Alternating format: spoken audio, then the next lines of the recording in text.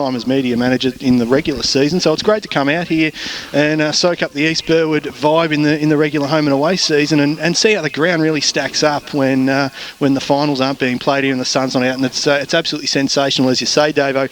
Tim Fitzsimons also joining us on pre-game. Great to have your company. Yeah, thanks, Dan. Good to be here. Top of the table clash, so always good to see.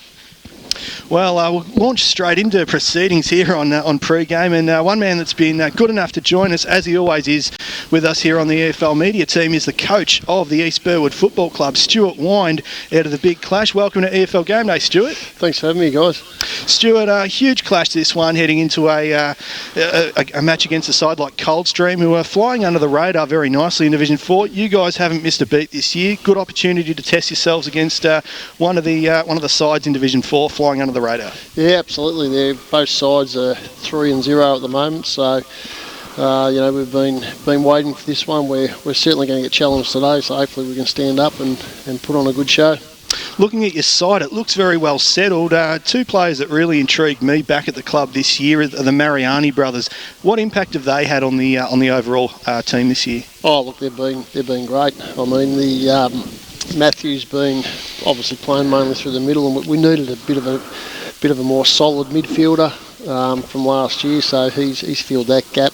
And Anthony's pushed mainly up forward and kicking a few goals, which is good.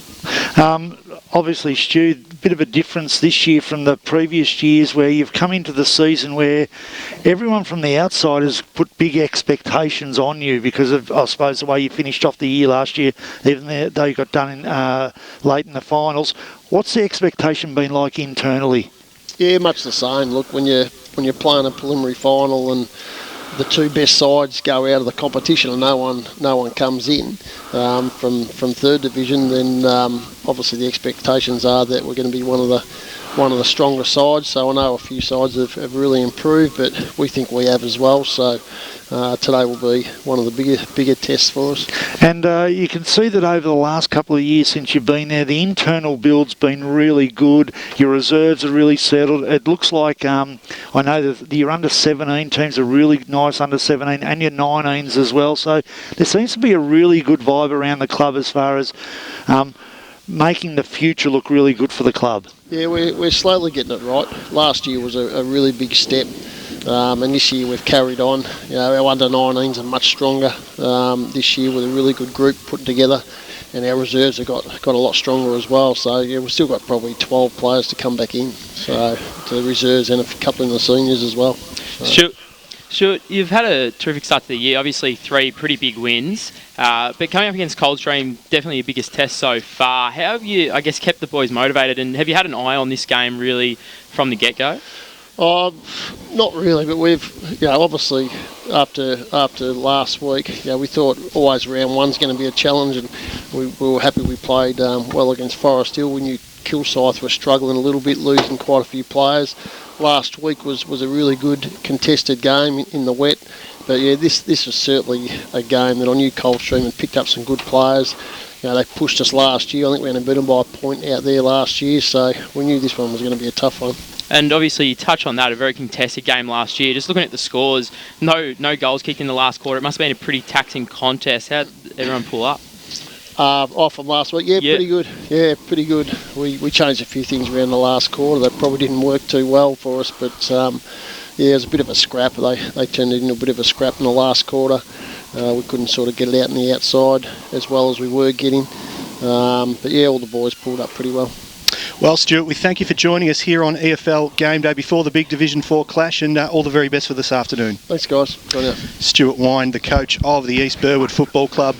And, it's always great to chat to Stuart, isn't it? Particularly, I heard on EFL Sunday, I think it was Gavin Casey asking him about Adrian Galino's 16 goals the other week. And he said, how does it compare to your 19? And Stuart was the first to say, well, mine was in Division 1 and his was in Division 4. So, look, he's proving himself to be a really handy coach. He was a super footballer. Yep. For those that may not have seen him, one of the best kicks in the competition. I do remember a game I coached again. He was playing at Warrandyte, and He kicked 9 straight, and he kicked every single one of them from outside 50 on the boundary line, and not one of them looked like missing. So ended up being a draw, but he could play. He's a super player. I wonder what he thinks when he watches both local footy and AFL football these days, and players missing absolute sodas in front of goal.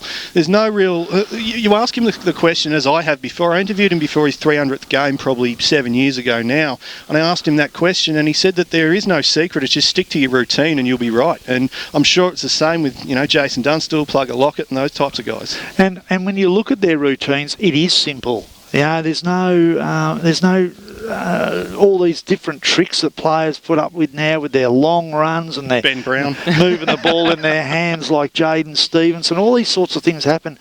He was a very relaxed kick of the football. If you look at Greg from Vermont, he's another one. Beautiful, simple style, was able to be, never miss. So again, I think a lot of it, if you go back and have a look at it, it's all to do with their hands and their hands with the footy. They never moved the footy in their hands. Their hands were nice and still. Therefore, they always had the correct drop. And if you keep it nice and relaxed, they were able to do it well. Well, let's jump into all the action happening in the Eastern Football League this weekend, kicking off in Premier Division. First game we're going to have a look at is Vermont taking on Noble Park.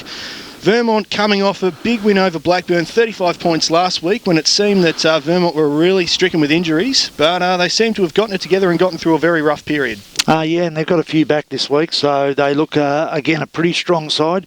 Noble Park, though, got to give them credit. When we saw them at Montrose, we were a little bit doubtful about how they would go for the rest of the year. They had a very young side, and they're quite slight in frame, but they've proven us strong. They've been very, very good. This will be a great challenge, but I think Vermont will be too strong at Vermont. Yeah, I think Vermont will be too strong. Noble Park probably would have been a bit disappointed with their performance last week, going down to North Ringwood. I think that was their first loss for the season, I believe. So yeah, I think Vermont are going to be too good. And as we spoke about on EFL Insight during the week, Brash set it up beautifully for Vermont, seeing the old cry, oh no, all these players out, with no chance, Blackburn are going to be too strong, and they come out and put a performance together like that. So I think Vermont will be too strong for Noble Park. I know, listening to EFL Sunday, that Harmit Singh was in full praise of his side and his club, the way they went about it through that period of players missing games and whatnot. So it's a real credit to the club and the depth they have. I suppose you get that, though, when your reserves play in a grand final and your 19s are very stiff to miss out on one as well the previous year. Oh, yeah, and they've lost a lot of players who've left the club as well, looking for future opportunities, but they've still got a strong 19s and their reserves are still strong, and they've also recruited heavily. So they've got a very, very deep list, and as we've seen, the best depth midfield in the competition by a long way, I'd say. Well, I'm going to go for Vermont in that one as well, as we turn our attention to Norwood versus Rowville. And if there's ever a side that needs to bounce back, it's Rowville this week. I don't think anybody expected Burwood to get the job done as comprehensively as they did last week. No, I think that was the thing. It was not so much that they won, it was how easily they won. And I think John Brown will have certainly sent a message to the Rowville players that they need to lift today against Norwood at Norwood. Norwood's been a little bit up and down all over the place, really, with what they've been doing this year. I expect Rowville to come out and win quite easily. Yeah, I think Rowville for mine, but it's a massive game for Rowville, because we're singing their praises for how well they start the year, and then they come and put a performance like that. If they go down again, that good start to the year, it doesn't account for anything, because they're right back brings in the them pack. back to the pack. Brings them back to the pack. So it's a must-win. It's always hard against Norwood, because you don't really know what they're going to bring. It could go either way, really, but I think Rowville will just be too good. It's a bit like Essendon, aren't they, Yeah. Rowville? They started off with us Flyers. A lot of hype. Then all of a sudden they've dropped back, and playing the Swans last night, you didn't know what you were going to get with the Swans. Well, you got exactly what we probably expected. I don't think anybody expected the ending to the game, though. No. With Rampy climbing the post. Hopefully there's none of that goes on in the Eastern Football League this weekend. I'm going to go for Rowville in this one. Purely, they need to bounce back, plain and simple. Doncaster take on Blackburn. This is an interesting clash. Doncaster got their first win of the season last weekend against Montrose. Blackburn, as we mentioned, went down to Vermont after a red-hot start to the season. Yeah, look, it's I'm not sure what's happening at Doncaster. They're the ones that they've worried me a little bit. I thought they'd be right up there. Doncaster's always really difficult. Blackburn, I expect to bounce back, and I think they'll win. Yeah, Blackburn for mine. They'll be disappointed. They would have saw themselves a big chance and a big opportunity last week against Vermont to, I guess, really make a statement. And I think they might have missed an opportunity to really show the competition that they mean business. But they're a great side, and I think they'll be too good today. Panthers for me as well. Well, this one you can hear all about on the EFL post-game show. It is North Ringwood versus South Croydon. Wayne Brasher is out there. He'll be tweeting the scores live all day, so make sure you tune in for that. And, of course, his report at full-time as well. Interesting clash, this one. North Ringwood, they came off an interesting game last weekend where they defeated Noble Park, but South Croydon as well. They've started the season not as in the way that we would have foreseen, or maybe Davo foresaw it, but they got the win over Norwood last week. Yeah, you look at North Ringwood's form the last couple of weeks. They pushed Burwood all the way, and Burwood had to get up in the last 10 minutes to get over them. They've had a win last week. They've certainly played some good football. Speaking to a couple of South Croydon players during the week, they've said, one of the things that's really hurt them, they've had some horrific injuries at the start of this year. They've lost 3 players to ACLs, which really hurts you, and they're key players. So that's rotten luck. It is in anyone's case. And we're not the AFL. We don't have a situation where you've got the enormous amount of depth. So trying to replace those players is really tough. This is going to be a big game. Quamby's always difficult to play. We've had lots of rain, so it'll be interesting to see how it pulls up. Look, I'm going to tip South Croydon because I think, again, they're now in a situation they've had a win and they have to win this game. Yep. And I think they might have just a little bit too much on North Ringwood, but I think it's going to be pretty tough. Yeah, this is the tightest game, I think, of the round in Premier Division. It's looking like the hardest one to pick for mine. I think South Croydon maybe just in a very close one. But as you said, Davo, I think it just takes for that first win sometimes to, I guess, find that winning culture again. And winning's it's almost a bit contagious when you start getting on, same as losing. So it's just, I guess, the bit of the culture.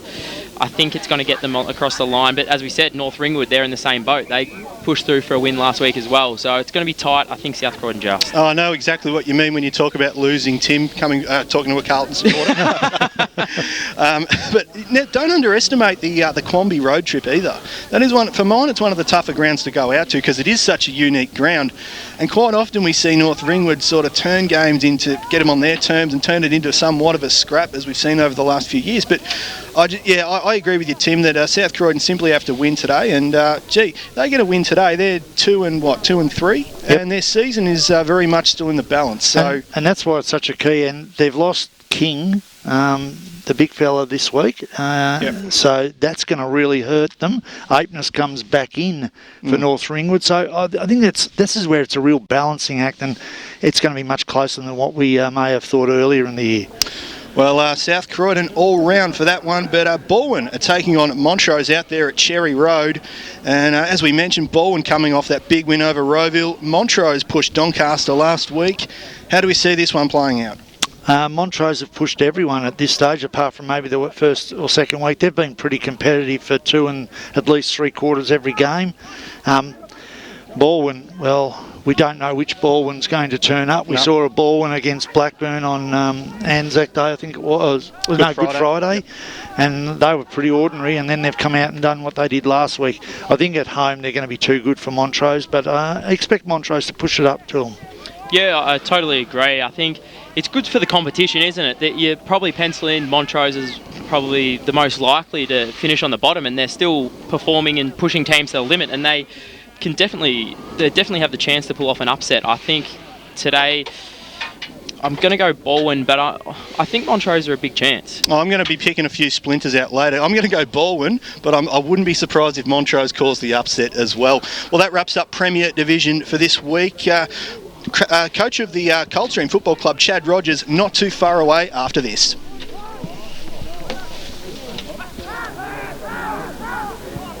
Tears returns Sunday morning from 8 on SEN. Marked and unmarked police cars, buses and motorbikes can conduct drug tests anywhere, anytime. More drug tests, more places, more often. TAC towards zero. Breakfast with Gary and Tim. Weekdays from 6 on SEN. Winter's coming and prices plummet during Tyre Power's Big Free Sale. Get the power to save on Kumho tyres at Tyre Power. Simply buy 3 and we'll give you 1 free on a great range of Kumho passenger car and SUV tyres. That's right, buy 3 and get 1 free on selected Kumho tyres at Tyre Power. Conditions apply. See website for details. Tyre Power's Big Free Sale is now on. Visit tyrepower.com.au or call 13 21 91 for your local owner operator. Wow, there's some great timber colours here. Yeah, that's right. There's reds, browns. I think I want a bit of character. Oh, wow, look at all these choices. Oh, there's tulips. Let's go for the tulips then. They just look gorgeous. Turbin Brothers Funerals' latest Memory Maker app now gives you more choice than ever before. Select from a wide range of coffins, caskets and floral arrangements, view them in 360 degrees and compare selections and prices. Find out more at turbinbrothers.com.au. Turbin Brothers Funerals, celebrating lives. For all the roast lamb, chocolate gifts and entertainment you need this Easter, head to Eastland. Our cinemas and restaurants are open Good Friday for quality family time. Beat the crowds and stock up for a feast on Easter Saturday. Fresh food opens 8 a.m. and everything else is open 9 to 5. We're also open Easter Sunday and Monday from 10 to 5, so you can get all you need for a happy, hoppy long weekend. Visit eastland.com.au for our opening times and 2 minutes 20. Thanks, mate. Hello, I'm Peter Hitchener. Talking to Channel 9 today at half-time. Number 1 news, Tony Jones with the latest sport, including the footy, plus Lavinia Nixon's weather forecast. 9 News, proud supporter of the Eastern Football League. Do you hold a current... Guys, are we talking to Channel 9 at half-time today? Melbourne's new 2-wheel taxi service is here. And right now, Scooty is looking for motor scooter drivers to beat Melbourne's traffic congestion and get people to the game, the gig or the meeting. Sign up at scooty.com.au today and turn your motor scooter into a money-making machine. Scooty. Delivering people. You know, I couldn't do my job without my robot. Thank you for saying that. Because from the stumps to the roof, Robot's got it. Robots got it. The toughest materials at the lowest prices. Robots got it. Steel, sleepers, wire mesh, timber, roofing. Robots got everything you could ever need. You know what? For a robot, you're a good bloke. Head to Notting Hill, Sunshine, Preston, Dramana, Pakenham, Coldstream and Darnham. Call 1300-GO-ROBOT or order at robotbuildingsupplies.com.au. ROBOT, Robot Building Supplies. Walking regularly to school is a great way to exercise. 1 minute. When crossing the road. Friday, 17th of May is National Walk Safely to School Day. If you can't walk all the way, combine a walk with public transport. If you must use a car, leave it a good distance from school and walk the rest of the way. And remember, active kids are smarter kids. Find us at walk.com.au, Facebook, Instagram and Twitter. AFL. Foxes onto it, almost got goal side. Dig, floats in home. NBA. Curry up a dime for a right-hand slam. A-League Finals. State of Origin. The war is over. New South Wales are champions. 15. Thanks, Nigel. Drives. This could be a word on whether we're doing Channel 9 at half-time. I'll check it up for you. I'll let you know next time round. All right, no worries. Probably not. Oh, okay. 5 seconds to the intro. Here we go. Intro starting now, so. Let's. I'll put you. Yes, welcome back to EFL Game Day, live from East Burwood Reserve. It is a big Division 4 clash between East Burwood and Coldstream. Two of the sides flying along very nicely in season 2019. And straight off the break, we've got the coach of the Coldstream Football Club, Chad Rogers, who's been good enough to join us on EFL Game Day. Chad, welcome. Afternoon, guys. Chad, as I mentioned, a huge clash and a great opportunity for your young side to test yourselves against one of the better sides in Division 4 today. Yeah, just really excited about the challenge today and understanding that East Burwood obviously are the yardstick and be interested in how we go, how we step up to it today. How have you found the season so far? You've got a very young side and you've built a side before of developing players. How have you found it at Coldstream? Really enjoyable. They are a tight-knit unit and they really listen and understand, and they're out there trying to improve all the time, which is what it's all about, just coaching, trying to get the best out of the group. I suppose we look at the comparisons between this coaching gig and your previous coaching gig, and look at the way that you've built sides and you've been able to develop teams. How far along the line are you to developing the team that you really want at this football club? Are we a year away, or do we just go game by game? It really is game by game. It's a bit different with the strength of the competition as well. Obviously, there's a few lower sides and a few mid-strength and then the top tier. There seems to be a bit of gap.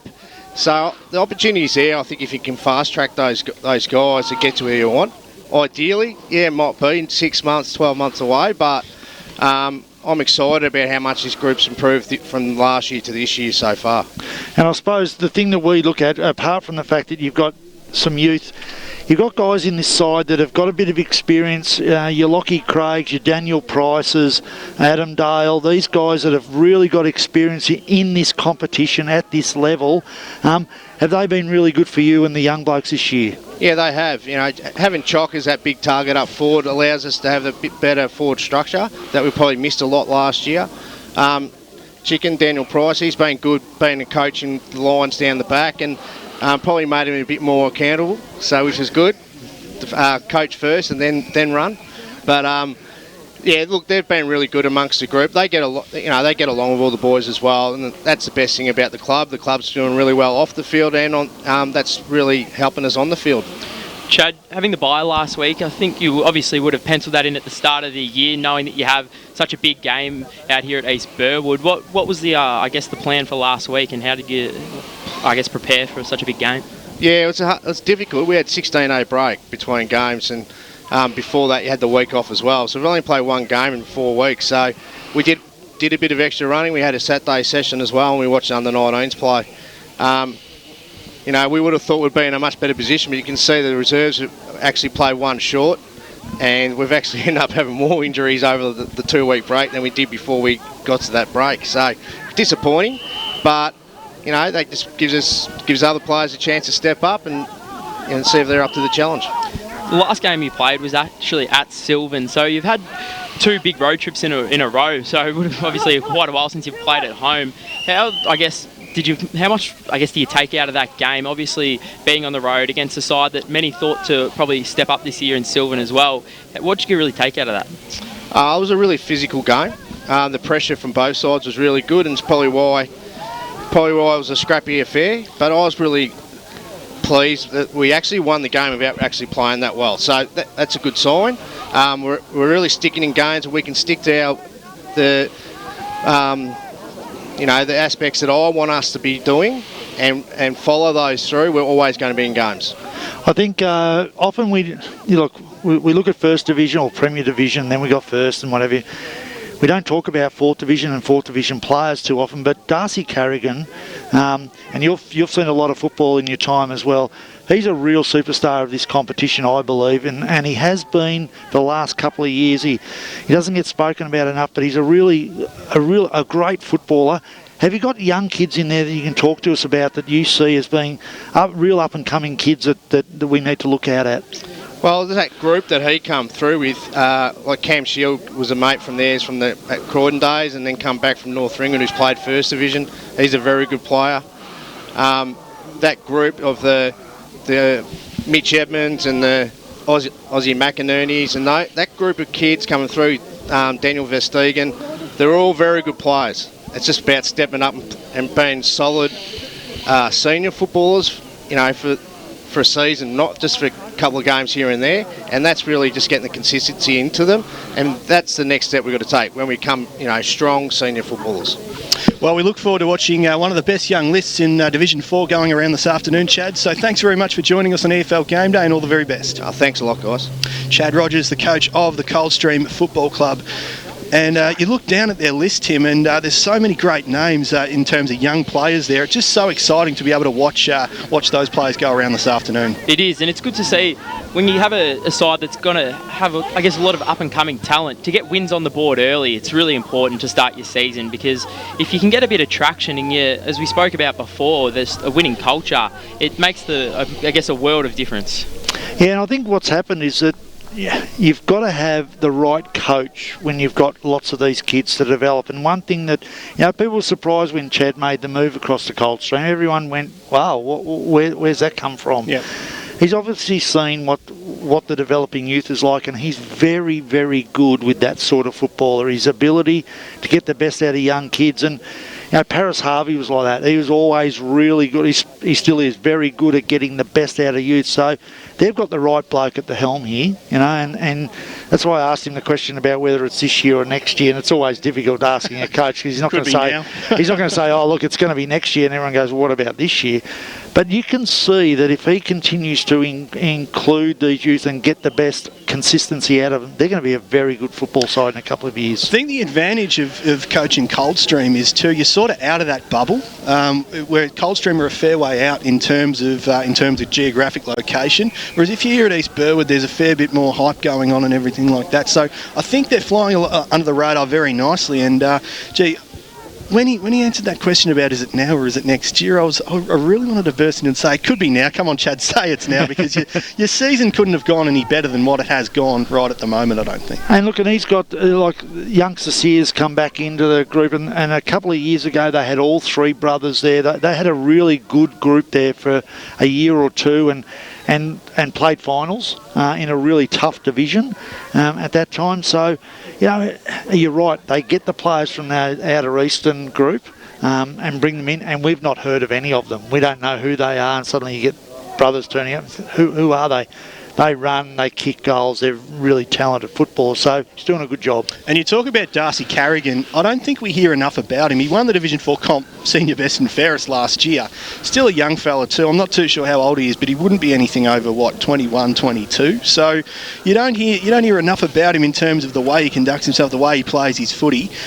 He's one that I'm really excited to watch in action today. I can tell you now, if you're around East Burwood and you want to come and look at a great young talent, I've put the moz on him already by saying that, but I tell you what, this kid can play. He's quick, he runs really well, uses the footy well, and he's also tough. He's a really top-notch footballer. Well, we're going to take a break here on EFL Game Day, right here on 1377 SEN Plus from East Burwood Reserve. When we come back, all the action in Division 1. The Kids Edition with Daisy Pearce returns. And you're clear, got 4 minutes. Winter's coming and prices plummet during Tyre Power's big free sale. Get the power to save on Kumo tyres at Tyre Power. Simply buy 3 and we'll give you... So the next break must be taken at 55:40. Be music coming up. It's at Tyre Power. Conditions apply. See website. Free sale is now on. Visit tyrepower.com.au or call 13 21 91 for your local owner operator. The NBA playoffs. Expect greatness. Watch the best of the best strive for championship glory. East or West? Which team will be crowned NBA champion? The NBA playoffs. Expect greatness. For the full final schedule, team updates and game previews, go to nba.com/playoffs. Listen live on NBA Now via the SEN app. Hello, Frank Walker from National Tiles. National Tiles now supply and install all their timber, hybrid and laminate flooring. Yes, National Tiles do it all for you. Measure, quote, supply and install all National Tiles timber, laminate and hybrid flooring. From just $1,300 fully installed for an average 26 square metre laminate living room floor, fully supplied and installed. Only at National Tiles. You've all been to funerals of family members or friends, right? Do you start thinking about what you would want at your funeral? It's a bit like when you go to a wedding. Yeah, that's right. At what stage do you start planning? Have an open and honest conversation with your loved ones. Celebrate your life the way you want, like I did with a fixed price. How long we got? The price doesn't change. 15 here. And don't forget that we need to be out at 55:50. 50. Okay, what's the time on your clock now? I've just got 1:30.1. Yep, 1:30, 12, 13, 14, 15. Less than a second. So 1:55 and 50 seconds. Okay, done deal. Thanks, mate. Yep. Piece of music run. We're also open Easter Sunday and Monday from 10 to 5. All you need for a happy, hoppy long weekend. Visit eastland.com.au for our opening times and much more. Eastland, live real. Hello, I'm Peter Hitchener. 9 News invites you to join our team nightly at 6 for Melbourne's #1 news. Tony Jones with the latest sport, including the footy, plus Lavinia Nixon's weather forecast. 9 News, proud supporter of the Eastern Football League. At Melbourne Airport, you can get 1 hour terminal parking for just $12. It makes it easy to greet your loved ones when they come home, or give them a proper send-off. You can also park for up to 3 hours for just $24 and 1 day for $51. That's cheaper than a taxi to and from the city. For warmer welcomes, proper goodbyes and everything in between, Melbourne Airport parking is here to get you there. Visit melbourneairport.com.au. Mate, you finally going to build that man cave out the back? Yeah, sure am. Just on the Robot Building Supplies website now. What do they sell? Everything. 45. Thanks, Nigel. Bloke ever hid from his family. Steel wall sheeting, corrie sheeting, purlins, steel, insulation, Rio mesh, bolts and screws. I can order it on the website and get it all delivered. Save time and money with Robot. Notting Hill, Sunshine, Preston, Dromana, Pakenham, Coldstream and Darnham. Call 1300 GO ROBOT or order at robotbuildingsupplies.com.au. ROBOT, Robot Building Supplies. The MCG is unrivaled when it comes to Melbourne's biggest sporting events. 15. Catch all the excitement of the AFL, the Boxing Day Test and more with the MCG's premium experiences. mcg.org.au/premium. Breakfast with Gary and Tim. Weekdays from 6 on SEN. Okay, here we go. Thanks, Nigel. Putting your mics on now.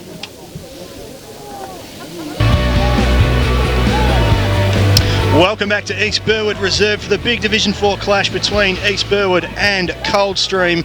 These two sides flying along absolutely nicely, so make sure you stay tuned all afternoon for all the action out here. Joining me on pre-game, I'm your host Daniel Sentic, and it's Brett Davidson and Tim Fitzsimons to go through all the action in the Eastern Football League this weekend. And in Division 1, some huge clashes taking place. East Ringwood taking on Croydon this afternoon, and this shapes as an absolute cracker, Davo. It certainly does. East Ringwood have been slowly building in the division. They've taken a couple of weeks to get their feet right. They've had a lot of close games. Croydon have been a bit up and down. I'm going to go East Ringwood at East Ringwood today. Yeah, I think East Ringwood too strong, but Croydon have been impressive, especially the last 2 weeks. They had a big loss to, I think, Doncaster East a few weeks ago, but since then they've been really impressive over Park Orchards and Bayswater. But I think East Ringwood, as you said, Davo, just starting to hit their straps, and I think they'll be too strong today. Yeah, they ground out a good win over Knox last week, and of course Croydon, as you talk about, they've really recovered well since that big loss to Doncaster East, and that win they had against Park Orchards too. Don't underestimate that. They came from the clouds to win that, so their confidence must be riding absolutely high at the moment. And a bit like Coldstream in Division 4, they're that young side in Division 1, Croydon, aren't they, that's being developed by Morris D'Alessandro. And speaking to him during the pre-season, there were no real expectations on the year, but it's all coming out to be quite well in the opening 4 weeks of the season. Having said that, I'm going to go East Ringwood, only just though. So, Yep. but also, Tim, you'd know, speaking East Ringwood on the podcast this week, if you haven't tuned into EFL Insight, proudly brought to you by 1116 SEN, Melbourne's home of sport, make sure you tune in if you're an East Ringwood person. Favourite son, Matt Whitty, was on Where Are They Now, all thanks to Tobin Brothers Funeral, celebrating lives, and plenty of great stories told on that, Tim. Yeah, definitely. A few good yarns, a couple of good stories about a couple of Resi's premierships. It was outstanding. Talked about a 1-point win and all the players he's played with. So it was definitely a great guest, one of the best I reckon we've had on AFL Insight, even though it was my first time on the show. So, but it was it was outstanding. And obviously, as I mentioned on the podcast, a Cheltenham boy as well, played 3 years at Chelt, which is my home club, which is good to see. Great to hear about our Adam Slater talking about East Burwood once saved his life as well. Matt Whitty, that is in a grand final. So if you haven't, make sure you tune in, if just for that yarn. It's an absolute cracker. Moving on, Upper Ferntree Gully taking on Lilydale. The Falcons haven't done a lot wrong this year. They're flying along very nicely at the moment, currently undefeated. Upper Ferntree Gully have been hot and cold, Davo. They have. They've been a bit of a disappointment, Upper Ferntree Gully, at the moment. I know they play their ground extremely well. I don't know what. Look, Lilydale, I suppose, if the game gets any closer than 10 points, they won't know what to do, because what have they been winning them by 1 and 2 points after the siren stuff. They've been really good in close games, and that's just great experience for a fairly young team. I'm tipping Lilydale. I think they're going to be too good, and they like to run, and that ground, Kings Park, is going to allow them to run. So I think they're going to be too good. Yeah, Lilydale for mine. Really impressive start to the season. As we probably expected, building list, getting another year older, which is probably, I guess, the next step for them was really just that maturity, and they've done extremely well. And I think they're going to be too good today. Upper Ferntree Gully, as you said, been hot and cold, but I don't think they're going to match with Lilydale today. Listening to Ben Neagle on EFL Sunday, of course coaches are going to say this when you're undefeated, there's still plenty of room for improvement, but one of the things he touched on was he'd like to see his side close out games a bit better than what they've been doing. Today's a good opportunity to do that, and I think Lilydale will do that this afternoon.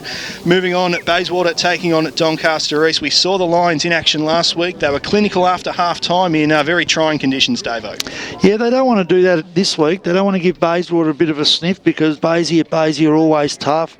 It's going to be a very different sort of game, because Bayswater have got the same bigger body midfielders to what Donny East have got. It's going to come down to whether Donny East can get the ball into their key forwards and use their key forwards appropriately. I think they proved enough to me last week to say that they're probably going to get over the line, but I see this as being a close game, this one. Donny East for mine. Yeah, Doncaster East for mine. I think they've got although they did have a pretty convincing win last week, they definitely have some improving to do, and we know that they've got the talent to do that. We spoke about it quite a bit last week. Their disposal let them down at times, but I think at Bayswater it's going to be tough, but I think they'll get the job done. Your man Tom Gordon, Tim, might come out and firing this week after you've given him a bit of a not a wrap-up, but probably the opposite of that all week on the podcast and on game day. Yeah, probably a bit harsh. It was tough conditions for a key forward. He didn't have too much of an influence on the game, but at times he did. I guess, make a good contest and stuff like that. But we definitely know what he's capable of. He's a terrific player, so I'd expect him to bounce back very well. I'm expecting the Lions to get up this afternoon, but only just. As we move on to Park Orchards taking on Knox.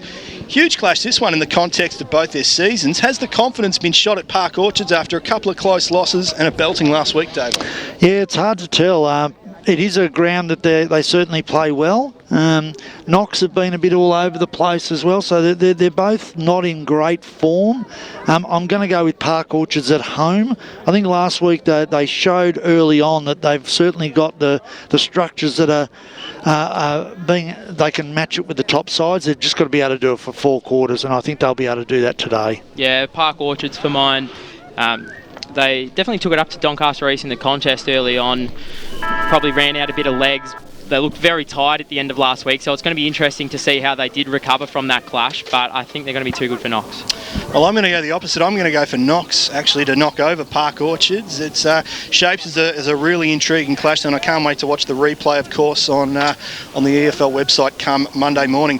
Wanturna South taking on Murrelbark out at Walker Reserve. Wanturna South suffering their first loss of the season last week, 26 points the difference at the end. Yes, and that'll hurt them, but I think they're going to be too strong for Murrelbark. Murrelbark, unfortunately, struggling a little bit at the moment. Just can't seem to get their game going for the full 4 quarters. I think Wanturna South have got too much class and will win that one at Wanturna South. Yeah, Wanturna South for mine, but don't be surprised. We've seen Murrelbark in patches this year. They've been pretty disappointing, but we've seen them have a few patches of good play, maybe a quarter here or there. So if they can hold it together for a couple of quarters, they could be in with a sniff maybe at half time, but I think Wanturna South will be too good. I'm going to go the Devils as well. Davo, we were chatting off air about Luke Williams and the type of leader he is. I know there was a piece on EFL.org.au a couple of weeks ago now, Luke, speaking about his transition into the captaincy role at the Devils. Give our listeners a bit of an insight into what he's like as a footballer, and having coached him and taught him at school, what he's like as a person. Oh, look, he's the thing about Luke. He's a man of few words. He's not one of those rah-rah, but you listen to. As soon as he says something, you listen to him. I can imagine at Wanty South he'd be going along, but when he speaks, everyone does listen. he speaks with his performances. That's what he does. He goes out there, and it does not matter. He's one of the few footballers that I've seen of, 6'3", I reckon. He's played in so many different positions and been a star in all of them. I've seen him ruck in First Division. I've seen him play centre half back. I've seen him play ruck rover. And he's done some of those things all in the same game. And on a needs basis. And look, his ability to just continually work is just been phenomenal. So I think he's one of those leaders that shows it. And he was exactly the same at school. He was quiet, but he always made sure that, whenever he needed to stand up, he stood up, and people just followed him. And that's the other thing, is that he gets people to follow him and work with him. So he's a great leader. Interesting too, and a real credit to him that he was named captain of Wantirna South in just his second season at the club. Yeah, well, he's come with a great pedigree. He did take, I think, half a year off at Knox, went overseas, travelled a little bit, and then when he made the move to Wanty South, it was that opportunity to then maybe reinvigorate his career, I suppose, and he's been able to do that. But you're right. Steve Cochrane's no deal, and he's come to the club and he's seen straight away that he's a guy that's had not only the experience, Chandler medalist. Yep. He's come out and he's got great leadership right from the start, and he's well deserved for having that role. Let's move on to Division 2 now, and it's Mitcham taking on the Basin out at the MCG of the East, Walker Park, undergoing a bit of a redevelopment down there as well. And of course you can hear all about this clash from Davis Harrigan at full time in the post-game show, so make sure you stay tuned on 1377 SEN Plus for that. Mitcham flying along very nicely at the moment in Division 2. The Basin though, huge underdogs coming into this one, but they could snare a win today. Yeah, I think this is the tough one to pick. To be honest, I think this is Mitcham at Mitcham's good, but the Basin won't fear the fact that they've got that ground. The Basin had a great win over Templestowe last week, and we thought Templestowe were coming off another great win over Boronia the week before. So this is a toss of the coin for me. I'm going with Mitcham. I think probably their mids and forwards may get them over the line against a very solid team in the Basin. Yeah, I'm going to go Mitcham, but as you said, a terrific win from the Basin over Templestowe last week, and if they can put up a challenge and sneak a win today, the Basin against Mitcham, geez, it sets up their season with two strong wins against sides that you probably wouldn't have fancied them against. So it's a really good test for the Basin. If they can back up what they did last week, it's going to be really impressive for their season going forward. But I think Mitcham will get the job done. Looking forward to hearing all about that one from Davis Harrigan between 5 and 6. I'm going to go the Tigers, but gee, I think it's going to be a very close one, that one. Ringwood take on Mulgrave, and Ringwood coming off a huge win last week over Boronia. Nobody would have expected that, I don't think, for Ringwood to knock over the reigning premier with the way Ringwood have been travelling along. Gee, sometimes, Tim, you mentioned on the coverage so far, sometimes what it takes is just a win to get your season up and going. And they face a Mulgrave side today who came off a fairly sizeable loss to Mitcham last week. Yeah, look, I think I'm going to tip Ringwood. I mean, they've got a big out with Jordan Hov out of the team. He's a big loss for them. But I think they're probably going to be too good for Mulgrave, who have been a little bit all over the place as well. They haven't been able to finish games off. So Ringwood at Ringwood, I think they might get over the line. Yeah, I think Ringwood comfortably today. Mulgrave have been pretty disappointing. Coming down a division, you probably expected them to perform a bit better than they have. But yeah, I think Ringwood getting a very impressive win. I think that Boronia win. It's when you start the season probably as poorly as they have, to turn it around and not just win, but win very comfortably in the end. So very impressive, and yeah, I think they'll win today. Redbacks for me as well. Well, Scoresby take on Boronia, and a huge clash this one. Boronia will not want to drop 3 games in a row.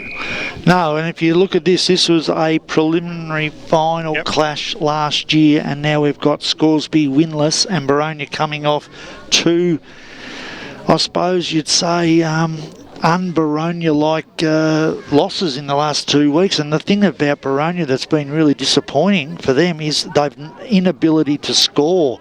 I think they've only scored 6 goals in both games, which makes it pretty tough.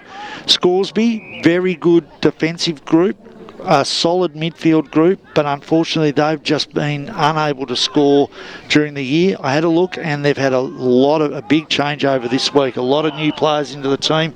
I think they've brought a few young guys in, so they're trying to reinvigorate the group. It's at Scoresby. I think Boronia, in some ways, have got more to lose by this. I think Scoresby have understood that they're going to go through a pretty tough time and they've just got to blood a few new kids. So I'm going to go for Boronia, but I tell you what, it is a really, really big game for them this week. Yeah, it's definitely a dangerous one for them. I think they'll get the job done pretty comfortably, but they need to bounce back, and they are still a good side, but the thing is, as you mentioned, Davo, they're not scoring, which is at times very hard to, I guess, recover from, to find them avenues to goal. So I think they'll get the job done, but it's a big danger game. Oh, win today for Boronia is a non-negotiable for mine. I think they've simply got to win. It's not often you see a quality side drop 3 games in a row, let alone 2 games in a row. And we've made light of it since when we were out at Templestowe a couple of weeks ago, how swift the coaches of Boronia were to get over to the van and get that footage and get the heck out of there to start reviewing it. It would not sit well. Matt Clark knows what it's all about, as does Steve Teakle, who's a very good coach in his own right, and they're not going to accept anything less than a victory today, I don't think, at the Hawks. No, I agree. Well, as Heathmont take on Templestowe, as we saw the Dockers play live a couple of weeks ago in a very good performance against Boronia. Heathmont coming off a win against Scoresby. Templestowe played the night game last week against the Basin and coming off a loss.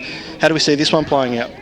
I think this is another game. The Mitcham Basin game I thought was the number one game. This is not far behind it. I think Heathmont have crept under the radar a little bit the last couple of weeks. They've played some really solid football.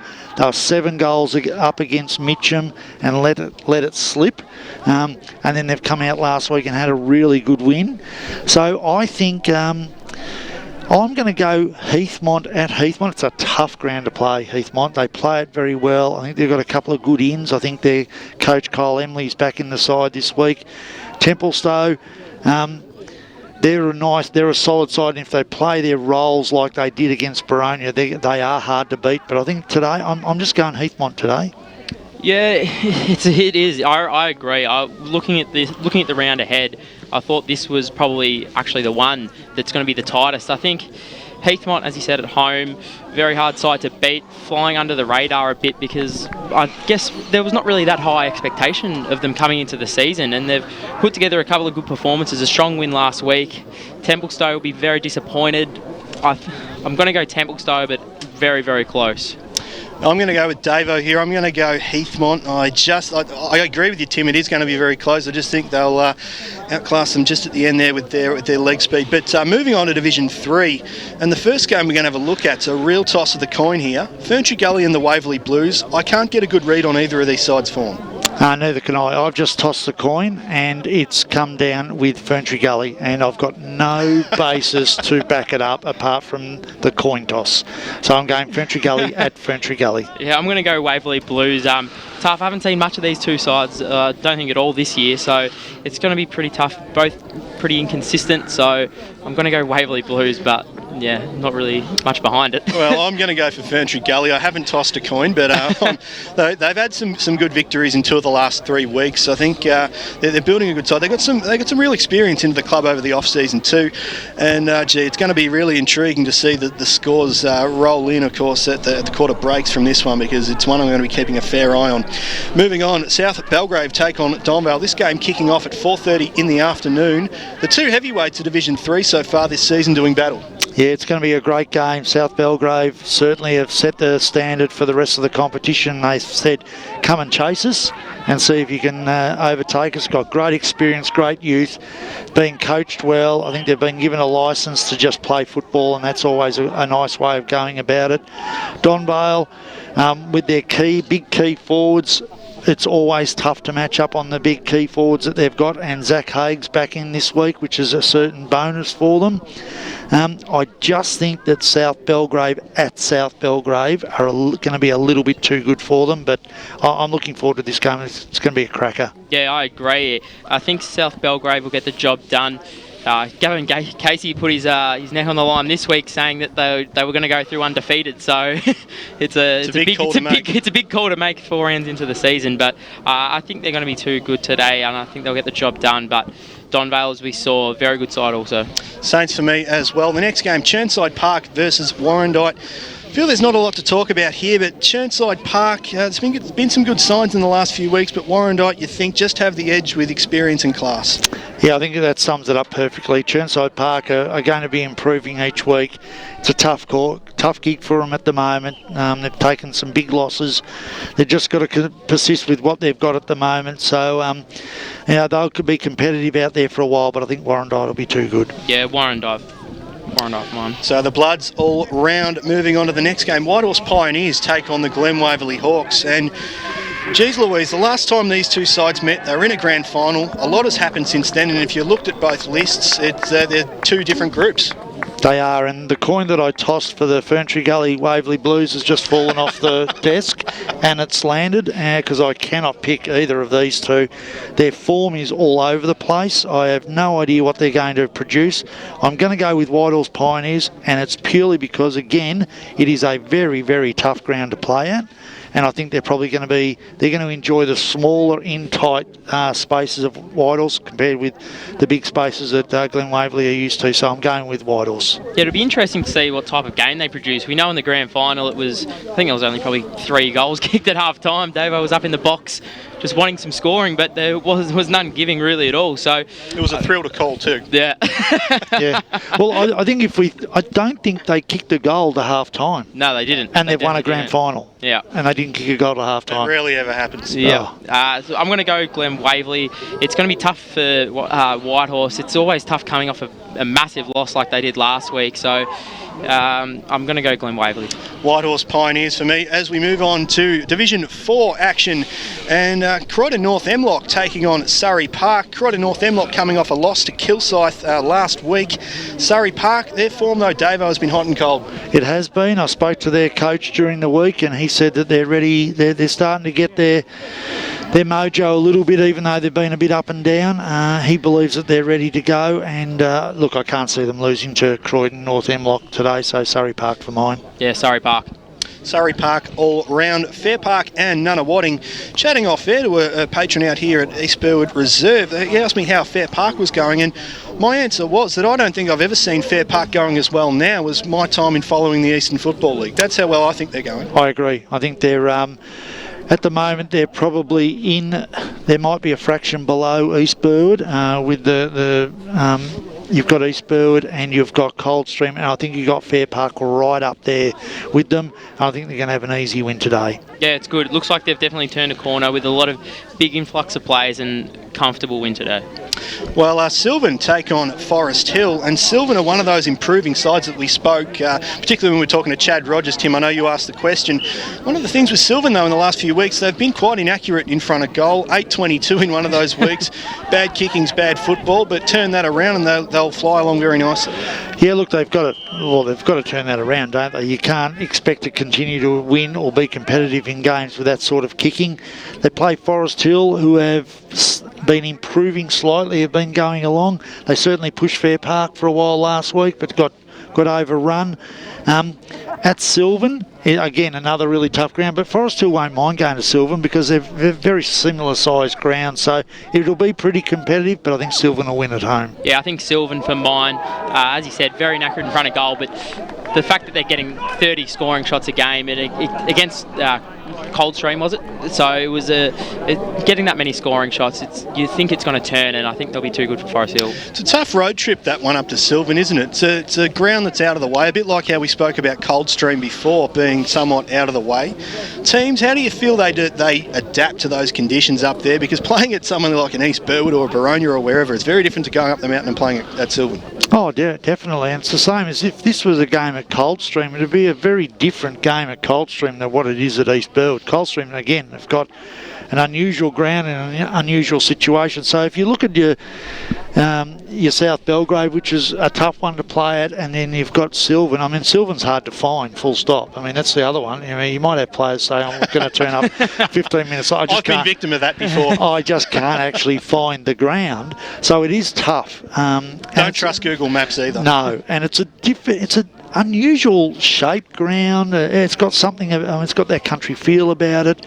And you're right. I mean, when Forest Hill go up there, they're going to have to adjust to that straight away. I mean, players you think would be able to, but the home ground advantage sometimes at those sorts of grounds can be huge. And when you take into account as well the community feel of the place as well, I know talking to Trent Martin, particularly with those marquee games they have had this year with the Anzac Clash, it's one of those things they like to bring people into the club, get that community feel. Trent Martin as well has brought that. He said that it's very hard for them in particular to keep players at the club, given they are a fair way out the way. 30 seconds. And expect them to gel as a group. So it's going to be really interesting to see how they fly along this afternoon and for the rest of the season. Well, that wraps things up here on EFL pre-match. I'm your host, Daniel Sensick, and had the pleasure of Brett Davidson and Tim Fitzsimons. Thank you, gents. Thanks for that, Dan. I'm really looking forward to a big game today. Yeah, agreed. It's going to be a cracker, and I think we're going to learn a lot more about both these sides after that. Well, thanks for tuning in. Make sure you stay tuned to 1377 SEN+. The Kids Edition with Daisy Pearce returns Sunday morning from 8 on SEN. You there, BWS? $10 Myer gift card when you spend $100 on... Hey, Ben, you there? No, he hasn't got a headset on. Shop Myer in-store and online today. Hello, I'm Peter Hitchener. Ben. Cleared 6 for Melbourne's #1 news. Tony Jones with the He's latest here and he went sport, walkabout. He might have gone to the loo. Ben. He's not here. 9 News, proud He's gone to the supporter of loo. Eastern Football League. For all you need this Easter, head to... Cinemas and restaurants are open Good Friday for quality family time. Beat the crowds and stock up for a feast on Easter Saturday. Fresh food opens 8 a.m. and everything else is open 9 to 5. We're also open Easter Sunday and Monday. Ben, are you there? Ben, speak to me. Ben is not here. He's out of the building at the moment. Opening times and much more. Eastland, live real. The only thing I would think about is who I'd be buried next to. I mean, that would matter to me. Well, that's pre-planning because you'll need to get the plots next to each other. Yeah, that's true. They're good. Ben, are you there? Ben is not here. He's out of the building. What's the matter? No clear instruction or conversation. Have an open and honest conversation. Celebrate your life the way you want, like I did, with a fixed price funeral plan from Tobin Brothers Funerals. The price doesn't change and your life will be celebrated your way. Find out more at tobinbrothers.com.au. Tobin Brothers Funerals, celebrating. Ben's not here at the moment. At Melbourne Airport. Oh, why the fuck not? Why are you talking on the line? You trying to get on air, are you? No. It's easy to... What's going on, you old prick? Don't call me your relative. Proper send-off. So where's BWS? Out on the balcony. Monday. I'll just grab him and tell him to throw a headset on quickly. From the city. Don't tell him what. Hang on. Between. Melbourne Airport parking is here to get you there. Visit melbourneairport.com.au. Winter's coming and prices plummet during Tyre Power's big free sale. Get the power to save on Kumo tyres at Tyre Power. Simply buy 3 and we'll give you 1 free on a great range of Kumo passenger car and SUV tyres. That's right, buy 3 and get 1 free on selected Kumo tyres at Tyre Power. Conditions apply. See website for details. Tyre Power's big free sale is now on. Visit tyrepower.com.au or call 13 21 91 for your local owner operator. From where you are to the game. From the game back to where you were. Get there with Scooty. Melbourne's first motor scooter rideshare service is here. More nimble, more affordable. Scooty is the new, safe, greener. Hello. Hang on a second. Here he is. City peak hour. Next time you're out and about, jump on the back of a Scooty. Ben's here now. Scooty app and book a ride. Hello, I'm Tom. What? You wanted Ben? He's here. I want to talk to him. 60 seconds. 60 seconds it is. They both tell me how much. Hello, Schnookums. Is that old mate? Just don't understand. Oh, very part. Just come and give you shit during this. It's like they don't know. Or even geez, care. If they really do. What's been going on? Everything. It's so horrible for me.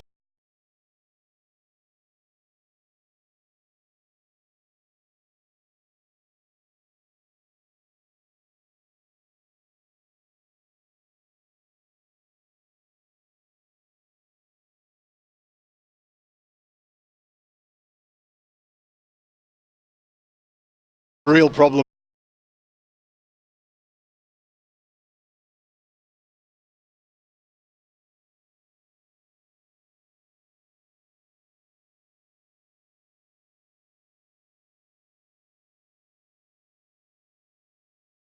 Six on SEN. It's time for the match of the round. Let's cross to our team and go local for your footy. I'm going to put you on back now. Thanks, Nigel.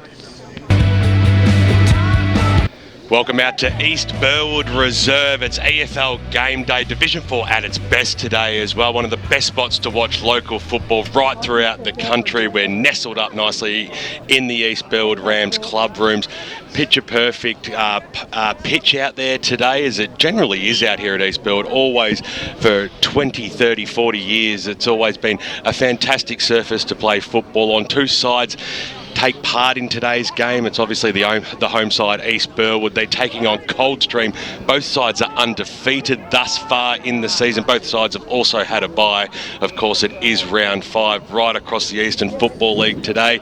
22 great games as you go local for your football right across the afternoon. We'll be bringing you all the action right through till 6 o'clock as well on SEN Plus 1377, and of course streaming live around the globe on EFL.org. It's great to be back at the football, surrounded by my besties. What a sensational pre-match show that was as well.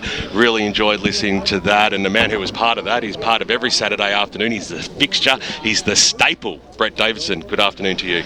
Good afternoon, Ben, and it's fantastic to hear your voice. You sound calm, you sound relaxed, you don't sound married at all. So that's I'm glad that you had a lovely break. We did miss you, but it's good to have you back again, and it's really looking forward to a great game today between these two sides that, in 4th Division, I think we've looked at both of them and said they're going to be up there, thereabouts. East Burwood have got a lot to...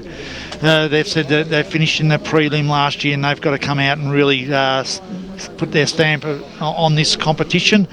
And we've got a Coldstream team which is pretty young and up and coming, and it'll be a great opportunity to see both at each other. It's great to see Coldstream, because we probably haven't called Coldstream for a little while. We haven't been out to Coldstream, I should say, more so.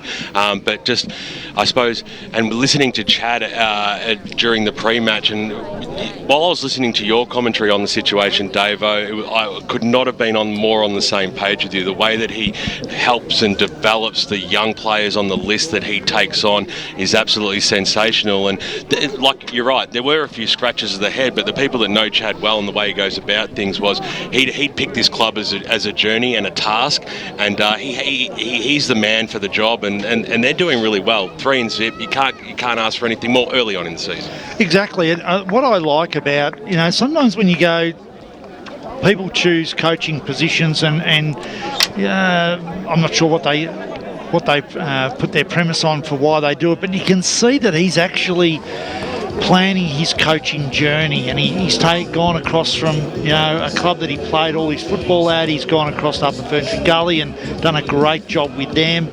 Now he's come to Coldstream, and you can actually see what he's on about and the way he goes about it. And I'm super impressed with what he's done so far. And I think even though he wouldn't commit to it, I think he's halfway through the journey. I think this is they've still got a lot to go yet, but today will be a great test to see exactly where they stand against probably the benchmark of the competition. Yeah, it's very true, and it goes against his character as well. And the reason why people scratch their heads is he did such a great job with Upper Ferntree Gully in a higher division. Why do you go backwards?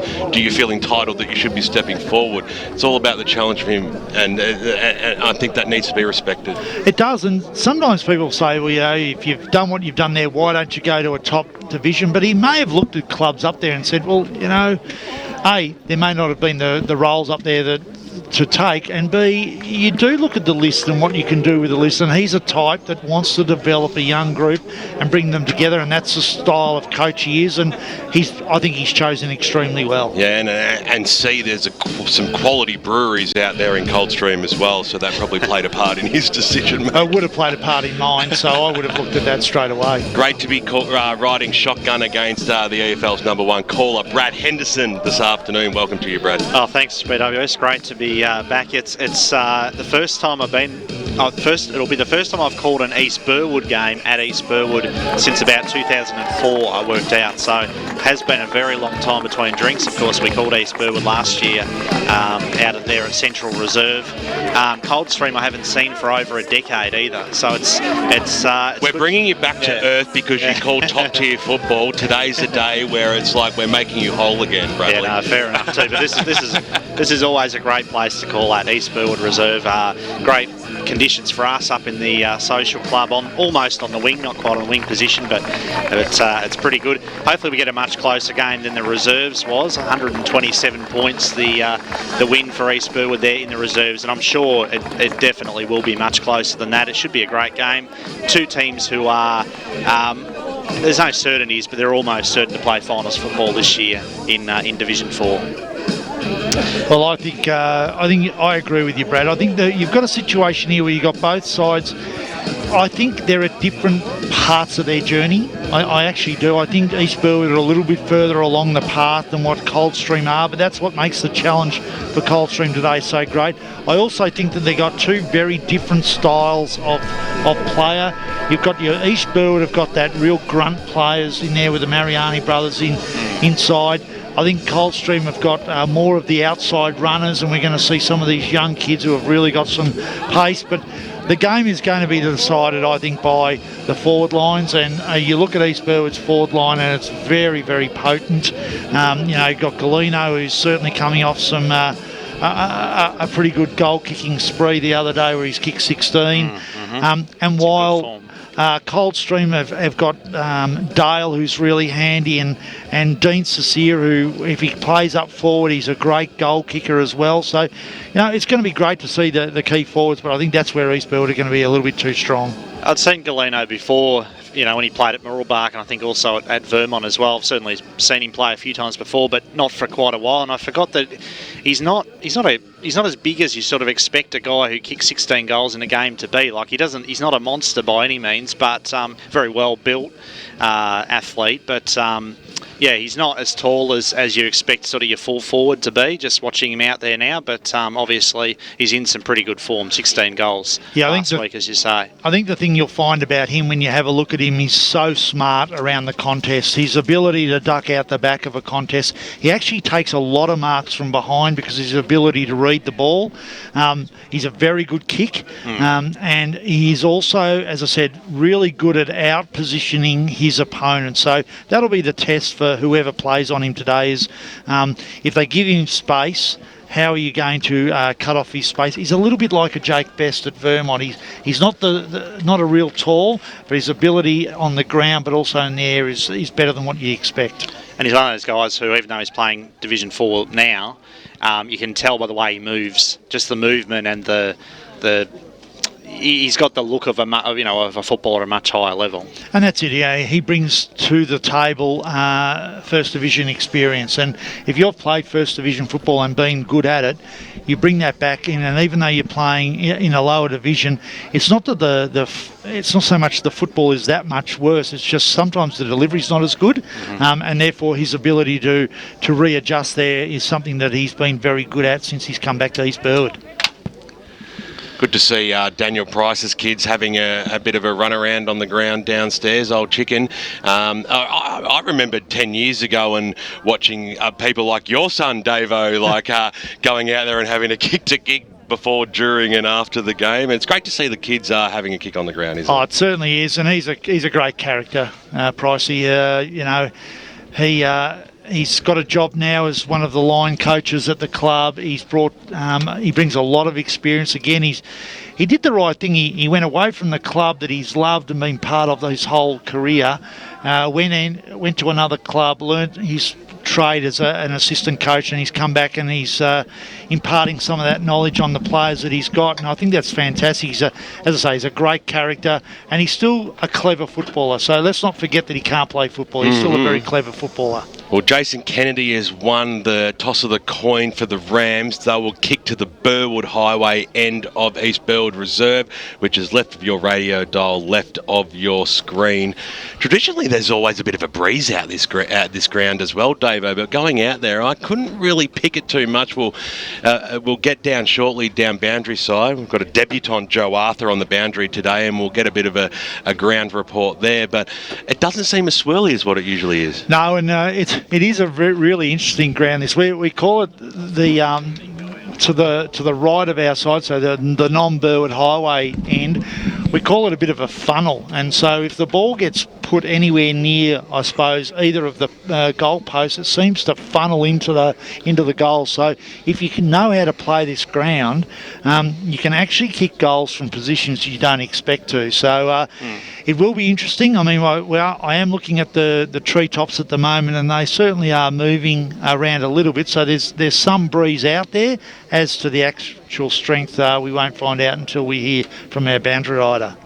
There are footy grounds, though, Davo, where the uniqueness of it tends to mean you rarely get good games of footy. This is one of those grounds where the uniqueness of it has produced some of the best games of footy I've ever seen over the years at this venue. I think if you look at the third division grand finals that we've covered here over a number of years, there have been some absolutely cracking grand finals here with just super football played. So I agree. I think it's a beautiful size ground because your ability to transition from forward to defence is good. It doesn't stretch players too much. It's got enough width in it, so it's got everything, and it's always got a nice surface. So even today, even though it's not in finals condition, it still looks very, very nice out there. First time we've seen Division 4 for season 2019, a top of the table clash. Both sides undefeated. The home side, East Burwood, taking on Coldstream. Here's the accurate one, Brad Henderson, first quarter. Thanks very much, BWS. It's Middleton up against Clayton in the first ruck contest. No one really got a clean hit out that time. Quick kick out of the middle. Came forward then from Isaili. It's Coldstream kicking to the, as we called it, the non-Burwood Highway end of the ground. Griffiths with the ball for East Burwood in the long sleeves. One of a few out there donning the long sleeves this afternoon in these cool conditions. Lots of players putting their body over the footy. Mariani then at the coalface, not far from the action as always. And then a quick kick came out of the pack from Middleton, but he has put it straight out of bounds on the full. And free kick will go to Carrigan, who is on notice. Dave, you certainly talked him up before the game. I'm looking forward to seeing what he produces this afternoon, Darcy Carrigan. A quick kick came forward there for Coldstream. Perry there puts his body over the ball. Can he gather it in? He had plenty of opposition, and it will be a ball up. Well, I'd say that with the long sleeve shirts, obviously they're not adopting the Clarkson attitude to long sleeve jumpers here at Coldstream, because I know they certainly don't allow them at Hawthorn. A lot of players over the ball there. Umpire to throw it up once again. Middleton up against Adam Dale. Mariani went with the soccer kick off the ground. Strong tackle there by Davis, and again it will be another ball up. So we've gone nearly 2 minutes in the first quarter, and there's been no score for either side thus far. I think Middleton's going to be a real key, because when you look at him, he's certainly got reach against his opposition today. He's a big boy. Dale had his kick blocked, and there's a free kick. It's going the way of Coldstream, and it looks like it might be Walsh. No, it's going to be Batten Leach to get the free kick. He's another one who I'm looking forward to seeing what he can produce today. Davo obviously has played at high level in Division 1 for Montrose and looked to be a real talent a couple of years ago. Batten Leach with the kick. Looked good for most of the journey, but it slams into the woodwork, and we have the first score of the game, one behind on the board for Coldstream. Confident goal umpire. He stood front and centre and looked like it was going straight over his head there. He knew what was going on, and look, and they really needed that one. It's been up in there. They don't want the ball to transition straight out of defence and hit the scoreboard. So East Burwood bringing it back in. Middleton made space in the back pocket, but he coughed it up in the end. Faulkner, short passes on, another chance for the Cougars on goal. They'll have a shot about 45 metres out, leading this game by 1 point. Ball in the arms of Cam Shield. He's one of their young guns who's brought in, as Chad was saying, a big group of them. He's been a good footballer for them so far. Right behind him here, he started it right. The wind took hold of that in the end and didn't even make the distance. So there's a strong mark along the last line of defence, so it'll be a chance for the Rams. A little handball there by Kennedy. They're going to do it in bits and pieces. Perry made space, takes it. Safe Dukes there, running themselves out of the back line now. East Burwood up towards the half-forward line. The ball does hold up a little bit. Getting underneath it there was Galeno. Used his body well. He thought he might have gone off the ground. Then he gained about 5 metres. He has kept it alive, and he kicked the goal of the year, except it was out of bounds. So it will come back. We got excited. I would have got a lot more excited, but the goal umpire was right on that one, hand straight up in the air. The poor old boundary rider is about 150 metres away, back the other end. Good transition of football there. It was, and that's what I said about Galeno, his ability to work his player under the football and then use it.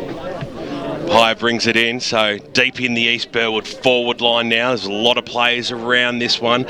Paddles it out, little kick away there by Deacon out towards a half back line. Picked up there by Mariani, who leaned over it, and he's going to receive a free kick. Matt Mariani back in the traditional number 25 at East Burwood. Of course, departed for a couple of years, a few years, Templestowe, then the Whitehorse Pioneers, and back in the homeland today. Ponytail's gone though, which has been synonymous with Matty Mariani through his best and fairest winning seasons. So Mariani, geez, he would have done this a lot of times. He leans over it. That is a magnificent kick. It never looked like missing, did it? First major on the board to the East Burwood Football Club on the Eastland scoreboard. We're 5 minutes in to the first term on EFL Game Day. They lead by 5 points over Coldstream. And that's where they've got to be careful, Coldstream. You can't afford to give a bit of a clumsy free kick away, and Mariani very clever. Well, he played for it, didn't he? He did. He's smart. Look, he knew exactly what he was doing, and it was the correct decision. Just got to be clever when you go across these sorts of players and don't let them get in those positions. So back in the middle, Clayton against Middleton. Clayton won the top tap that time for Coldstream. Misson with the handball. Shot it out then to Isaley, whose kick is to the forward pocket. No mark taken. They contest about 20 metres out from goal. Quick fist off the ground then was intended for McInerney. Gould was well tackled. Good strong tackle there by Carrigan. And it will be a ball up in the forward pocket. Now, I know I rave about the player, but if you look at that back on that game, he had 4 efforts then in that situation, Carrigan. Yeah, he was the one who knocked it back into the corridor. Baden Leach was stripped of the footy then by Wills. Anthony Mariani backpedals with the handball. And good pressure applied then by Coldstream. They weren't just going to allow East Burwood to clear the ball out of defence, and as a result we have a boundary throw in forward pocket.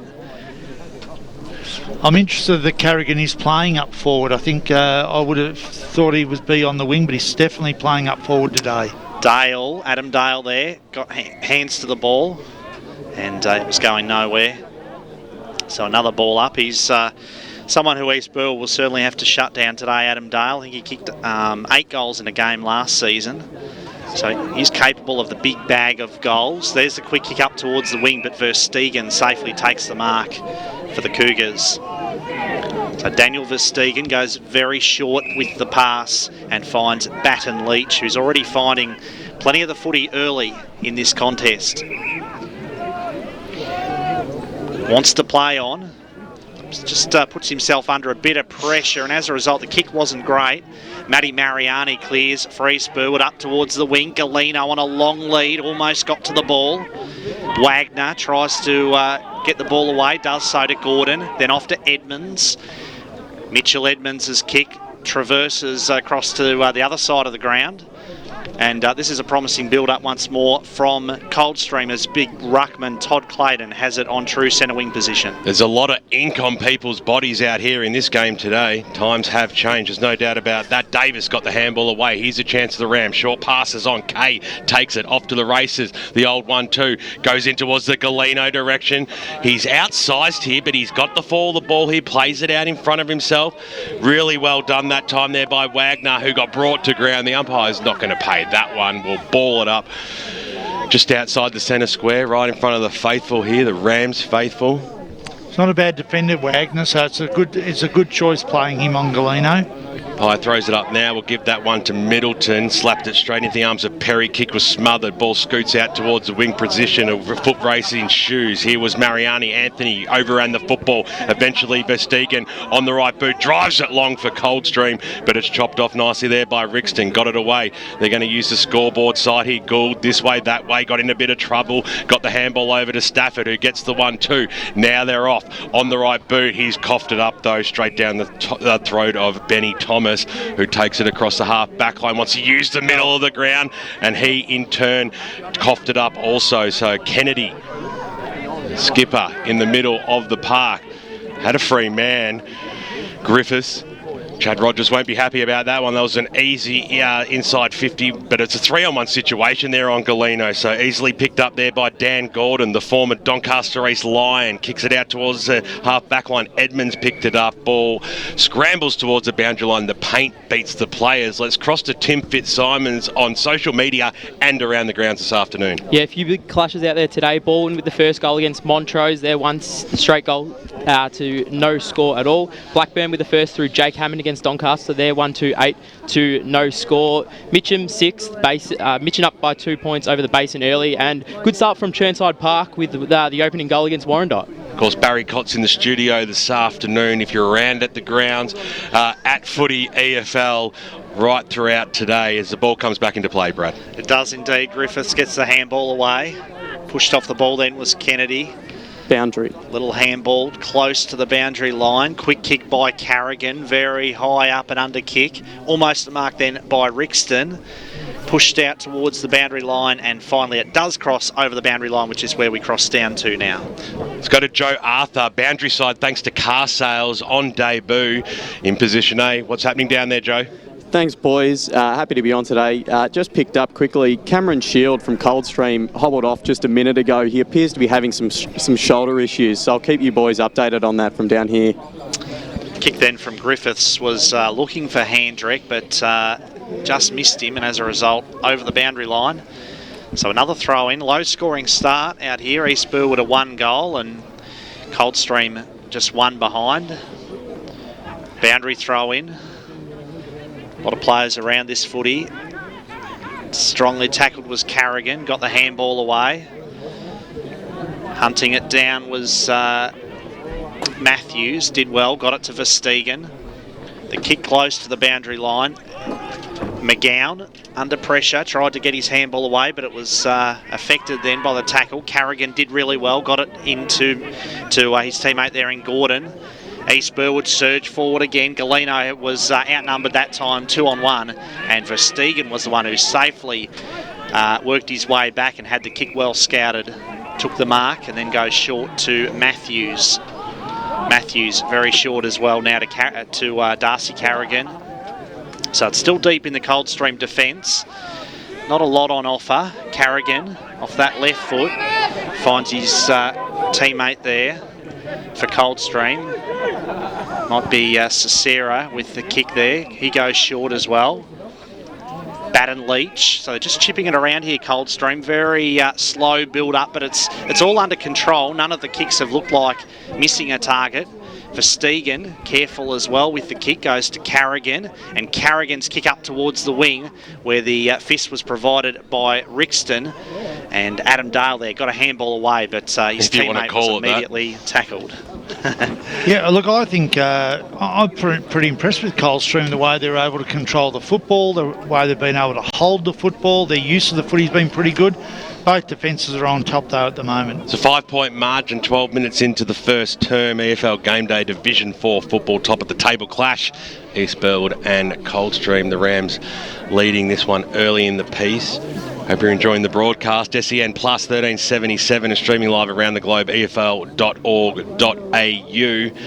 Big Pack Forms hits the deck. We'll have another restart. If you're around the grounds, EFL, at Footy EFL via Twitter. Keep us up to date. Doesn't just have to be the scores. If there's a highlight we want to know about it, we'll give you a shout out. Pye throws the ball back up now. Dale goes after it again. Second time lucky, got the fist on that one. Quick kick forward now for Coldstream. Underneath it there was Wills, got a timely fist on it. Quick handball out. That time I think it went to Idema. I'm going to go with Brad and what his pronunciation is of that, but I'm going with Idema. And over the boundary line it goes. Quick throw in that time, stolen by Dale. He's done well, the big man, slams it on his boot. He kicked it out into space. It was a good kick. He had to get boot to ball very quickly out in front. Austin McInerney was there. He stuck the Dukes up. He was under a bit of pressure as well, but expected him to pull it down. Yeah, look, that was a good clearance and a nice mark by McInerney. And again, I'm really impressed with Coldstream. They're quick. They've been good at the contest, not certainly being beaten at the contest. So he needs to kick this, though, because they've had a lot of hard work to get up there. Very true. We saw it go very much right to left earlier. He starts it straight and he kicked hard enough at it that it stayed straight. Coldstream hit the front this afternoon. 14 minutes into this first term. They are 1-1-7 on the Eastland scoreboard. East Burwood at 1 straight 6. Boundary. Yeah, very impressed at this stage. It's crossed down boundary side thanks to car sales. Here's Joe Arthur. Boys, Coldstream had to work very hard for that goal, and there's been plenty of rotations from them early on. Currently, they're down a man as well, with Cameron Shield continuing to manage that shoulder issue. We'll see if he returns after quarter time. So back in the middle, 1 point lead for Coldstream. Their first goal of the game kicked by Austin McInerney.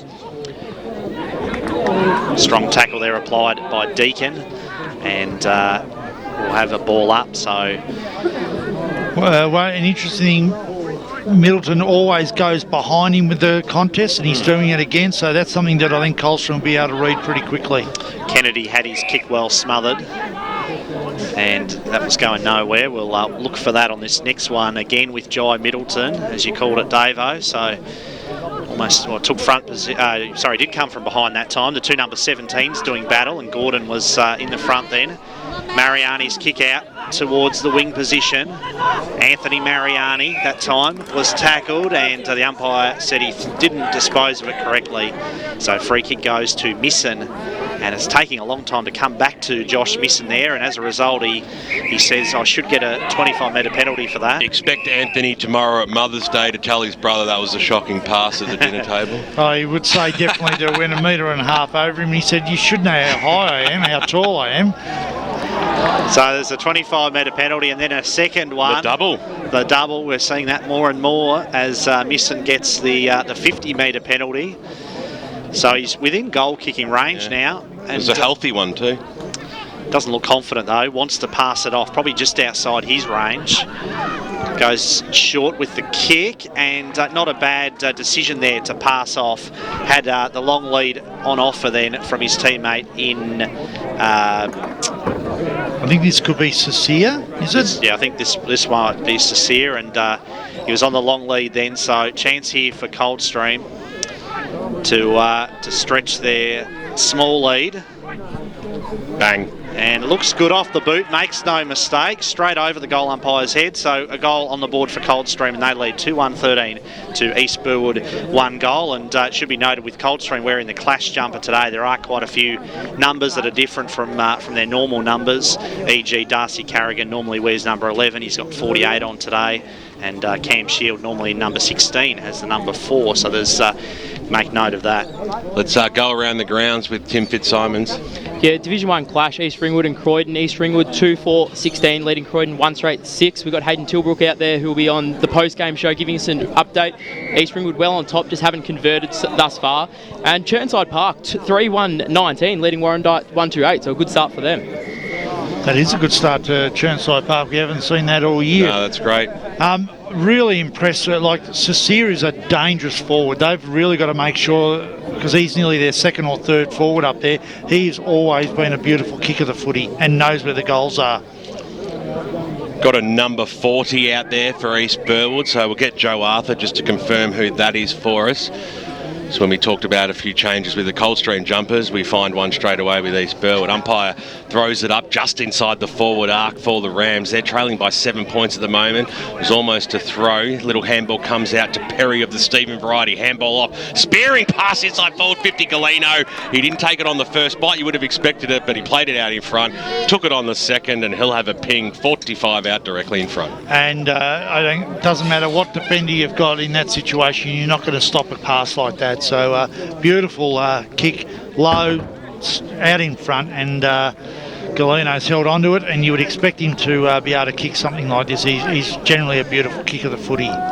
Well, all eyes are on him, but probably on his boots because they are very fancy. He comes in now, leans over it, makes no mistake.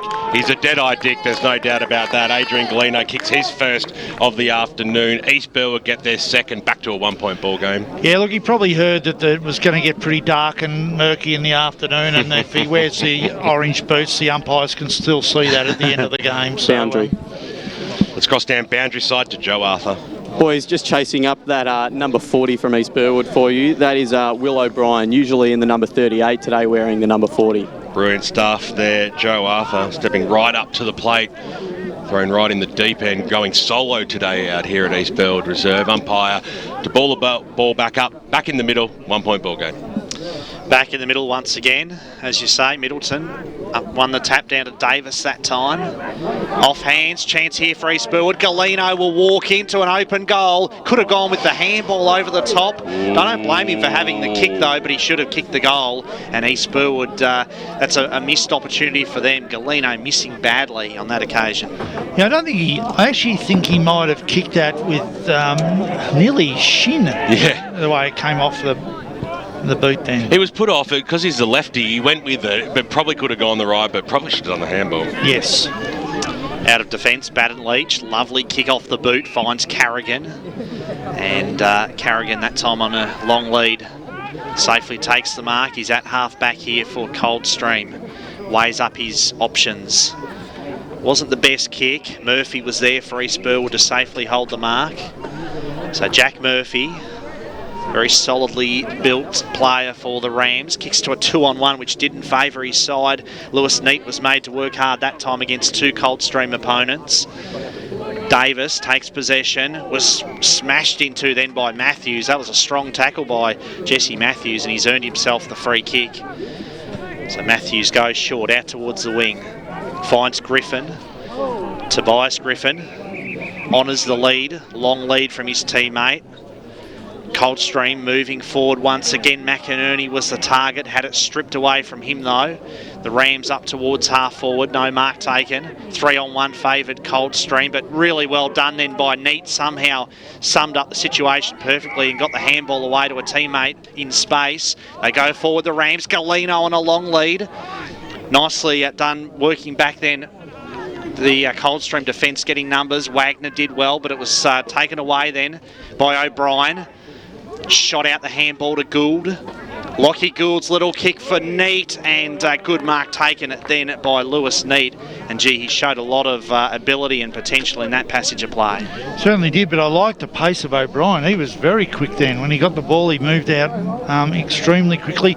That was a fantastic bit of work in the midfield when the 3-on-1 and Neat's ability to win the ball 3-on-1 there. Coldstream, that's where they'd be disappointed. They lost that contest. Boundary. Cross down to the Joe Arthur on the boundary in just a sec. We'll just watch this kick from Lewis Neat. He's kicked a few goals already this season. Wasn't a confident kick. He looked dejected as soon as the ball left his boot, and just a minor score. Let's cross down to Joseph Arthur on the boundary. Yeah, boys, just following up on the injury to Cameron Shield. He's been taken to hospital with what appears to be a broken collarbone and won't be returning today. So Coldstream down a man for the rest of the afternoon. Joe, might just get you to check on a couple of those Coldstream numbers as well, just to confirm number 18, 19 and also 27 for Coldstream when you get a chance. Currently getting an update for you there, boys, so bear with me on that one. Thanks, no problem. Joseph Arthur on debut on the boundary this afternoon. 1 point lead for East Burwood, 2-2-14. Coldstream at 2-1-13. Mariani, well tackled. Good strong tackle then by Price. And Shield's going to be a big loss to them because he's a handy player, can play forward, can play through the midfield, so that is a huge loss for Coldstream early on in the game. Yeah, bad for him and terrible for your rotations for the rest of the afternoon as well. To lose a player so early in the game and he's gone for the day, it's no coach likes losing the flexibility of having players to come off the bench. So that may count against them. Griffin, little quick kick. Verstegen up towards the wing. He's been good so far. Verstegen been handy in that half-back position. Kick to half forward, but the mark safely taken then by Gould of the Matthew variety. And he goes short in towards the middle of East Burwood Reserve. Well, Perry's kicked it right into the guts there. It's just carried a little bit too much here. A chance for Coldstream just to thread the eye of the needle. Umpire didn't pay a mark there as well. He has paid the mark. Man in front wins out this time. Quick kick out towards the wing position. Rands got some numbers. Linking up well now. On the wing, up towards the half-forward line, getting underneath it, and almost taking the mark. There was O'Brien. Galeno wanted take two because he got robbed earlier, but he pushed it to the left-hand side, through for one behind. 23 and a half minutes gone here in the first term on EFL Game Day. SEN plus 1377, 15 plays 13 around the grounds. 21 other great games as you go local for your football, Tim Fitzsimons. Tip BWS. Few handy leads early around the EFL. Baldwin 5-3-33 leading Montrose 1-6. Mitcham 5-3-33 leading the Basin 2-3-15. And Surrey Park big leaders over Croydon North Hemlock 7-4-46. And Croydon North Hemlock yet to score. Couple of touches there to Carrigan. Eventually it's still across that half-forward line for East Burwood. Anthony Mariani on the right boot. He had one step. He just knows where the goals are, Anthony. And he slammed it over the goal umpire's head. And on the Eastland scoreboard, as we almost hit 25 minutes here, we're well into time on. It is East Burwood leading this one 3-3-21. 8-point lead over Coldstream now, who are 2-1-13. Yeah, you just can't handball off balance like Carrigan did then and then miss your target. Gone inboard, turnover. Quite a simple goal for Mariani, but it was certainly well kicked. They're resting Middleton down at full forward, so they've got a big target, and they've also got Galeno down there, so be prepared for the ball to come in quickly, and it doesn't matter if it comes in short or long, they've got options. Cross down. Let's go boundary side to Joe Arthur, thanks to Car Sales. Thanks, boys. I've got the updated score sheet for everyone. The Clash jersey is giving us a bit of grief. Can confirm number 18 for Coldstream today is Jake Iadema. And if there's anything else that you boys need chasing up, you just let me know because I got it for you right here. Yeah, 27, Joe. 27 today. That's Dean Chetcher. Cesare. Yep. And there's I thought it was 19 as well. Yeah, there is 19 for Coldstream. And number 19 for Coldstream today, that's Stephen Stern, boys. Stephen Stern, thanks. Great work there from Joe Arthur as the ball's booted forward by Kennedy. Inside forward 50, no mark taken. Edmonds dishes off the handball. Carrigan under pressure. Good tackle by Neat. Lewis Neat does really well. Does he earn a free kick? No, the umpire thought about it, I'm sure, but we'll ball it up. 8-point lead for East Burwood. Bit of admin for Dyson Baker to follow up there with the Clash jerseys. We need the correct numbers put through by the clubs. Middleton with the big fist. And players diving over the footy, and it will be another ball up. Yes, I'll make sure that we get that memo to Dyson very early on. He's probably swanning around watching some games. It's the club's responsibility. So siren sounds, it announces quarter time. It was a 26.5-minute first term, so not the longest we've seen, but it was low scoring. Coldstream seemed like they had control in the early parts of this game, but the Rams with two quick goals heading towards quarter time, not in junk time, but in time on, see them go at quarter time with an 8-point lead, 3-3-21. They lead Coldstream 2-1-13. It's single goal kickers right across the board. We hope you're enjoying the broadcast on 1377 SEN Plus, and of course streaming live around the globe on EFL.org.au. Simulcast also on 98.1 Radio Western. 1 quarter down, there's 3 to go. We'll be right back here very soon on EFL Game Day.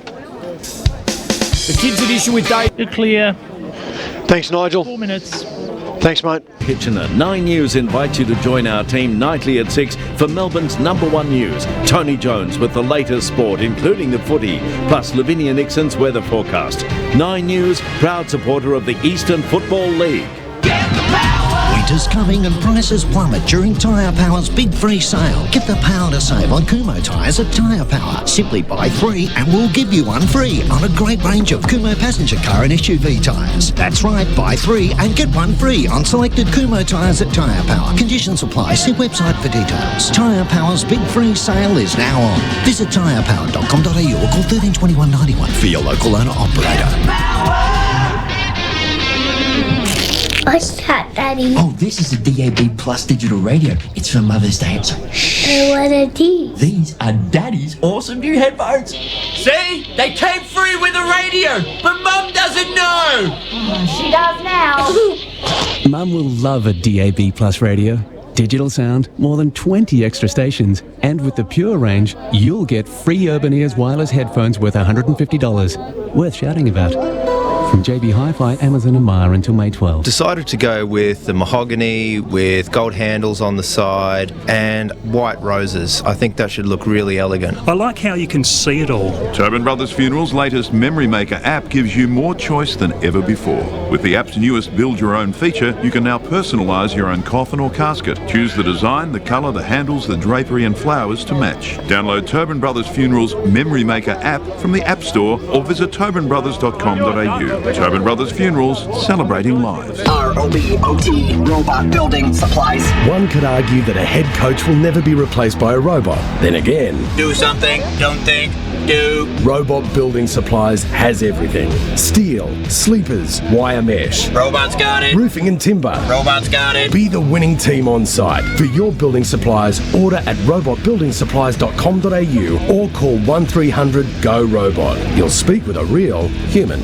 ROBOT, Robot Building Supplies.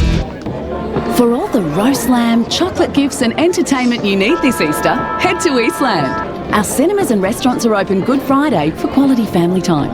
Beat the crowds and stock up for a feast on Easter Saturday. Fresh food opens 8 a.m. and everything else is open 9 to 5. We're also open Easter Sunday and Monday from 10 to 5, so you can get all you need for a happy, hoppy long weekend. Visit eastland.com.au for our opening times and much more. Eastland, live real. Do you hold a current full Victorian motorcycle or scooter licence and want to earn some extra cash? Scooty! Melbourne's new two-wheeled taxi service is here. And right now, Scooty is looking for motor scooter drivers to beat Melbourne's traffic congestion and get people to the game, the gig or the meeting. Sign up at scooty.com.au today and turn your motor scooter into a money-making machine. Scooty. Delivering people. Impress clients, friends and colleagues with a premium experience at the MCG. Whether it's your own private suite or a table in a premium space, enjoy award-winning catering and premium beverages at Melbourne's biggest sporting events. mcg.org.au/premium. Getting a decent and intelligent tip for the Major League Baseball can be a big hit. Or miss. So when you're ready to play ball, do things the intelligent way with Global Sports Intelligence. Get the hottest tips on worldwide soccer, baseball, NBA and more sent directly to your phone or email, including exact score tips, handicap markets and total score markets, updated and documented 24/7. Visit gsitips.com.au. Okay, guys. Thanks, Nigel. Breakfast with Gary and Tim on SEN. I'll put your mics back on now. Yep. East Burwood Reserve is the place to be today if you're out in the eastern suburbs. It's EFL Game Day, Division 4, top of the table clash. The Rams taking on the Cougars. It's an 8-point lead to the home side at quarter time with a couple of late goals, single goal kickers right across the board. There's plenty of other great games as you go local for your football this afternoon. Tim Fitzsimons, what's happening? Actually, let's cross quickly down boundary side. Joe Arthur right on the mark. Thanks, boys. I've got the coach of Coldstream here, Chad. Chad, now, you boys got off to a really good start early on in that term, and you seem to lose your way a little bit towards the end. How do you go about maintaining your consistency for the rest of the contest? I was just making sure that the midfield were engaging. They allowed them to get the last few clearances, which we were well on top of. And unfortunately, when you get lazy, you get hurt against good sides. And you've obviously lost Cam Shield for the rest of the afternoon, so you're down a rotation. And how are you going to make up that loss? I just hope that these boys understand it's time to step up. That's what competition's about, and I expect them to really step up for Cam. Thanks a lot for your time, Coach. Great stuff, Joe Arthur there with the senior coach of Coldstream, Chad Rogers. Back to you, Tim Fitzsimons around the grounds. Yeah, so starting off in Premier Division, Norwood with the early lead over Roeville, 4-2-26 to 1-2-8. It's Doncaster leading Blackburn 4-2-26 to 3-4-22. Late start in the South Croydon North Ringwood game, only 10 minutes in, 1 behind to 2-2-14. Baldwin 6-3-39 to Montrose 1-1-7. And we'll come back with some later division scores just after second term. Here is Brad Henderson. 8-point lead for East Burwood, 3-3-21 to Coldstream 2-1-13 here as the quick kick comes out of the middle from Davis to the true centre half forward position. Came off hands then to Perry. Got it to Anthony Mariani, and he then just slipped at the critical moment. As a result, Wagner grabbed the ball and roosted it out towards the wing position in front there of Stern, who was the late inclusion for Coldstream. So an 8-point lead for the Rams. That was an incredibly good kick from Perry then, just a smart little dinky kick around the corner. It just wasn't taken well enough by Mariani. Boundary throw in, Middleton against Clayton. Middleton took front position that time, won the tap, high up and under kick, no mark there to Mariani of the Anthony persuasion, who looks dangerous every time he goes near the footy today. One more score we're looking for in Premier Division, Tim Fitzsimons. No, Division 1, let's go. So Division 1, we've got East Ringwood 17 to Croydon 8, Upper Ferntree Gully 9, trailing Lilydale 22. Quick kick to half forward, no mark taken. Perry there, got a hand to it. Wagner put his body over the footy. Players diving in the Coldstream's, case. They're just trying to force a ball up, but no. Well, in the end, there was a ball up and a little bit of push and shove on the bottom of the pack. Umpire right on the scene just to make sure that nothing untoward occurs. He'll throw the ball up. 8-point lead still for East Burwood. This is Stephen Perry. Dishes off the handball. Got it out to Handrek. Handrek a little bit slow hand to foot that time. Finally got his kick away. Neat. Had his handball smothered, but he dives in after the footy once again. Handball was shot out then to Stephen Perry. It was intercepted though. Misson almost seemed to throw that out to his teammate in Deakin. Perry there as well. Gould did really well. That was a creative handball to Kay. Kay's high up and under kick, but it'll be well marked in defence, and Coldstream will clear as they trail by 8 points. Can't afford to allow Perry to continue to sag off the back of every contest, because they're just feeding back to him every single time. Some more Division 1 scores around the grounds at quarter time, Tim. Yeah, so Murrelbach with the lead over Wanturna South, 36 to 21, and quickly in Division 2, Mitcham leading the Basin by 30 points, 45 to 15. Ringwood up 16 to 12 over Mulgrave, and Heathmont leading Templestowe 26 to 11. Good stuff. Here's Dan Gordon for Coldstream. Spears the pass into the middle. He's coughed it up. Big man Jai Middleton slams it on his boot. He gives it everything he's got right to 10 metres out. Here's Meat, got the handball out wide. Galeno was there. He scooped it up. He dropped the pill. Right on his hammer there was Baton Leach. Umpire is going to pay it against Galeno, who sat on it. And it'll be a free kick to Coldstream. That's now the third inside 50 mistake that they've made, Coldstream, getting the ball out of defence. Some more scores coming through, Timothy. Yeah, so that final game in Premier Division, it's Vermont 26 leading Noble Park 9. So Coldstream working themselves up towards the half-forward line. Carrigan on the left boot. It was very well weighted there. Sitting underneath it was Faulkner.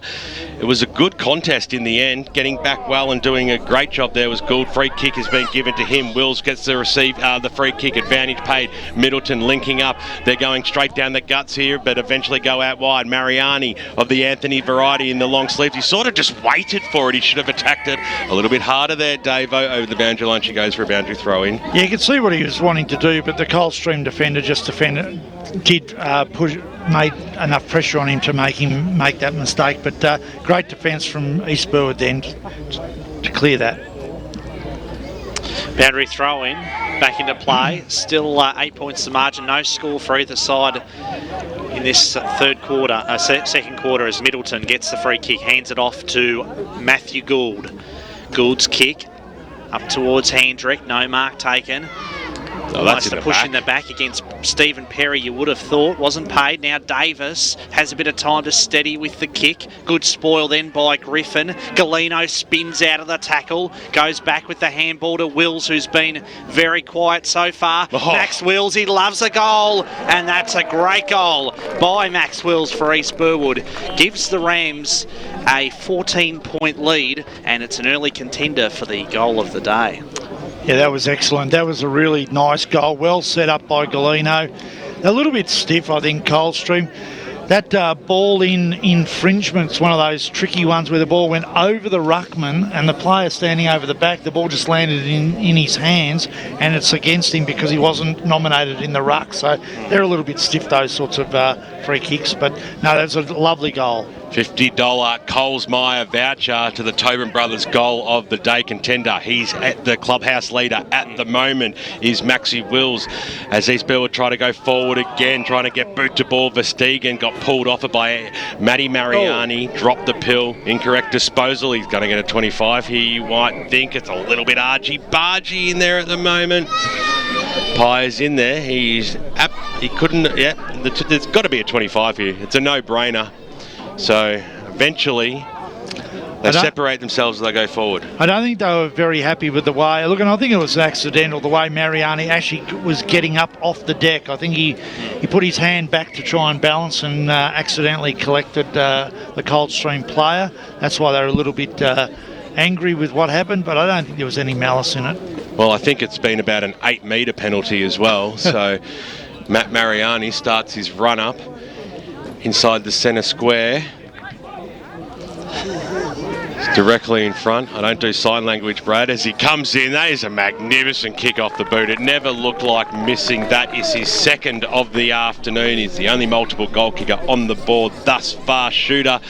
Eastland scoreboard, 20-point lead to East Burwood 6 minutes into this second term. 5-3, 33 to 2-1, 13. Tim Fitzsimons around the grounds with some more scores. Yeah, some Division 3 and Division 4 scores here. We've got Ferntree Gully trailing Waverley Blues early by 8 points. Churnside Park with a lead over Warrandyte, hanging on to that lead, 26 to 16. Good stuff from Churnside Park. Whitehorse leading Glen Waverley Hawks 24 to 6. And in Division 4, we've got Fair Park leading by 52 points early against Nunawading. Surrey Park 59 to Croydon North Emlock still yet to score. And Sylvan leading Forest Hill 24 to 8. Well, Matt Mariani's second goal gives the Rams a 20-point lead. 7 minutes into this second quarter. Free kick here has been paid. It's just getting a little bit willing between the two sides. Carrigan drives it forward. He played the advantage that time. Deep in defence, under pressure, high tackle on McCarthy, and that was would have been a free kick, but in any case, he took the ball over the goal line for a minor score. No, he ducked. I'd have been disappointed if that was paid. Yeah, same here. And I'm loving the contest in the middle. We've got Carrigan on Perry. Both players are in form at the moment. Kick up towards the wing position. Quick kick there by Anthony Mariani. Bounces it forward. That worked out well for Handrick. Dishes off the handball to Anthony Perry. Perry's kick, a lovely pass. And that was good footy onto the chest of Neat. And great footy from East Burwood from end to end. Boundary. Neat's quite handy too, isn't he? He makes good position and has taken some nice grabs so far. Former Vermont Eagle. Let's cross down quickly boundary side. Joe Arthur, thanks to car sales. Boys, there's plenty of feeling down here, boundary side, with both benches getting up and about as well. At quarter time, the coach, Chad Rogers, challenged his boys to play with the same aggression as Cam Shield, who's hurt himself. So you got to think they're going to step up at some point and challenge East Burwood. Neat for his first, looks good off the boot, and he has made no mistake. So Lewis Neat has his first, as I say, and East Burwood now lead by 19 points. That's a handy lead. 8 minutes into the second quarter. And they've changed the way that they've brought the ball into the forward line. That's maybe something that Stuart Winders has said to them. They were kicking the ball high into their forward line earlier on. East Burwood, they've lowered their eyes, put the ball out in front, and they've had some nice marks already in their forward 50. So it's something that they've really got to look at Coldstream and trying to shut down that supply into the forward line. They're finishing it really well, East Burwood, at the moment. Almost out to a scary margin. It is 25 points. They're trying to go forward again this time. O'Brien dispossessed of the football. Kennedy copped one high as he just got boot to ball. So a little gimme there to East Burwood, right in the middle of East Burwood Reserve. 1377 SEN Plus this afternoon. The one place to be. Should go local for your football. Ball hits the deck inside 450. Davis around the body. A short kick was on Galino's there. He works for it. Price got boot to ball. Just thumped it out of that danger zone underneath at that time. Was Bursey there for the Rams. They just are working well in numbers here. Getting behind the ball. Griffiths, he coughed it up. It might work okay here for Stafford, the big man. He dropped the football. Almost could have been pinged for wrong disposal. Umpire said play on. It's a hot footy. Davis came in. Here's Stafford again. He gets go-to, kicks it deep inside the forward line. He was looking that time there for Neat. He was in the front spot. Price over the top of him. Clearing kick once again, and up and under. A helicopter punt, and to no avail. The Rams another chance to go forward, Brad. They do indeed. They kick it to the along the boundary there where O'Brien was the target, but Verstegen with the kick for Coldstream. Not his best effort, and it's been marked there by Bursey. Downfield. It's going to be the downfield free kick going the way of the Cougars. Carrigan, who's found heaps of the footy in this first half, as we were expecting. He wants to get onto that left foot. Has time now. Neat pass to Matthews, back to Carrigan, the old 1-2. Carrigan launches from a long way out. Faulkner in the box seat, takes the mark, was made to earn it by Murphy, but he'll go back and line up for his first goal of the day. And it's fair to say he's been pretty quiet so far, Davo. He certainly has, but that was great work from Carrigan. That was a 1-2 through the middle, and he certainly stepped up to make up for a couple of little mistakes he's made. That was a beautiful kick to Faulkner, who needs to really kick this to stop the flow of the East Burwood goals. Former Mitcham Tiger, Anthony Faulkner. Confident approach, made it look pretty easy, and that was a much needed goal for Coldstream. As you suggest, they trail by 19 points. They needed to get the scoreboard ticking over once again, and Faulkner has managed to achieve that. Yeah, look, and I think the key is really going to be the middle.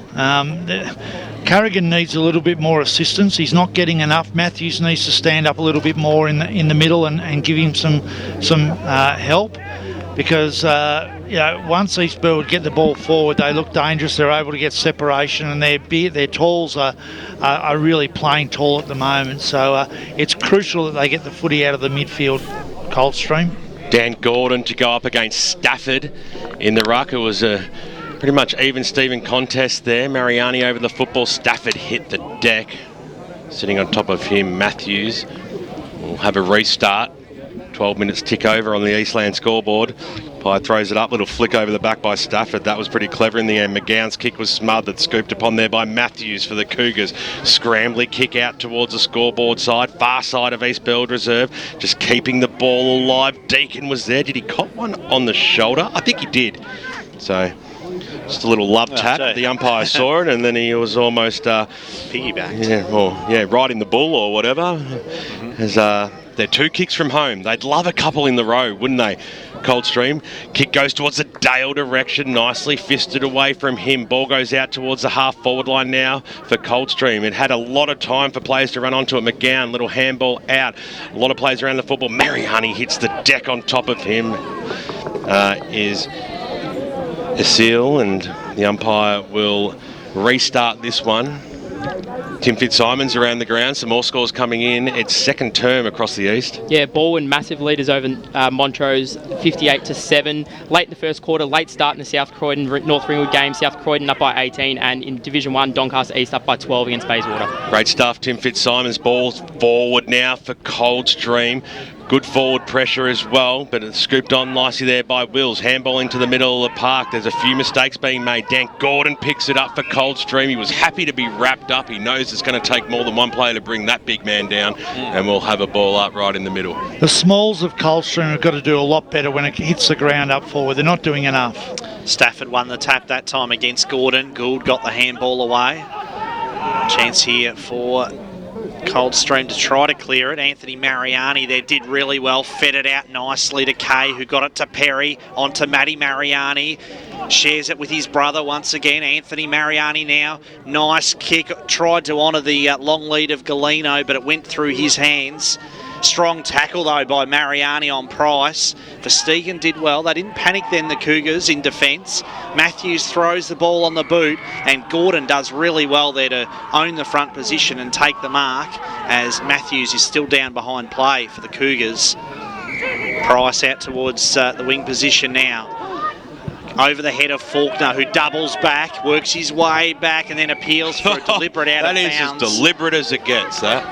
And the umpire, right on the scene there, said, no, I'm happy with that. And a few words being thrown from over the fence as well. They thought it was deliberate. It's crossed down to the boundary. Yeah, boys, it's really heating up down here with some of the Coldstream fans getting involved, voicing their displeasure for that late hit on Matthews. Things are starting to boil over a little bit. Hopefully the contest can stay as hot as everyone is down here on the boundary.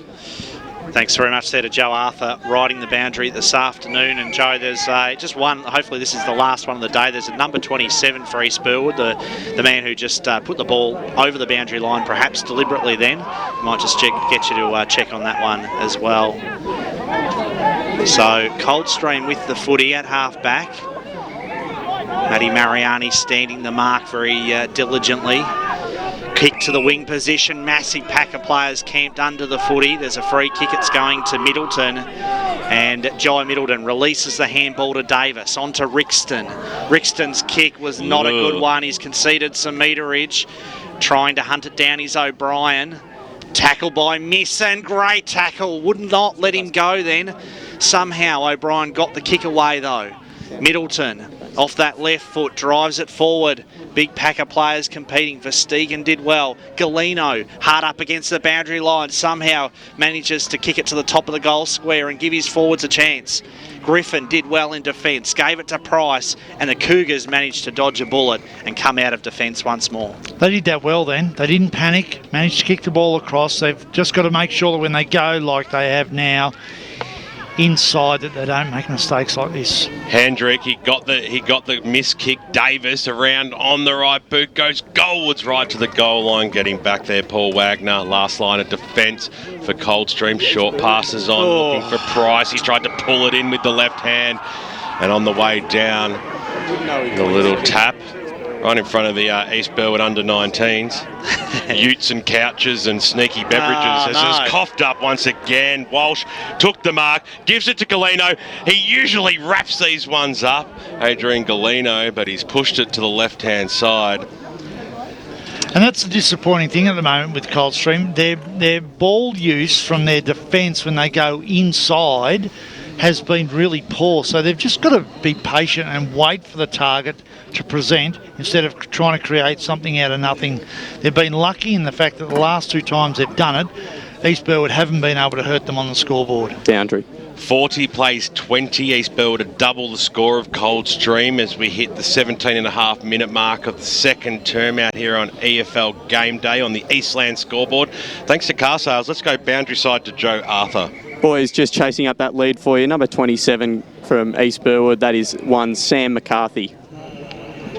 Thanks very much to Joe Arthur. So the ball will have to come back to Daniel Price. I think he'd like that minute of footy back, that last minute of play where he dropped a pretty simple mark and then turned it over to the opposition. He kicks to Batten Leach this time, neat there on the ground to apply the tackle. And I tell you what, Lewis Neat's efforts have been almost Trojan workhorse-like in this first half, Davo. He's obviously there as a key forward, but he's doing a lot of the real grunt work when the ball's on the deck as well. I've been really impressed by his performance so far. I agree. I've loved the work that he's done as a lead up forward, but he's doubled back and worked hard on the ground as well, and that's all you can expect of your forwards. Around the grounds, Tim Fitzsimons. Yeah, we've got a quarter-time score from the South Croydon North Ringwood game, as I said, a bit behind, so 34-8, South Croydon leading, and Mitcham 5-goal leaders against the Basin in Division 1, Parente with 3. Mark taken this time safely by Daniel Price. Got to hit a target. And, struggled the last few possessions. Yeah, he has. That's a better kick. And hits his teammate on the chest. It might be Cesare that time, taking the mark. Kick to the wing position. And the mark safely held for East Burwood by Rixton, who comes onto that left foot. Rixton's high kick. Hendrick on a long lead, got the big dukes up and safely held the mark. Wheels around now, fires towards the goals. And that kick had plenty of distance on it, but it was way off target. And in fact, it did just sneak through for a minor score for Hendrick. Price brings it in. It's a 19-point ball game. Carrigan takes the mark from the kicking. Now, can they get a bit of flow happening here? Coldstream, it's a 3-on-1 situation. We've heard a whistle. Called downfield after he kicked the ball. He was bumped fairly hard. They'll take that because McCarthy actually won the 1-on-3 situation there. So Coldstream again to go forward. All by himself, about 30 metres out from goal. It worked out well then for them, Coldstream, because they would, I think East Burwood just caught out a little bit there with the downfield free kick. And a kick going goalward by Dean Cesare, who's already kicked one this afternoon, right behind us. He's a solid character, isn't he? Yeah, got one, as you say, already. Comes in now. Beautiful kick. Nice. Never looked like missing. Leroy Green from LKLM Media right behind that one, the best in the business. That's 2 goals on the board now to Cesare, and which is what they needed to do. They've answered the challenge, Coldstream. They've kicked the last 2 goals. We've hit time on just in this second term, back to a 15-point margin. They get one more and they're right back in the game because East Burwood had complete control of this game, but in the last 5 minutes they've worked really hard, Coldstream, and managed to peg it back. 2 goals, one more. This is a crucial centre clearance, this one. That was Mitchell Edmonds who got the ball to Cesare then. He's like Carrigan, very skillful left footer who just opens up the play with that ability to wheel onto his left and then hit a target on most occasions. So the free kick here to Matty Mariani, wants to play on, hands it off to Kennedy, back to Mariani, back to Kennedy once more. Jason Kennedy launches the ball forward and nobody really went up then for East Burwood. The mark was safely held in defence by Price for Coldstream, and he elects to go short now to Iodema. Iodema's low kick to Faulkner, who has come into the game in this second term after a very quiet first quarter. Got it to Carrigan, who was crunched by Galeno, and he just didn't seem there. It was almost lack of peripheral vision from Darcy Carrigan. They had the spare player, they were too slow. Yeah, yep. Galeno wants to play on, too far out to score. High up and under kick. McGowan grabs it, throws it on the boot, and he's got the goal. He somehow scrounged the goal then, McGowan, and East Burwood get their 6th goal of the day, and possibly a contender for the Tobin Brothers goal. Throw it in the mix, I reckon. Yeah, look, and I think that's where sometimes with Carrigan, because he's the captain and he's such a good player, when he demands the football, players give him the football, and sometimes he's actually not in the right space to get it. I've seen him go up for marks in the back half where he didn't really need to do it. He does some great things, but really, as you said, Benny, they didn't need to give the ball to him then. They had a player out wide. They could have gone out wide, brought the ball around the ground, then transferred inside. So in the first term, East Burwood used time on to get a couple of goals. They've started it with another one here in this second term. Middleton in the middle of the ground. A chance to rebound here through Alcil, who's been pinged. Middleton, he's had a good game. Every time he touches the ball, he does something with it as well. Middleton kicks it up towards the half-forward line. A strong mark out in front that time by Murphy. Might be too far out to score. He winds around. He kicks it to the top of the goal square. Galeno sat out the back, front and centre, working well here there for Davis. He had some support in there in Rixton. Umpire says play on. A lot of plays now around this football. Neat was in there. Gives it to Galeno. Galeno around the body. Does he have enough curl? I think this one might have gone through. If you want a Tobin Brothers goal at a contender, he's now the clubhouse leader. Adrian Galeno kits his 2nd of the afternoon, and 2 in a row now for East Burwood. They've got that breathing space back out again, back to a pretty decent margin. Davo on the Eastland scoreboard. It is, and it started from the midfield. They've given away 2 free kicks in the midfield, 2 clearances, and then great defensive work from Coldstream to bring it to ground, but they had no one down on the on the deck, and Galeno, magnificent, running into the wrong pocket for his kick, brought it round, and that is a sensational goal.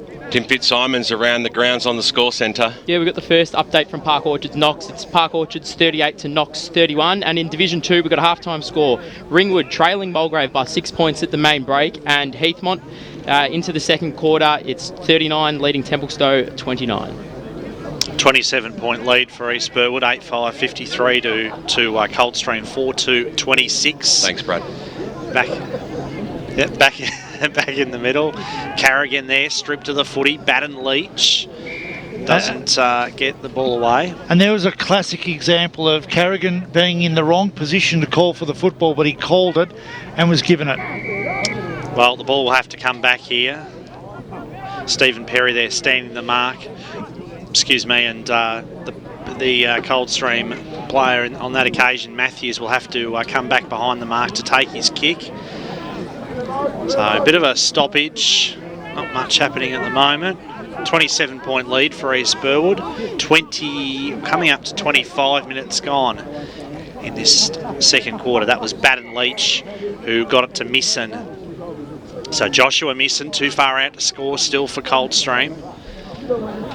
Kicks to a long lead offered there by Stern, and tracks over the boundary line for a throw-in. And the reason why he went out wide then was the fact that it was great work from Middleton, who pushed his way into the hole, didn't allow them to go into the right area for the forward half. Spot on. Boundary throw-in. Perry went over the head with the handball to Bursey. Jackson Bursey's handball intercepted there by McInerney. A lot of players around this footy, and McInerney there seemed to get in the back of his opponent and also gave him a couple to go on with. Bursey got the free kick as a result. A bit undisciplined on that occasion. Gave it to Wills, who was stripped of the footy and then gets dumped. And that was McInerney again. Reversed. So, yeah, Austin McInerney looks pretty fired up at the moment. He was the one who gave the free kick away before, and then he's given this one to Wills. That was really undisciplined. I thought he was a bit lucky to get the free kick in the first place, but he did get it. And then to give it away like that when you're inside your own 50 nearly. Yeah, it's an old-fashioned draggable, that. Wills, long kick to the wing position. No mark taken. Long kick forward, that was pretty effective then. Almost a mark to Handrick, no mark taken. Edmonds takes possession for Coldstream, does well by boot, got it to Griffin. Griffin's neat kick to Price. This is promising from the Cougars. Searching kick from Price. Batten Leach hunts down the footy, wheels around now, shows great poise, and he finds Deacon. Actually did that very well, and Price set that up. Lovely inside turn. Deacon gave it back to Batten Leach. Little quick kick, not such a good one this time. It was intercepted by Gould. Matty Gould's clearing kick though, marked then by Verstegen. They load up again here, the Cougars. Misson, heaps of time, has to kick this goal, and he does exactly that and keeps Coldstream in this game. They trail now by 21 points, close to half-time. Yeah, look, a good turnover goal then, and they needed to kick that, and they did. So they're back within striking distance. They can't allow East Burwood to kick one at the end of the quarter now. 53 plays 32 on the Eastland scoreboard today, deep into the second term on SEN plus 1377. Let's cross down boundary side thanks to car sales. Here's Joe Arthur. Boys, Max Wills, he's come straight off the ground after copping that knock, and he's in the hands of the trainers, and he looks a little bit worse for wear, so we'll keep you updated on that one. Brilliant stuff. Out of the middle here, Davis got it. Quick handball, kick up towards the half-forward line. Murphy out in front. He had his opponent out there just tapping it towards the boundary line. A little scoop through the leg. Going after it again there, Murphy. Good second effort. Wrapped up by Wagner. And we'll have a ball up as we announce half-time out here at East Burwood Reserve at 28-minute second quarter. And it's a handy lead to the home side as they go into the half-time break. 53 to 32 on the Eastland scoreboard. Multiple goal kickers on the ground for the Rams. Matty Mariani, he's kicked two, and Adrian Galeno two also. And he's the clubhouse leader for our Tobin Brothers goal of the day. Dean Cecilia, the only multiple goal kicker for the Coldstream Football Club. We hope you're enjoying the broadcast on SEN plus 1377. Streaming live around the globe, EFL.org. east.org.au and simulcast through Radio East at 98.1. Half time out here. 21 other great games as you go local for your football today. We're going to bring you up to date with that, talk about what happened in the first half and what potentially might happen in the second, right here on EFL Game Day. Kids Edition with Daisy Pearce returns Sunday morning from 8 on SEN.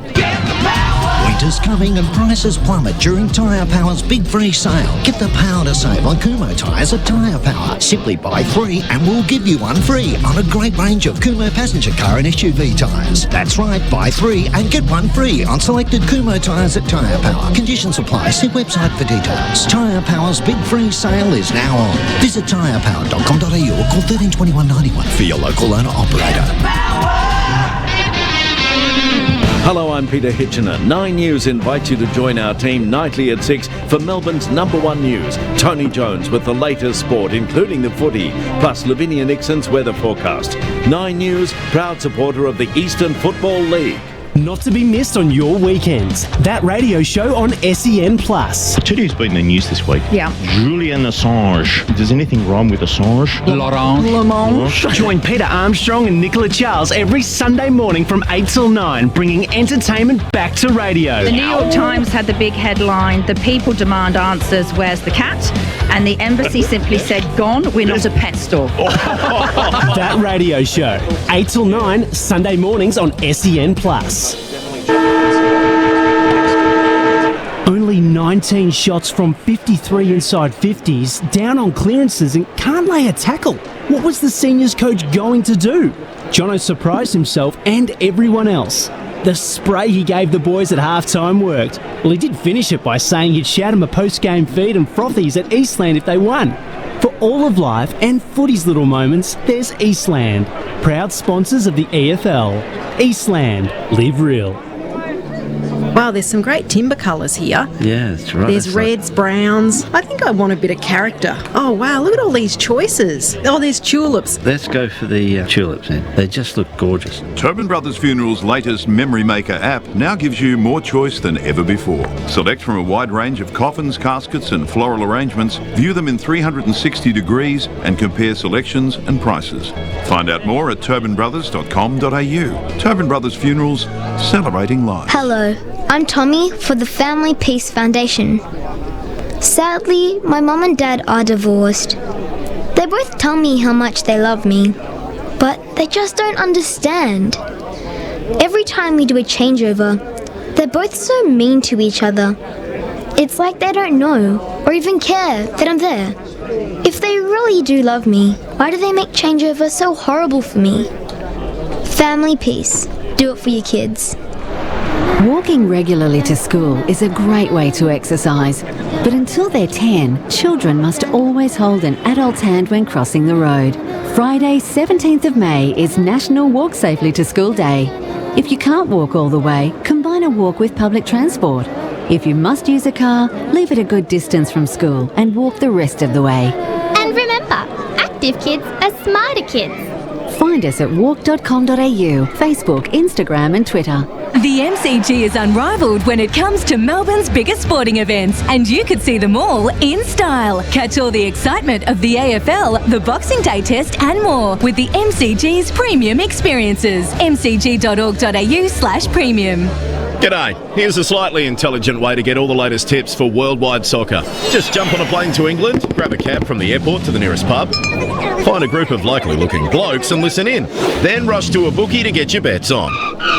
Or there's the global sports intelligence way, where you just sit at home and get all the latest market updates on your PC, phone or pad. For the best tips on worldwide soccer, baseball, NBA and more, visit gsitips.com.au. Intelligent, easy. Gamble responsibly. Breakfast with Gary and Tim. Weekdays from 6 on SEN. Okay, guys, here we go. Stand by. Thanks, Nigel. Lights on now. 40.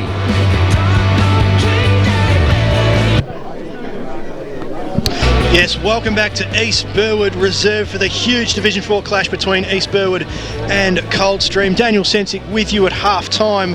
And it is East Burwood 8-5-53 leading Coldstream 5-2-32, 21 points the margin to the Rams. Just recapping those goal kickers, Galino and Matthew Mariani each have 2 for East Burwood, and singles to McGowan, Anthony Mariani, Wills and Neat, while for Coldstream, Cecile has booted 2 majors, Faulkner, Misson and McInerney round out those goal kickers for the Cougars. Joseph Arthur has been on boundary this game on debut. How have you seen it, Joe? I'll tell you what, Dan. Matt Mariani is causing some problems for Coldstream. He has been all over the place to start the day, and the loss of Cam Shield for Coldstream appeared to hurt them towards the end of that half there, as the boys were getting tired and the rotations were really starting to dwindle. Interesting you say that with the rotations. The Cougars were down a man very early on in the game. Are you able to fill us in on that and the ongoings of the boundary on that occasion? So Cam Shield, he's been rushed off to hospital with a suspected broken collarbone, so he won't return for the remainder of the afternoon. So Coldstream are going to have to find a way to not only fight back from 20 points down, but do it one man down as well. It's a huge loss. It's interesting. It's interesting when teams lose players that early on in games. It can set the tone. I don't get the sense with the Cougars. They seem to be fighting it out. As the Rams look to build a lead, the Cougars will reel 1 or 2 goals back in, and they're definitely not going away without a fight. They've shown plenty of fight in them. Their coach Chad, he challenged them at quarter time to step up, and I think that really showed, particularly at the start of that second term, with a lot of aggression out on the field, and at times it perhaps got the best of them, but it was good to see them giving it a red hot crack, and we know they're not going to go down without a fight.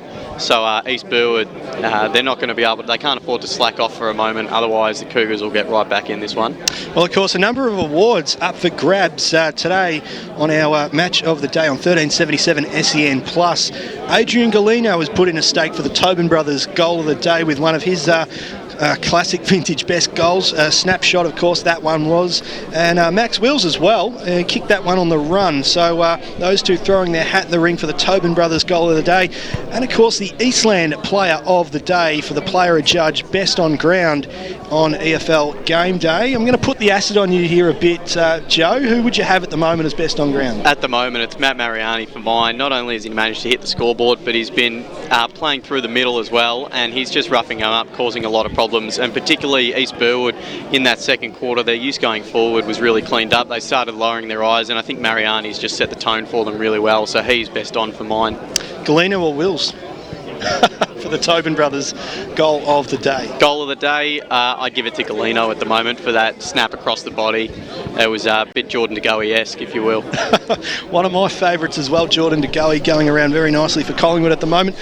Let's throw to Tim Fitzsimons for some all-important around-the-ground scores. Yeah, we've got a few scores coming around. Make sure we still keep 20 them in at Footy AFL. Also, in Premier Division, it's Norwood leading Rowville 27-15. Doncaster against Blackburn. It's Blackburn 7-5-47 at halftime, leading Doncaster 6-3-39. And Balwyn, big leaders over Montrose. Late in that second quarter, they were leading by 44 points. To Division 1, it's East Ringwood with a 4-point lead over Croydon. So a good game out there. Looking forward to hearing Hayden Tilbrook about talking about that in the post-game show. They lead it by 4 points. Lilydale, 5-goal leaders over Upper Ferntree Gully, 6-9-45 to 2-4-16. Bayswater trailing Doncaster East 25-36, and Park Orchards in Division 1 leading at Knox by 18 points, 7-8-50 to 4-8-32.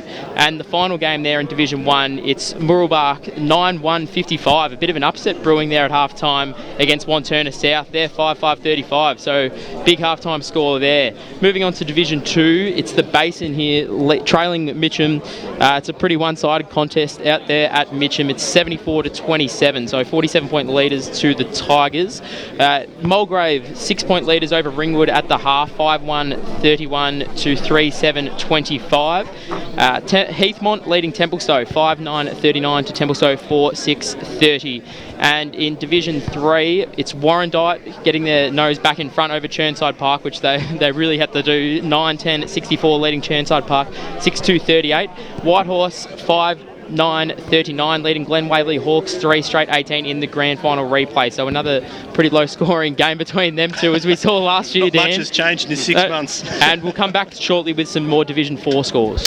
Well, I've just received a couple through. If you're wondering about these scores, in Premier Division, Vermont 6-12-48, leading Noble Park at half-time 6-7-43. Huge clash out there, of course. Vermont's doing things very nicely at the moment. Been through a tough period with a fair few injuries, but they seem to keep on keeping on. And in Division 1, Wanturna South versus Murrelbach. Murrelbach 9-1-55. Believe it or not, leading Wanturna South 5-5-35 at half-time. So 20-point leaders, the Mustangs out there. So when you put this into context, Joe, Wanturna South, they lost their first game of the season last week, and now they're 20 down at half-time against a side who hasn't been going as well as they would have liked. It's a real upset, but you don't want to take anything away from the half that Murrelbach's played. You know, they've really given it their best effort. They've been accurate in front of goal, and I think they're deserving of their 20-point lead. But you've got to look at Wanturna South with a little bit of worry. You know, that they haven't responded well after last week's disappointing effort, so they've got a half a footy to turn it around. Let's see what they can do. Yeah, definitely interesting times coming up, so make sure you keep those scores coming through. And speaking of which, Tim Fitzsimons? Yeah, and just some final Division 4 scores here at half-time. It's East Burwood here, as we can tell, leading 53-32. So this is the big clash here in Division 4, live here on SEN+. We've also got Coldstream, sorry, that's the game I'm just talking about. It's Surrey Park leading Croydon North Mlock 103-3, so as to be expected, a one-sided affair there. Fair Park, another one-sided affair, leading Nunawading 111-19, and Sylvan 65 leading Forest Hill 27. Thanks very much for that, Tim. Sensational job as always. And if you are out at a game, make sure you tweet us through @FootyEFL with any scores you may have. On the other side of this, more action here from East Burwood Reserve on 1377 SEN+. The Kids Edition with Daisy Pearce returns Sunday. 4 minutes. Thanks, Nigel. Winter's coming and prices plummet during Tyre Power's big free sale. Get the power to save on Kumo tyres at Tyre Power. Simply buy 3 and we'll give you 1 free on a great range of Kumo passenger car and SUV tyres. That's right, buy 3 and get 1 free on selected Kumo tyres at Tyre Power. Conditions apply. See website for details. Tyre Power's big free sale is now on. Visit tyrepower.com.au or call 13 21 91 for your local owner operator. Just what's on in Melbourne. Everything when you visit South Bank by the iconic Yarra River. This weekend, duck is on the menu at the Breslin Bar and Grill. Every Saturday and Sunday, the Breslin's executive chef presents an exquisite duck menu. Choose from a half duck, full duck or the 4-course sharing menu. All Australian, free range, a mouth-watering offering. This weekend, it's time to duck down to the Breslin Bar and Grill. For more of what's on in Melbourne, go to breslingrill.com.au. Catch the list with Jules and the crew on SEM Plus every Saturday morning from 7 to 8. Did I nail that? Yeah, you nailed it. Yeah, maybe I should do more of this sort of stuff. Join the list with Jules and the crew and get updated on what's happening in Melbourne. Meet interesting people and get the lowdown on the latest, greatest, coolest things about town. What breed of dog is Riggs? Afghan. Well done. You don't have to put your hand up. What's on your list this weekend? The list with Jules and the crew. Create your weekend, 7 till 8 Saturday mornings on SEN Plus. The senior coach has taken the team to Eastland for a post-game feed. If only they had this kind of teamwork on the field. They've just ordered starters to share, plus frothies for the whole table. And now Steve-O's chucked a prawn to Macca. He's circled back. Yes! Straight into his pie hole. Yo, beauty! Good form, boys. For all of life and footy's little moments, there's Eastland, proud sponsors of the EFL. Eastland, live real. Hello, I'm Peter Hitchener. 9 News invites you to join our team nightly at 6 for Melbourne's #1 news. Tony Jones with the latest sport, including the footy, plus Lavinia Nixon's weather forecast. 9 News, proud supporter of the Eastern Football League. You've all been to funerals of family members or friends, right? Do you start thinking about what you would want at your funeral? It's a bit like when you go to a wedding. Yeah, that's right. At what stage do you start planning? Have an open and honest conversation with your loved ones. Celebrate your life the way you want, like I did with a fixed price funeral plan from Tobin Brothers Funerals. The price doesn't change and your life will be celebrated your way. Find out more at tobinbrothers.com.au. Tobin Brothers Funerals, celebrating lives. At Melbourne Airport, you can get 1 hour terminal parking for just $12. It makes it easy to greet your loved ones when they come home or give them a proper send-off. You can also park for up to 3 hours for just $24 and 1 day for $51. That's cheaper than a taxi to and from the city. For warmer welcomes, proper goodbyes and everything in between, Melbourne Airport Parking is here to get you there. Visit melbourneairport.com.au. Hello, I'm Tommy for the Family Peace Foundation. Sadly, my mum and dad are divorced. They both tell me how much they love me, but they just don't understand. Every time we do a changeover, they're both so mean to each other. It's like 30 seconds. Thanks, Nigel. Yeah. If they really do love me, why do they make changeover so horrible for me? Family Peace. Do it for your kids. Impress clients, friends and colleagues with a premium experience at the MCG. Whether it's your own private suite or a table in a premium space, enjoy award-winning catering and premium beverages at Melbourne's biggest sporting events. mcg.org.au/pre. 5 seconds to the intro. Thanks, Nigel. Weekdays from 6 on SEN. Let's go. I'm going to put the mics on now.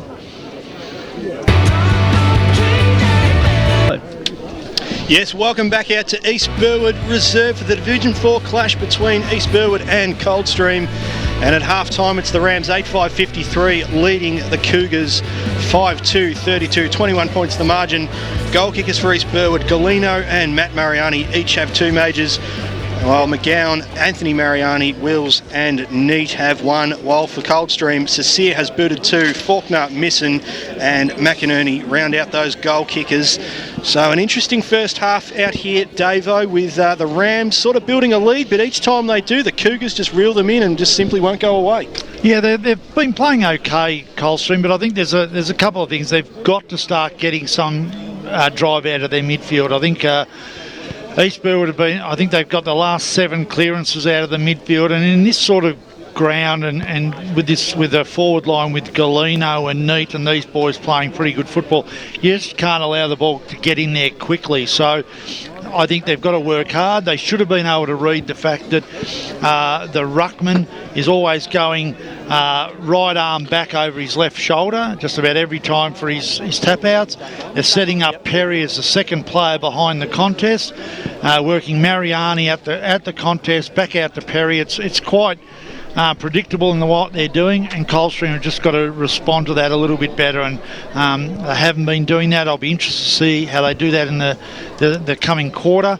When the ball's going forward with Coldstream, they're getting some reasonable separation, and they've been able to score in most times they go forward, which is a good thing. So they've just got to work harder around the contest, get the ball forward, and then I think it'll even up the contest. But at this stage, I think the scoreboard does reflect exactly how both teams are running at this stage.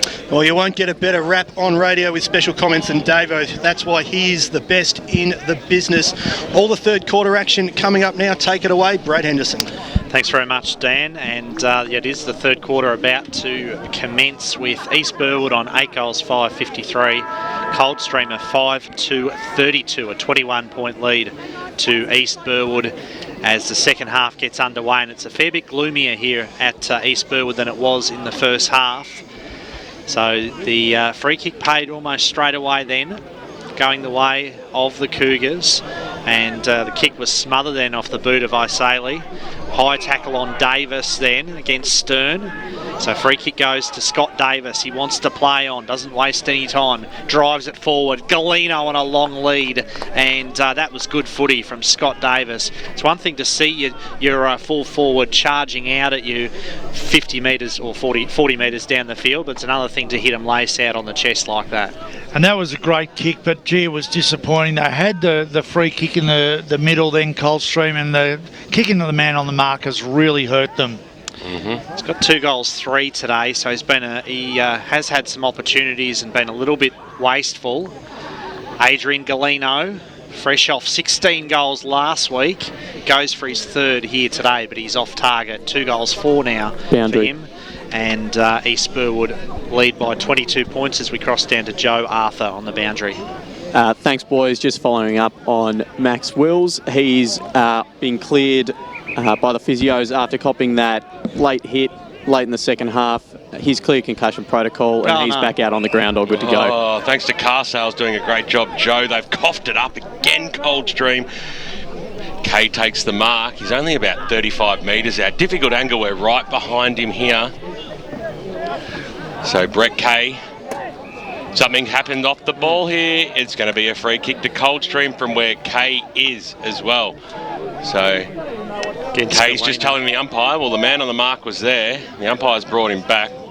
Doesn't make much sense, but let's move on. I think it was a block from Galeno then that's given away the free kick. Oh, the free kick was there. I'm just a little bit perplexed to where it was need to be taken from. Kick goes up. Middleton's got his name all over this. He had the first jukes at it at the ground level. McInerney slammed it on his boot in towards the middle of the ground. That was okay. Sasir was there. Got the quick handball away there to Baton Leach, dispossessed the football. Well done there by Gould. Here's Middleton. Looping handball out wide. He put it out into space. That works okay for Griffiths.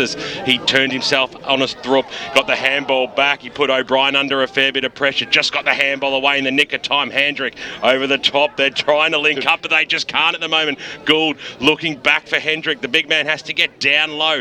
His handball smothered. Paint beats all players. And over she goes for a boundary throw-in. They recovered well then, Coldstream. They nearly coughed it up in the middle when they handball when they didn't need to. They needed to keep the ball inside because they were outnumbered 5-2. But they worked really hard on that outside area to get that stoppage. Ball thrown in right underneath the Eastland scoreboard. It's a 22-point margin to the home side, East Burwood. A chance now, though, for Coldstream to go forward.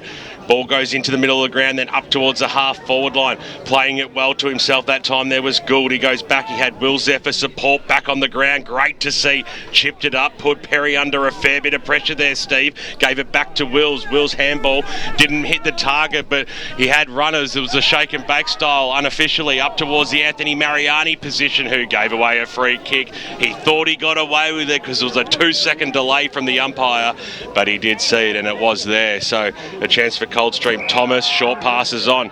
Carrigan, Brett Davidson's love child, kicks it in towards the middle of the ground. Walsh popped it over the top there. Deacon, they're linking up well here. Carrigan again on the left, usually good disposal, goes towards the Dale direction. He took it on the bounce.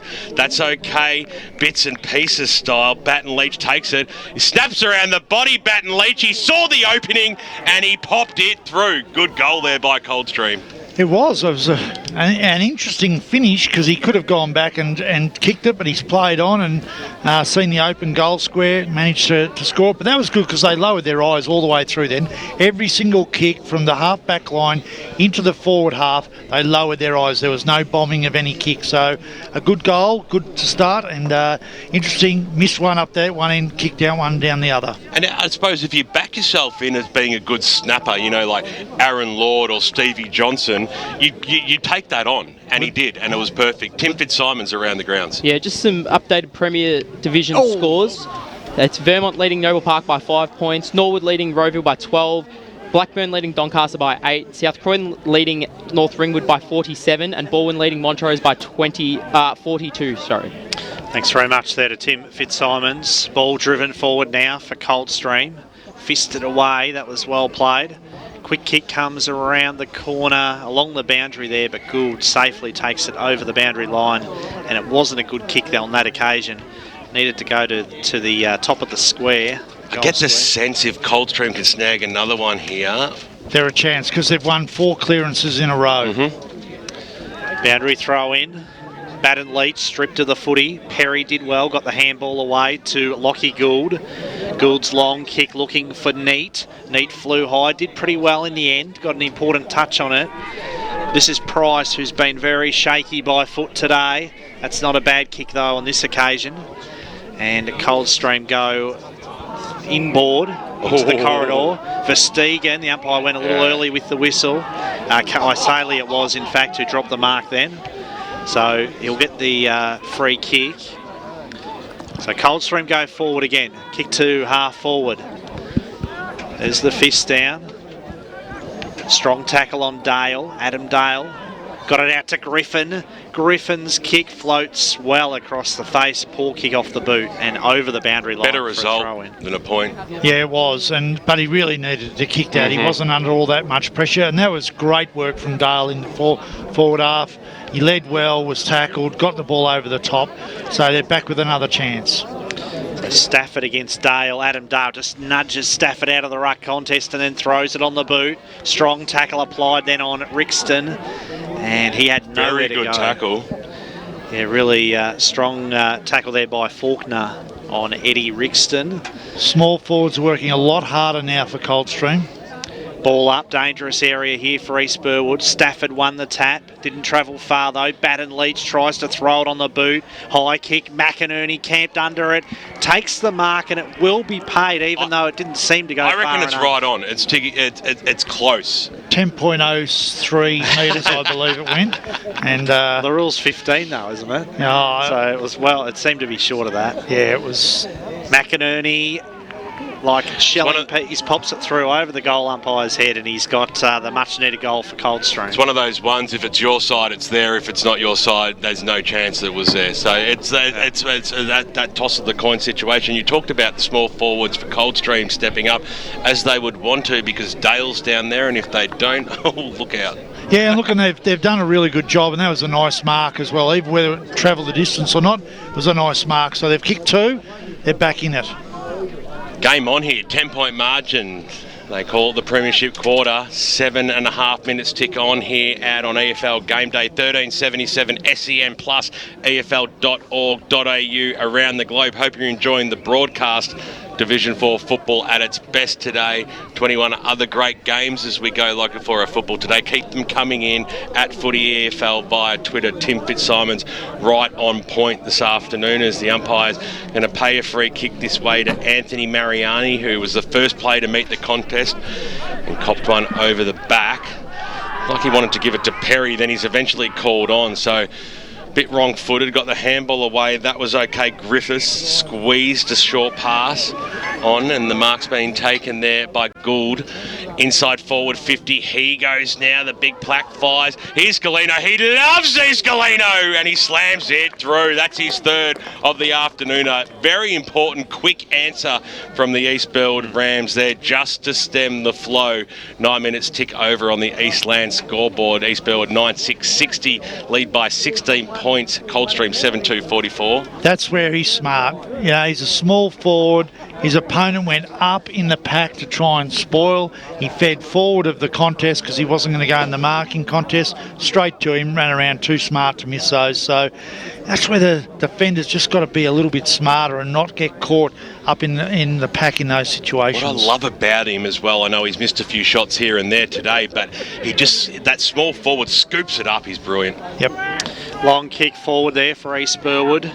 Perry, Anthony Perry does well, shoots out a handball to Middleton. Middleton fires at the goals, and he's just off target. The big ruckman, not a bad effort from him, but he just couldn't quite bring it back far enough. East Burwood now lead by 18 points on the Eastland scoreboard. I reckon Galeno just breathed a sigh of relief there, going, my $50 Coles My Voucher's still safe. Tim Fitzsimons around the grounds. 12 minutes into the third quarter between Templestowe and Heathmont. It's Templestowe with a 10-point lead. Another game in Division 2, Mitcham and the Basin, and it's Mitcham well in front, more than 50 points up against the Basin. Long kick up towards the wing. Tattergan then was stripped of the ball, and it will be a ball up. That's what they've got to do, though. They've got to get rid of those little short passes out of defence, get outside the 50, create a contest, try and win the contested footy here. Clayton against Handrick, sharking the pack nicely then was Carrigan. Kick up by him up towards the wing. Middleton seemed to get one over the shoulder. That was the way the umpire saw it against McInerney, who's had a bit of a mixed bag sort of a day. He's given away some silly free kicks, but he has kicked a couple of goals as well. Up towards Lockie Gould, fisted away. Bursey did well, gave it to McGowan.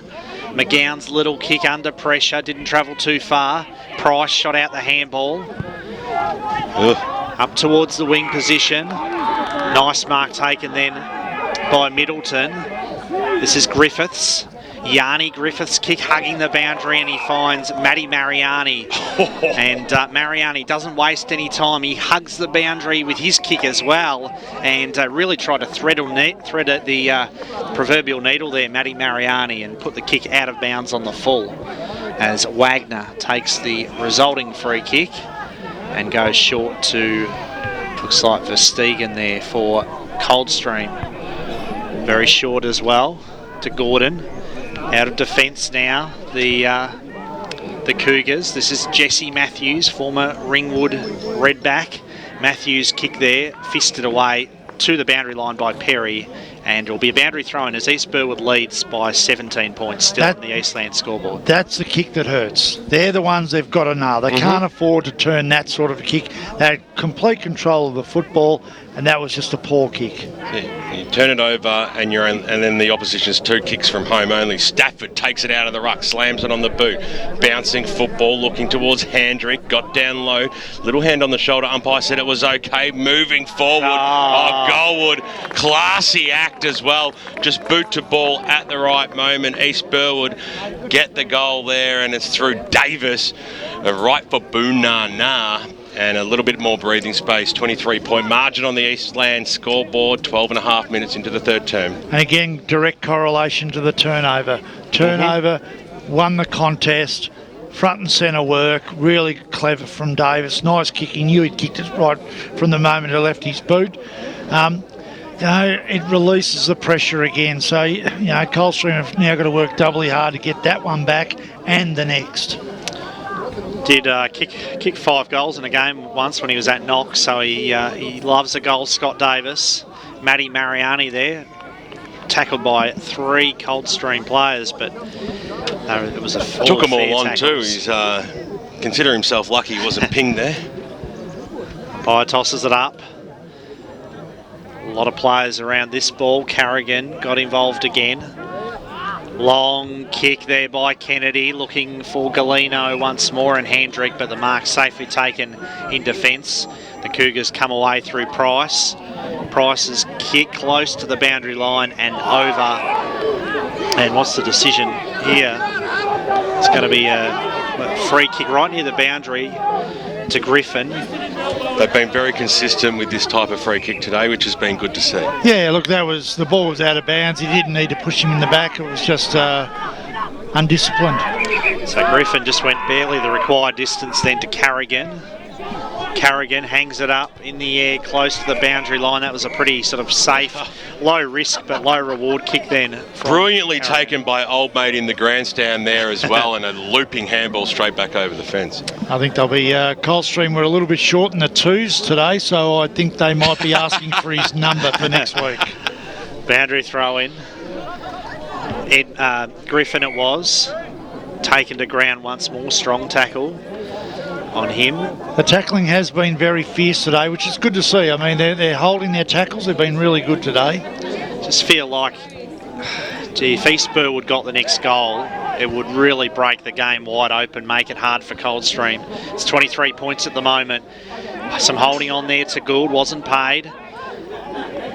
O'Brien there, William O'Brien taken to ground. He had the almost a chicken wing tackle behind his back. That was a chicken wing tackle from Chicken Price, wasn't it? That's exactly right. Beautifully done. Umpire tosses it up. Tap, Galeno, looming large once more. He's already kicked 3 today. And then Gould soccers it to the boundary line. He's so smart, isn't he, Galeno? You can see he just watches the ball so well and knows exactly the spaces to run into. Be very hard to defend. He loves his club. He could play in so many levels above, but I love watching him playing a Rams jumper, hitting the deck there, Gould over the top umpires. Yeah, saying it's okay. I think that was a free kick. You can't ruck with your foot, I didn't think. And he did try and do it with his foot back. So certainly unorthodox there, and a push has been given away this time by Dan Gordon unnecessarily, and it's going to be a point-blank shot on goal by Brett Handrick. We're about 25 metres out directly in front, which might just break the back of Coldstream. And that's where the frustration comes into it. They believe that they should have got a free kick because of Handrick kicking the ball out of the ruck. and now they've given a silly one in front of goal. Well, we pushed it to the right-hand side. Very disappointing kick there. He looked the part. Socks are up to the knees, leaned over it and put it through for a behind. It was a nice kick, wasn't it? Just straight through the behind. I like the action. It looked good, classy. 16 minutes into this third term, and it is a 24-point margin. 4 straight kicks, Brad, for Coldstream to get back level pegging. Dangerous kick in from Price, but it worked out okay to Verstegen. His long kick to Gordon at half-back. So Dan Gordon takes the mark. Elects to go short to Matthews. Jesse Matthews on wing position. Just chips it sideways, goes laterally then back to Gordon. Gordon swings onto that trusty left foot. Wasn't so reliable on that occasion though. East Burwood go forward. Gould the target. Lockie Gould in space. Wheels around. Hits Galeno. And Galeno wants to play on. Wheels around onto his left. Bounces it. Through for a goal. And no, just missed it. He's called it touched off the boot. Touched off the boot, in fact. So why? Well, we almost wonder then, why did Galeno play on? He put himself under pressure. Didn't need to do it. Great call then by the field umpire then, as a sensational mark taken by Misson across the half back line. They kick up towards the wing position now, one-on-one contest. Getting down low there was McInerney. Good handball away, scooped across there by Davis. It was chopped off there by Misson again, but then intercepted by Perry for East Burwood up towards the half forward line. Now it's a foot race. It's a 2-on-2 situation. Diving over the top of it was Verstegen. Had support in there in Dan Price. Threw it out the back there. Mariani Anthony sees it over the boundary line and out of bounds. A nice little segue to Joe Arthur thanks to car sales. Yeah, boys, we got some tired blokes on the boundary here from Coldstream. You can't help but think they've been let off the hook a couple of times, but if East Burwood can put one through, it might be the knife in the back, because they're looking very tired here and the rotations have well and truly slowed. That extra man might be hurting them a little bit. Hendrick had the front spot. Have a restart. They gained about 5 or 6 metres, East Burwood. They're inside their forward arc. Another ball up we will have. 1377 SEN Plus this afternoon. Hope you're enjoying the broadcast. EFL.org.au around the globe with all the viewing. And of course, Tim Fitzsimon's around the grounds with 20 other great games as you go local for your footy. Yeah, there's a few blowouts around the divisions. In Premier Division, it's Burwood leading by 60 points over Montrose as the ball goes inside. So I might give it back to you, BWS, quickly here. Oh, I thought you were just going to keep going and then take over after doing such a great job last weekend at Doncaster East. Should have just gone with it, mate. But back to you with some more scores. Yeah, another blowout here in Division 3. It's Warrandyte leading 84 to Chernside Park 38. In Division 4, Surrey Park 144 points up against Croydon North Emlock. But a good game here in Division 1.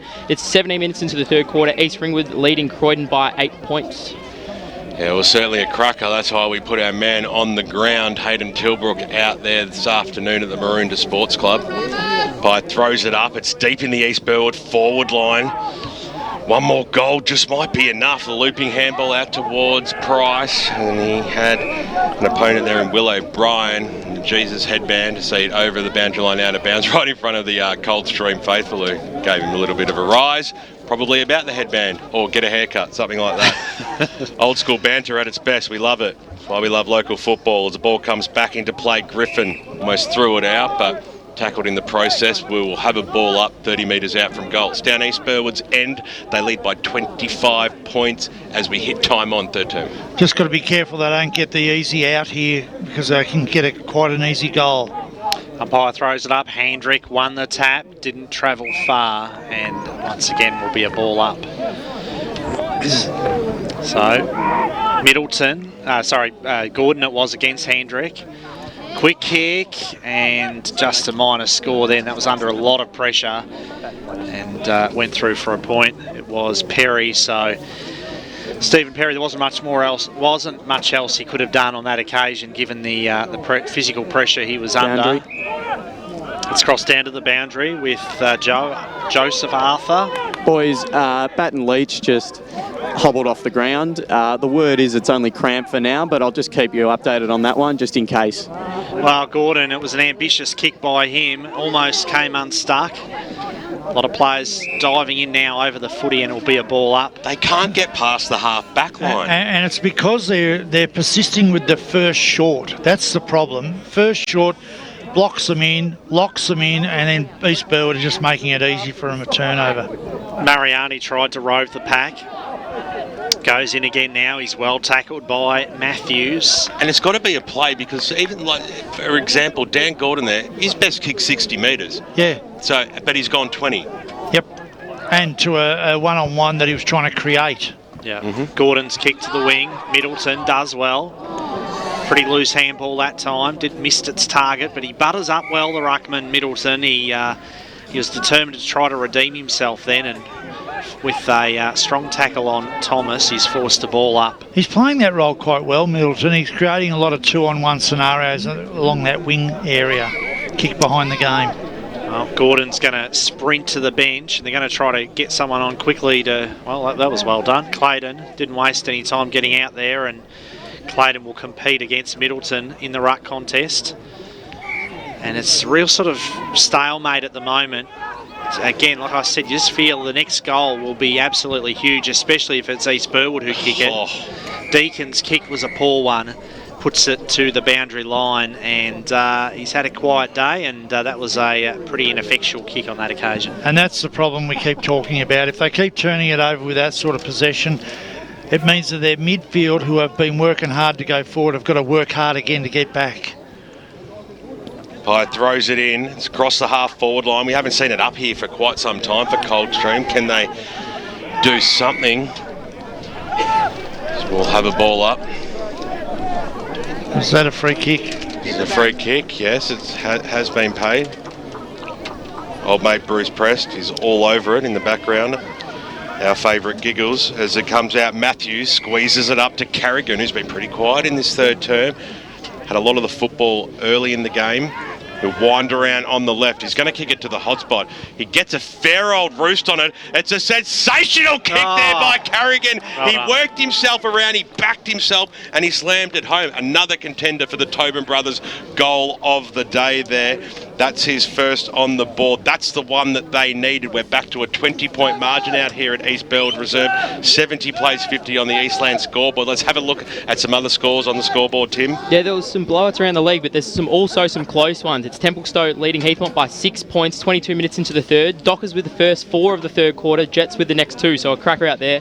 And Blackburn leading Doncaster by 13 points. Dorian just with a quick snap and goal.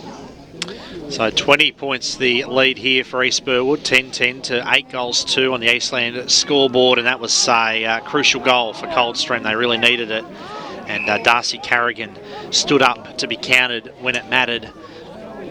So if they get up, he gets the prize. That would be the turner. Yep. Umpire tosses it up. Middleton not going anywhere at the moment. At the moment, he's on the podium with Wills and Galeno, I guess, for that Eastland for the Tobin brothers goal of the day. So we've seen some good ones this afternoon. Hopefully, some more still to come as well. Quick kick out of the middle, didn't travel far. Bursey dives over the footy. Carrigan involved again, strongly tackled then by Matthew Mariani.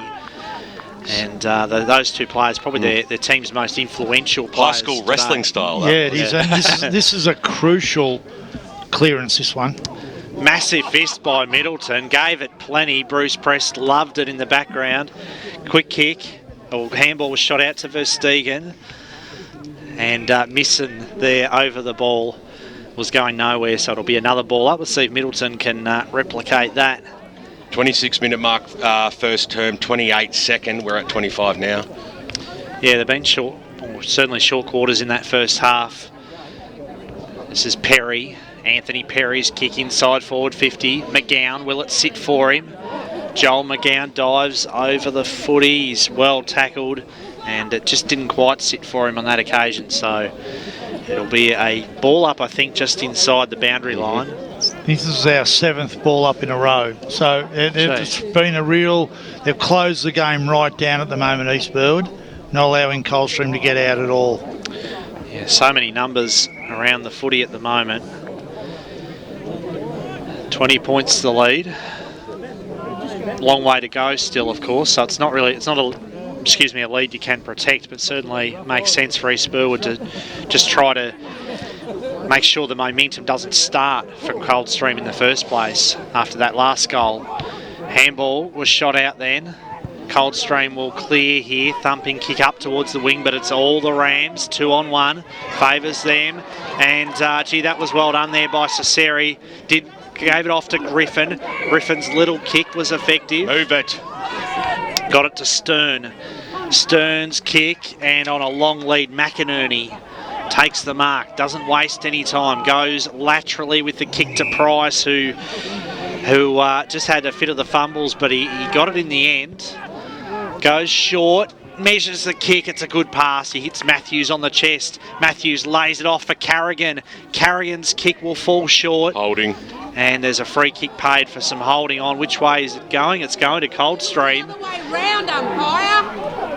It definitely to the naked eye, and we'll look at the replay from Leroy Green, but I tell you what, it did look like it was the other way around. But we need the close-up of what happened in the first instant. So Adam Dale, very quiet this afternoon. This for his first goal. He likes it, makes no mistake, and brings the margin back to just 14 points on the Eastland scoreboard. Adam Dale gets his first. That's what they needed. They needed that. It was a scrambly goal. It wasn't pretty. It was good work from the back half, lowered their eyes. Great pick up from Cecilia down here. Was able to set it up. It should never have got up there. It did. They'll take the free kick, and now they're back within 14 points, and we get back to the same scenario. They've got to win the next contest in the centre and get it forward and hopefully put some more pressure. Can't allow East Burwood to win this centre clearance. 28 minutes tick over.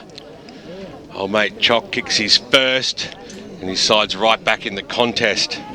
Try to restart it here.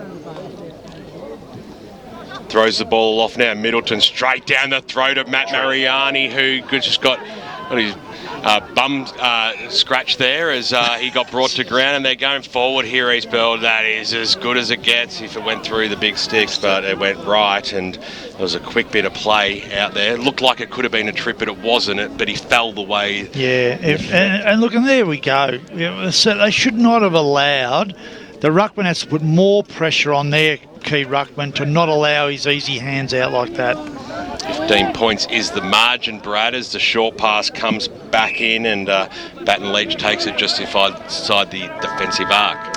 As the siren sounds to complete the third quarter, and pretty tight third term it was as well. The Rams kicked 2 goals, 6 for the quarter. Coldstream managed 4 goals straight, so they certainly converted their opportunities. And at three-quarter time, on the Eastland scoreboard, it is East Burwood 10-11, 71 to Coldstream 9-2, 56, a 15-point lead to East Burwood, but Coldstream are coming hard heading into the last quarter. 30 minutes of football left on EFL Game Day. Hope you're enjoying the broadcast. 1377 SEN Plus and streaming live around the globe, efl.org.au. The scores are coming in around the grounds. Keep us up to date at Footy EFL. Tim Fitzsimons will bring us those around the ground scores, and we look forward to the final 30 minutes right after this on EFL Game Day. The Kids Edition with Daisy Pearce. Clear, 4 minutes to go. Thanks, Nigel. Winter's coming and prices plummet during Tyre Power's big free sale. Get the power to save on Kumo tyres at Tyre Power. Simply buy 3 and we'll give you 1 free on a great range of Kumo passenger car and SUV tyres. That's right, buy 3 and get 1 free on selected Kumo tyres at Tyre Power. Conditions apply. See website for details. Tyre Power's big free sale is now on. Visit tyrepower.com.au or call 13 21 91 for your local owner operator. Hello, Frank Walker from National Tiles. Right now at National Tiles, update your kitchen splashback tiles for under $300, including tiles, adhesive, grout and tools. Yes, for less than $300, your kitchen will look amazing with all new National Kitchen Splashback tiles. In less than an afternoon's work and for under $300, retile your kitchen splashback with all new National Tiles. So rush into National Tiles now and save. There's nothing like being at a live event, whether it's the Australian Open Tennis, the Rugby World Cup 2019 in Japan, or the Bathurst 1000. With over 20 years' experience, Sportsnet will ensure the adventure of a lifetime. With over 50 world-class events, Sportsnet guarantees official tickets and accommodation, even to sold-out events. You'll even get access to behind-the-scenes experiences. Over 10,000 travellers each year choose Sportsnet. Call 1300 888 858 or visit sportsnetholidays.com. Walking regularly to school is a great way to exercise, but until they're 10, children must always hold an adult's hand when crossing the road. Friday, 17th of May is National Walk Safely to School Day. If you can't walk all the way, combine a walk with public transport. If you must use a car, leave it a good distance from school and walk the rest of the way. And remember, active kids are smarter kids. Find us at walk.com.au, Facebook, Instagram and Twitter. Only 19 shots from 53 inside 50s, down on clearances and can't lay a tackle. What was the seniors coach going to do? Jono surprised himself and everyone else. The spray he gave the boys at halftime worked. Well, he did finish it by saying he'd shout them a post-game feed and frothies at Eastland if they won. For all of life and footy's little moments, there's Eastland, proud sponsors of the EFL. Eastland, live real. Hello, I'm Peter Hitchener. 9 News invites you to join our team nightly at 6 for Melbourne's #1 news. Tony Jones with the latest sport, including the footy, plus Lavinia Nixon's weather forecast. 9 News, proud supporter of the Eastern Football League. The only thing I would think about is who I'd be buried next to. I mean, that would matter to me. Well, that's pre-planning because you'll need to get the plots next to each other. Yeah, that's true. They're good conversations to have, aren't they? Because they give you a reference point if you've had no clear instruction or conversation. Have an open and honest conversation. Celebrate your life the way you want, like I did, with a fixed price funeral plan from Tobin Brothers Funerals. The price doesn't change and your life will be celebrated your way. Find out. 1 minute. Tobin Brothers Funerals, celebrating lives. At Melbourne Airport, you can get 1 hour terminal parking for just $12. It makes it easy to greet your loved ones when they come home or give them a proper send-off. You can also park for up to 3 hours for just $24 and 1 day for $51. That's cheaper than a taxi to and from the city. For warmer welcomes, proper goodbye. Thanks, mate. Melbourne Airport parking is here to get you there. Visit melbourneairport.com.au. The MCG is unrivaled when it comes to Melbourne's biggest sporting events, and you could see them all in style. Catch all the excitement of the AFL, the Boxing Day Test and more with the MCG's premium experiences. mcg.org.au/premium. 5. Thank you. With Gary and Tim. Weekdays from 6 on SEN. Let's head back. Okay, mics are coming on now. Oh. 3 down, 1 to go. We're out at East Burwood Reserve today on EFL Game Day. It's Division 4 football. East Burwood, the home side, on the Eastland scoreboard, leading 10-11-71. 15-point lead over Coldstream, who just won't go away. 9-2-56. It's three-quarter time around the eastern suburbs. Tim Fitzsimons, have you got some updated scores for us? I do. In Premier Division, it's Norwood leading Rowville by 11 points. It's South Croydon leading North Ringwood by 43 points. Saints down to 2 men. That's halfway through the third quarter. A late start in that one, as I said earlier. Burwood leading by more than 70 points over Montrose, 103-28. In Division 1, it's Croydon 50, trailing East Ringwood 53, Doncaster East 51, trailing Bayswater 33, and Wanturna South up by 1 point over Mooroolbark. Brilliant job. Here's the final term, Brad Henderson, to take us away. 15-point lead for the Rams going into this final term as Mariani got a push in the back. He was held without it as well, so definite free kick. And Matty Mariani has found plenty of the footy today, as always. Long kick there by Kennedy. Nice mark taken by Anthony Perry. Just floated in from the side. That was good. That's courage as well with that. Yeah. They've just done so much better out of the middle, haven't they? I mean, it was a clever free kick to Mariani. Brought it round the outside. Nice kick forward. Courageous mark. If he kicks this, really deflating for Coldstream. It would be to kick a goal. Well, basically less than a minute into the final quarter. would be very dispiriting, you would think, for Coldstream, but kick by Perry does fall short, doesn't quite get there. It's going to be a free kick there on the last line of defence for Coldstream to Clayton, as we'll go boundary side shortly. Just in the back pocket there with Gordon. Daniel Gordon, high up and under kick. Middleton had his name written all over it. In the end, couldn't quite drag it down, and it'll be a ball up as we go down to Joe Arthur on the boundary. Yeah, boys, just the three-quarter time message from East Burwood coach Stuart Wind. It was all about the effort. You know, Coldstream, they've kept coming, and he knows that they're a young side with a lot of run, Coldstream. So the East Burwood coach, he was saying if the boys were going to get across the line, it was just going to be effort for the next 25, 30 minutes. That's what it's going to take. Ball was shot out then, up towards the wing. McCarthy takes possession, under pressure, did really well, gave it to Handrick. Back to O'Brien. William O'Brien's kick. There's plenty going on off the ball, and there's going to be a free kick paid here. Not sure. Verstegen copped one. It was a clumsy shepherd, is the best way of putting it, I think. It wasn't necessary for him to shepherd in the way he did, especially when they had control of the football. And was it worthy of a free? Well, there was. He emphasised hitting the deck well. Yes, he did. He did. He sold it well. Correct. 7.8. Like Dolph Ziggler, he sold it. So the ball on wing position. Kick up towards half forward. No mark. Middleton got involved. Fisted away. Deacon tried to throw it on the boot. Missed the boot that time. Perry got it out to Matty Gould. On to Anthony Perry. Perry's kick hugging the boundary. Handrick dived for the mark but couldn't quite reel it in, and it'll be a boundary throw-in once more as we head back to Tim Fitzsimons with some more score updates. Yeah, we've got some Division 2 score updates. It's Mitcham 99 leading the Basin at 52, Ringwood 47 leading Mulgrave 35, Baronia 89, big leaders over Scoresby 33, and a cracker between Heathmont and Temple. So Heathmont leading by just 2 points, 60 to 58. Pretty low scoring across Division 2, and no sides yet to get probably close to 100 there, but there is 30 minutes to play left to go. Looks like Mitcham are going to continue on their merry way undefeated as the ball's across the half forward line now for East Burwood. Brett Kay has it. They're 2 kicks from home. This looked like he was waiting for some support to get the quick handball away. Goes deep into the pocket. Timely fist over the boundary line and out of bounds. 25 metres out from the East Burwood goal line. Just trying to work out where they're going to get their goals from, Coldstream, at the moment. East Burwood, it always looks like they're a chance when they go forward. Pye throws it in now. Went further than all ruckman. Mariani right over the top of that, over the top of him, Isaili, and we'll have a ball up. 30 metres out.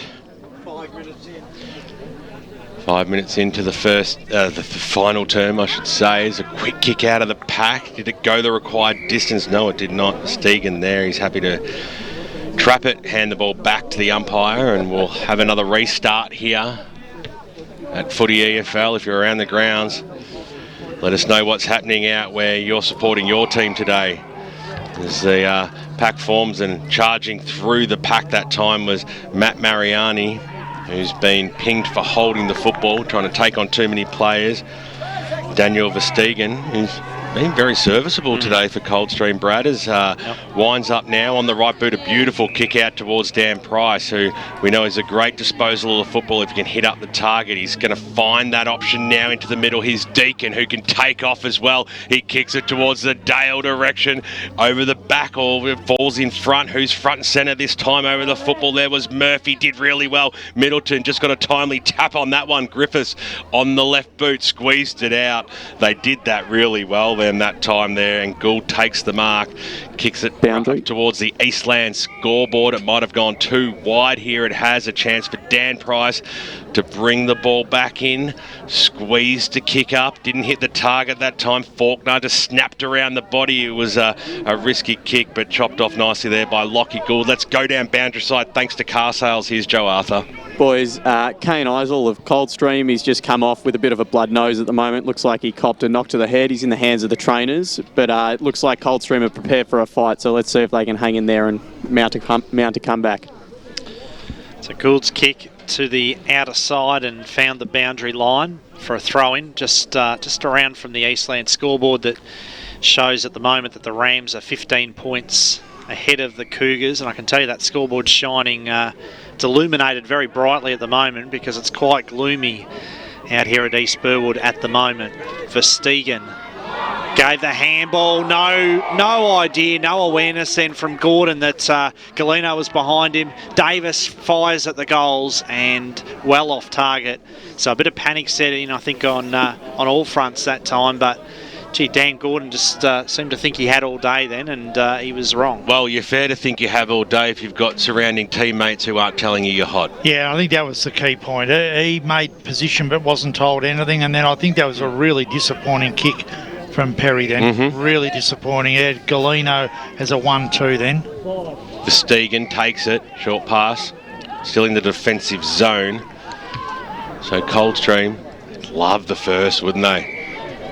Been a pretty bit of an arm wrestle here in this first stage of this final term. Dispossessed there was Deacon. I've heard a little sneaky whistle. He's been lucky. Look, that was a terrible turnover. He's got to be better at what he's kicking. Received a freebie by the umpire. I'm going to call it. There's now it's Matthews in the middle of the ground. Edmonds takes the mark, linked up well. Now they're up towards the half-forward line. The kick goes over the top of Clayton's head, but had the body to outmuscle his opponent here. The Cougars go forward. The kick goes inboard. A big fly that time there by McInerney. Shot on goal. A fantastic kick there. Well, front and centre, they haven't done that very well today. And a great goal there by the veteran out there in Dean Cecilia. That's goal number 3 for him now. He's rivaling Adrian Galeno as the major goal kicker on the board. That's what they wanted. And we are certainly in for a very tight finish. It's only 9 points the margin. It's as close as it's been since the first term, Davo. Yeah, look, and that's what they need to do. They lowered their eyes all the way down to the forward line and they get a goal. That's exactly how they've got to play it. 10 points, the margin now, so it's back to a very tight one. It was 15 at three-quarter time. Coldstream getting that crucial first goals. The ball booted forward by Davis. The mark taken by Mariani. Anthony Mariani. Probably too far out to score, you would think. And he's going back, but they'll all camp out on the goal line, and you've got to get it over their head, so that's always the difficulty. It's one thing to get it to the goal line, it's another to get it over the outstretched hands. He'll be worn out by the time he kicks it. He's gone back 70. He's gone back 70. He's got the long run up. Comes in now, and it's not going to have the accuracy in any case. Hangs it out to the left and then fisted through decisively for a minor score. So Mariani today has kicked 1 goal, 1, and they now lead by 11 points East Burwood. And this is crucial now. How are they going to move the ball out of defence? We know they've gone short on most options, which has caged them in. Let's see if they go a little bit longer and try and get it out over the back of the contest. No right footers kicked a goal from that side of the ground today, as well as Coldstream bring the ball back in. Lucks of fortune though. Verstegen on the right boot, sends it out towards the wing position. Carrigan's there, it carries over the top of him. Gould was in there, got a nice little paddle out towards Griffiths, who hit the deck. Over the top of him, Austin McInerney wrapped him up. He's kicked 2 goals today. Let's go around the grounds on the score centre with Tim Fitzsimons. Yeah, we've got some three-quarter time scores from Division 4. It's Surrey Park, big leaders over Croydon North Hemlock, 167-4. Fair Park leading Nunawading by 106 points, and Sylvan leading Forest Hill by 78. Middleton to Griffiths to Walsh, who kicks the ball inside forward, 50. Going okay there. Sorry, I got that mixed up there as it comes out towards the neat direction. He's been relatively quiet since having a really strong start in the first term. Coldstream get the free kick. Dan Price really come alive in this second half as well, the veteran. Spears a pass in towards the middle of the ground. It had to be centimetre perfect, and it was just that. Cecilia kicked the last goal and a ripper at that. He's going to kick the ball out to space. Goes towards the Griffin direction. Good mark. And probably a 25-metre penalty against Matt Mariani. I think Mariani thinks that it may have hit his back and bounced into his arms, and that's why he's done that. But that was silly. You know, you've now given the guy an opportunity to kick a goal. So Tobias Griffin, who earned himself an 18-metre penalty inside the arc.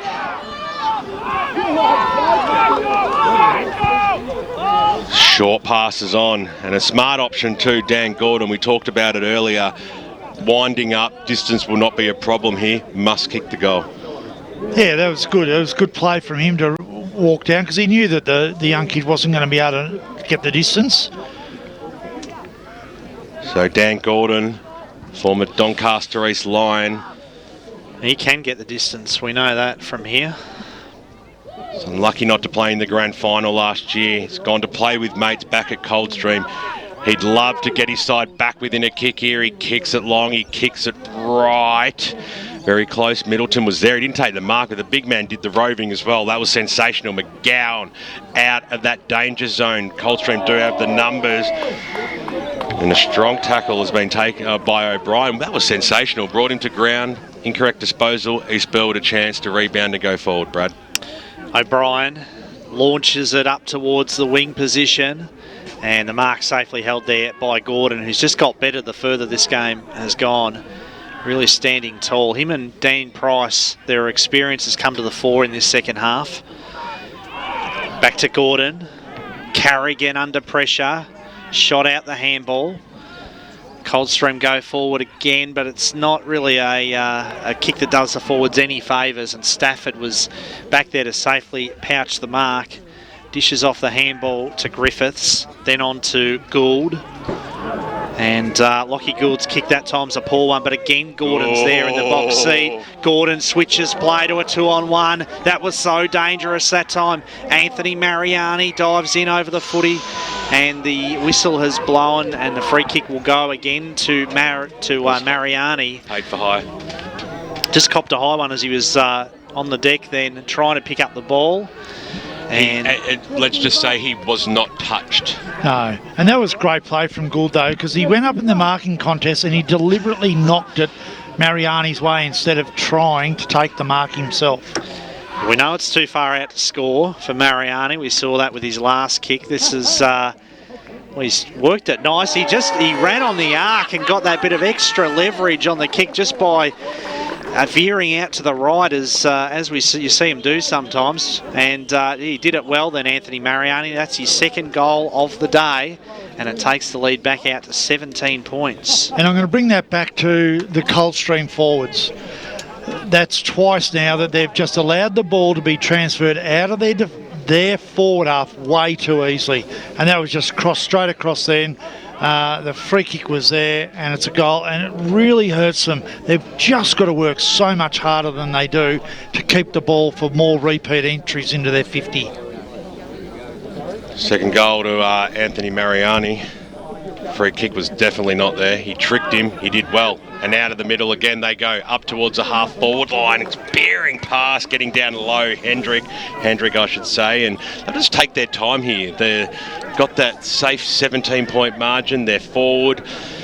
Doesn't look like he's too confident in going for it, so he's just weighing up his options, and that's okay. He gets it to Davis, who pops it up to the right towards the goal line. A timely fist by Daniel Verstegen over for one behind. Eastland scoreboard, almost 15 minutes in, halfway through the final term on EFL game day. It's an 18-point margin. It's sort of lingered around there right throughout the afternoon. Coldstream need to get the ball forward and forward quickly, Brad.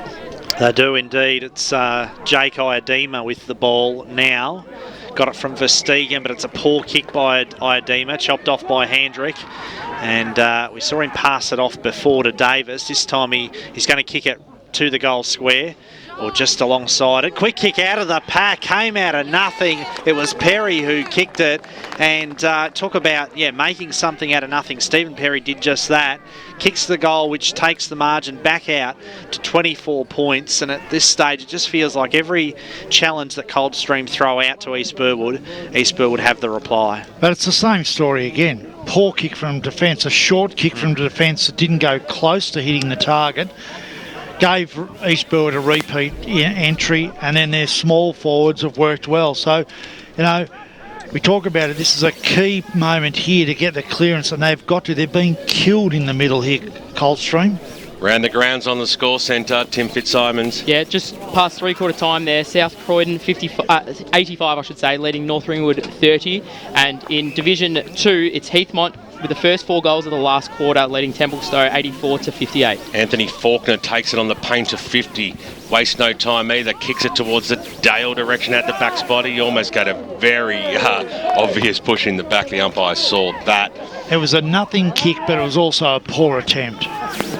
So the Rixton wind up on the left to the far side of East Burwood Reserve. Over the top there of Middleton. Edmonds got his fist on it towards Carrigan. Over the boundary line she goes for a boundary throw in. 1377 SEN Plus this afternoon. EFL.org.au around the globe. Hope you're enjoying today's action in Division 4 in the Eastern Football League.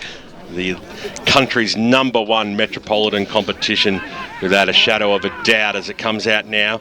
Nicely done there by Griffiths in the long sleeves, got it away. They're linking up okay here. Here's Kay, got it away that time to Perry on the left, up towards the half-forward line. It was put under a bit of pressure, used the left, and it scrambled itself over the boundary line and out of bounds. Half-forward line here for East Burwood. I get the feeling that they've done enough at this stage. Yeah, it'd have to be a huge turnaround for Coldstream to come up now. I think they've just got enough control around the contest, and with Middleton absolutely dominating the ruck, it makes it hard for Coldstream. Throws it in, Handrick got a left fist on that one and then took it upon himself to lay the strong tackle. We'll have a ball up. 24 points the lead for East Burwood, and in this quarter they've kicked 2 goals to Coldstream's 1. Clayton it was, with the handball. Strong tackle then on Edmonds by Anthony Mariani. Both the Mariani boys have pretty much delivered today what you tend to expect from them when you come to see East Burwood play, or any team that the Marianis play for. A lot of players around the footy again. Perry tapped it on. Anthony Mariani. Handball was smothered. Price got it to Carrigan. He's well wrapped up, couldn't beat the tackler, and he's done the full 360 there in the tackle. So the free kick goes to East Burwood for holding the ball. Didn't have it for that long, but he was spun all the way around. They've done a really good job on Carrigan after half-time, I believe. I really think they've shut him out beautifully. Davis launches it. Long kick to the top of the goal square. Massive pack of players there. It was socket off the ground and won't make the goals. Matthews there tries to... Well, I'm not sure if he was trying to find the boundary line or not, but in any case, it didn't work. McCarthy got the handball to Murphy. Murphy's kick smothered by Edmonds. Murphy goes in hard again. Verstegen does really well to gather it in cleanly, and then the umpire says he deliberately took it to the boundary line. So free kick goes to East Burwood. It was one of those cases where what else could he do? Well, he was under pressure from the under-19s brethren down there. Yeah, I reckon that was. I think that they gave that umpiring decision quite well. Yeah. So a little bit of a crowd free, you would think, on that occasion. Sam McCarthy, normally a defender, doesn't kick a lot of goals, but gee, he's done that well. And he's kicked the goal, and you would think he's put a sealer on the result. It's back out to 30 points now. East Burwood 13-14-92, Coldstream 10-62 on the Eastland scoreboard.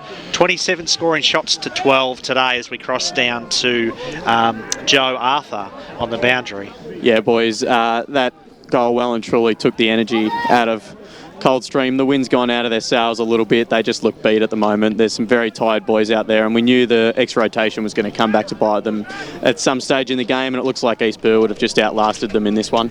All the action this afternoon thanks to car sales Joe Arthur. This ball is going to be given a free kick. Another one to East Burwood here for, I think that might have been a bit of a sling. And I think they've probably had 6 free kicks out of the middle, which is just too many to give away to any team. Middleton came in from the side. Jai got the mitts on it. Ground level. Guy's going to ask for it back just inside the forward arc here. At Footy EFL via Twitter. Keep the scores coming in. Just saying, that last goal, that is the hardest pocket to kick that goal from. That's a magnificent goal from there. We should call it a contender for the Tobin Brothers goal of the day as well. It'd be rude not to. As the free kick is going to Brett Handrick, who I thought his second half has been really solid. It has been. He's been given Middleton a really good chop out in the ruck, particularly in the forward half, and he's worked really hard. So he's sort of lingered around this half-forward line. He's had 3 potential attempts at it. He's given away 2. This time he's like, I want it. But, well, we know why he gave off the first 2 with that kick there, but it's still in the forward pocket. It's still alive. Little flick over the back there by Mariani. Can he use his class to create something miraculous? Ball hits the deck. I reckon he's nearly missed his foot. to have kicked it that far right from a left footer, that's got to have hit his ankle when he's kicked it. Tried to give it everything he's got. The bottom of the pack there, Lockie Gould. I sense Tim Fitzsimons has got some gold coming in around the east. Yeah, we do. We've got a final score from Ringwood and Mulgrave, and Ringwood just hanging on, 5-point winners over Mulgrave. So a bit of a scare there for the Redbacks, but they get the job done. Umpire throws it up and McInerney got it away. Mariani somehow got it to his brother. They've done that since the age of probably 2 in the backyard. And Anthony, he'll forgive Matt for that earlier pass that didn't hit the target. Got the receive, kicked the goal, and that is his 3rd on the board. He's had a good game. He has, and that was a classic one. That was like backyard. Came up to the the Hills hoist, around the Hills hoist with a brother, and away it went through. So they've worked really well. And look, the key to both of them is that they work so hard at the contest. They never give up. They do give away a few free kicks, but they also get them. Yep. It's because they are just consistently hard at the contest all the time. And they've deserved it, East Burwood. They've been the better side all day. Coldstream have been trying to play catch up all the time. 36 points, the lead. Back in the middle, Middleton palmed it down. Coldstream win it out of the centre this time. The kick to half forward, but Stafford does well. Got a big duke to it that time and got it to Griffiths. Back to Rixton. To Stafford. Stafford's kick to the wing position. Nice mark taken by Big Jai Middleton. So the two twin towers of East Burwood combining well that time in Stafford and Middleton. And he felt the pain of that mark a little bit, Middleton. Just got a little bit of a knee in the back, but he's okay. Looks for another big twin, or not, a third of the triple towers, I guess, in Brett Handrick. Mariani gave it to Anthony Perry. Very clever. Back to Handrick. That was good footy from East Burwood. And Handrick, this time surely he'll have a shot. He hasn't really wanted to have a shot his last 3 attempts. So it's either going to be a goal or he's going to knock out someone from the under-19s.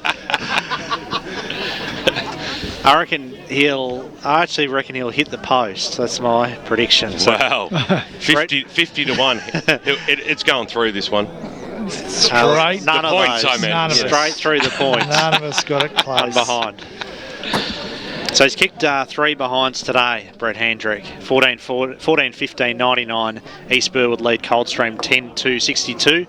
Tim Fitzsimons with some more last quarter score updates. Yeah, we got a final score in Division 3. Massive win for the White Horse Pioneers, 95-36 over Glen Waverley Hawks. We know they had a big loss by about 130 points last week, so a good comeback from them. And Burwood all but sewn up the game against Montrose in the last quarter, 20 minutes in, leading 111-37. Well, Malcolm Blight, it's a big kick. It's a mammoth kick out of that defensive zone there. It went about 80 metres. It's still East Burwood. They've got control of this game at the moment. They go forward again. There's a lot of players inside this forward 50. Coldstream spoiling each other just for something different. Matt Mariani at the fall, the ball over the boundary line and out of bounds into time on at Bayswater. Doncaster East lead by 26 points. I say that because our number one fan internationally, Brad Bird, has asked for an updated score, and so he can rest easily with his beer over there, Birdie. Doncaster East look like they'll get the points like East Burwood are going to get here as it really starts to get hazy out here at the moment. And I don't know, is that because the barbecue's cooking underneath, or? I think it must be. And can you remind Brad Bird he should be doing correction? It is that time of year. Scooped upon it. Bursley. Left foot kick under pressure. out of bounds on the full. Look, they just worked. They've worked so much harder. And look, and I know they've been one down Coldstream, and I think that has hurt them a little bit. They've not had the run that they would have had with Cameron Shield playing after going off with a collarbone. But they've just been hurt at the contest far too often. They've relied too much on Carrigan. Versteegen's played well down back, but hasn't done a lot on the ball. So that's the area that they've really got to improve on, I think, Coldstream. Daniel Price to bring the ball back in for Coldstream, and he kicks to half-back, fisted away. Edmonds does well, shows good balance that time. Poor kick, though, by Mitchell Edmonds. Uncharacteristic of him. Anthony Mariani there dives over the footy. Matty Mariani got involved as well, as those two have almost had their own football today. And Matthew Mariani gets the free kick, shares it with his brother once again. Anthony's long kick. No mark taken. Ball spills to ground. Misson backpedaled with the handball. Wagner for Coldstream. That was a very nervous looking kick off his non-dominant side, I'd suggest. And it was fisted to the boundary line. And that's been the whole part of the game, hasn't it? That secondary kick from 40 out of the goals has really hurt Coldstream today, and they've turned it over so many times. Boundary throwing, big fist by Handrick. Batten Leach shot it out to Price. And not a good kick this time. It's been chopped off again. So another example of that is Kennedy, Bursey it was, who took the mark for East Burwood, gave it to Stafford, but the siren sounds and the game is over for East Burwood and Coldstream. East Burwood getting the win very convincingly in the end by 37 points. They had a few nervous moments early in that last quarter, but they well and truly steadied, and they ended up kicking 4 goals, 4 in the last quarter, to Coldstream's 1 solitary goal. East Burwood 14-15-99 defeated Coldstream 10 goals to 62 by 37 points on the Eastland scoreboard. 29 scoring shots to 12 for the day. That suggests that it was probably a bit more one-sided than the final score shows. Yeah, look, and I think as we talked about it, we were just saying Coldstream had to kick the next one. It was all about catch-up football. I think we saw today probably the standout side in the competition at the moment, and while Coldstream are going to be a good football side, they've got a lot of work to do. They had too many players that went in and out of the game, not enough contributions from enough players, whereas I think if you look at the East Burwood side, they had a lot of players that got a lot of possessions, worked really hard around the contest. Defensively they worked well. Up front, as we said, they've had 27 scoring shots, so you can say that the forward half have worked very, very well, and I thought their midfield was just solid all day. Their ability to win the contest, to spread well and get the ball into dangerous positions at all times made it so that they were able to have a pretty convincing win. Might just get a couple of quick score updates from Tim Fitzsimons while we wait to grab an interview. Yeah, massive result here in Division 1. Wanturna South and Murrelbark. A kick after the siren to win. Hit the post from Murrelbark. So it was Wanturna South 12-8-80. Draw with Murrelbark 12-8-80. And I just wanted to say to Gavin Casey, who laughed in my face boundary when you get a chance, boys. Were an upset for this week. Thanks very much, Tim. Let's cross down to Joe Arthur, who's got Matty Mariani with him. Thanks, boys. I'm down here with Matty Mariani. Matty, tough game today. Coldstream, they just wouldn't stop. They kept on coming. How did your boys fight back and just grind this one out? Look, it was all about creating stoppages and getting the ball on our terms and keeping it in our hands. They were a good side today, but I thought we really stood up and really tried to play our type of football, and it worked. It got over the line. I'm really happy with it. And you yourself, you managed to hit the scoreboard a couple of times, had a pretty good game. You and your brother got plenty of the footy, I guess. Were you happy with your own performance? To be honest, I thought I was a bit down today, but it gives the opposition credit where they got good midfielders, so I really got to step it up now. Thanks very much for your time, Matty. Enjoy it. Thanks, mate. Thanks to Matthew Mariani there with Joe Arthur. Great work there by Joe on the boundary. And, fine performance by Matty Mariani. He felt he was a bit down today, but even when he's down, he's still one of the best players on the ground. Oh, without a doubt. And again, it's the fact that every time the ball goes near him, he doesn't allow the ball to come out of his area easily. So if he's not winning a free kick, he's creating a contest, he's creating a stoppage, and then when he gets the ball, he gets on his bike quickly and gets moving, and he's always putting the ball in dangerous situations. So yes, I thought while he may have thought it was quiet, I thought he had a pretty good game today. Yeah. Here's the song.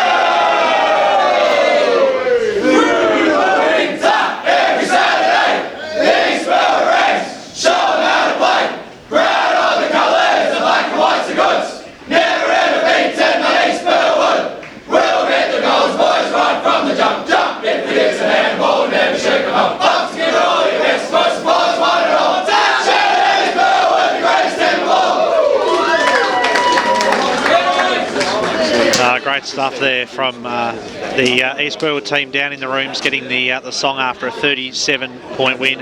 They led at every change today. They led by 2 points at quarter time, by 19 at half time, by 15 points at three-quarter time, and they ended up winning by 37 points. Yeah, well, I mean, as you say, when you look at it, they ground them down, didn't they, over the entire game. They just worked.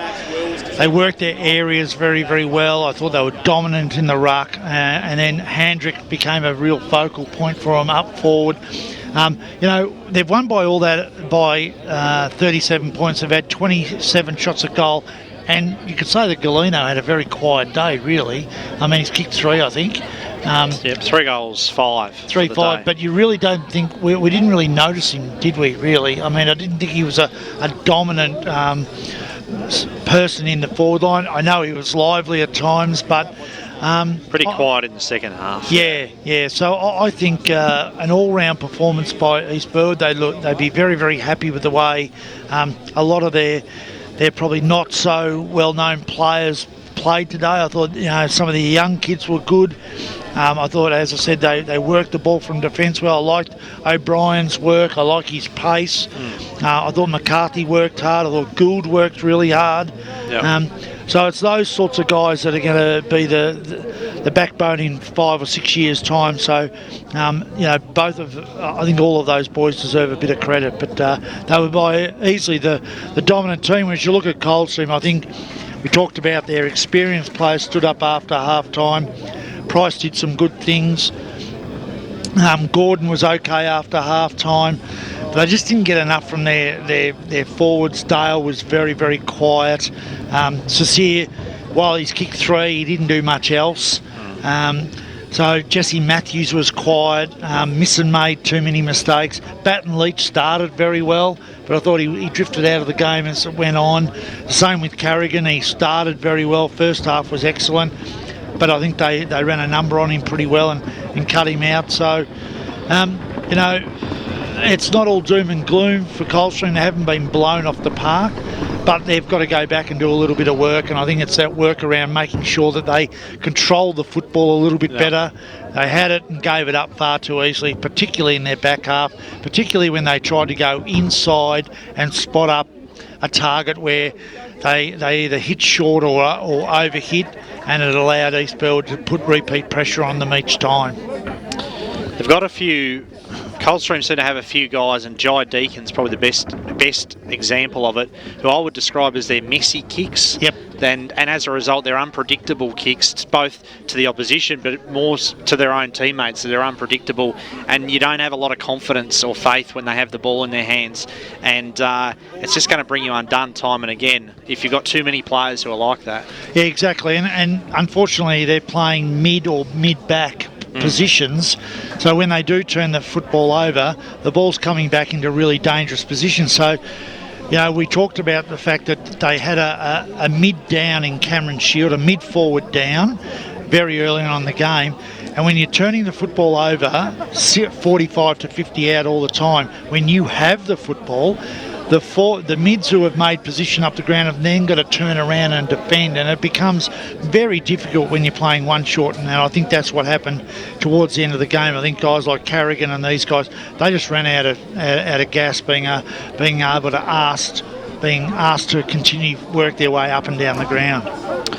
Now, I know you're always a keen observer of the ruck battle, Davo. You often seem to give votes to ruckmen when they play well. Today we had Stafford and Middleton going up against Big Todd Clayton and Daniel Gordon. How did you see that playing out? Well, it's funny because I'm actually not a big rap for ruckmen. I don't know why, but it just seems to be that the games that I'm watching, when you talk about dominant people, if they dominate, they tend to give their players first use. And I suppose when you look at the votes I've given, Jai Middleton, I thought, just absolutely dominated the ruck. His ability to not so much hit a target, but get first hands and put it into the area that was really important for when you get a chance, East Burwood. Well, Joseph Arthur on the boundary has got another guest for us. It's Will O'Brien, so let's cross down to Joe now. G'day boys, down here with Will O'Brien. Will, obviously it was a hard-fought game for you blokes and you really had to battle it out. There was a lot of ebbs and flows in it. How did you guys grind out that last term when they obviously got the first goal and it looked like it could be going down to the wire for a little bit? We've had a big pre-season, so we stuck to our guns and thought we'll run over the top of them. Then we got those couple ones back, couple of missed shots, but you just got to keep your head up and just keep punching through, and we got the win in the end, so it's all good. And you ended up down 2 at the end there, I guess, and the Coldstream, they were coming off the bye, so fresh legs, didn't win out, I suppose, at the day. They were down the man for a fair bit of it, but how did you guys feel that you managed to run the game out against perhaps a bit of a younger side?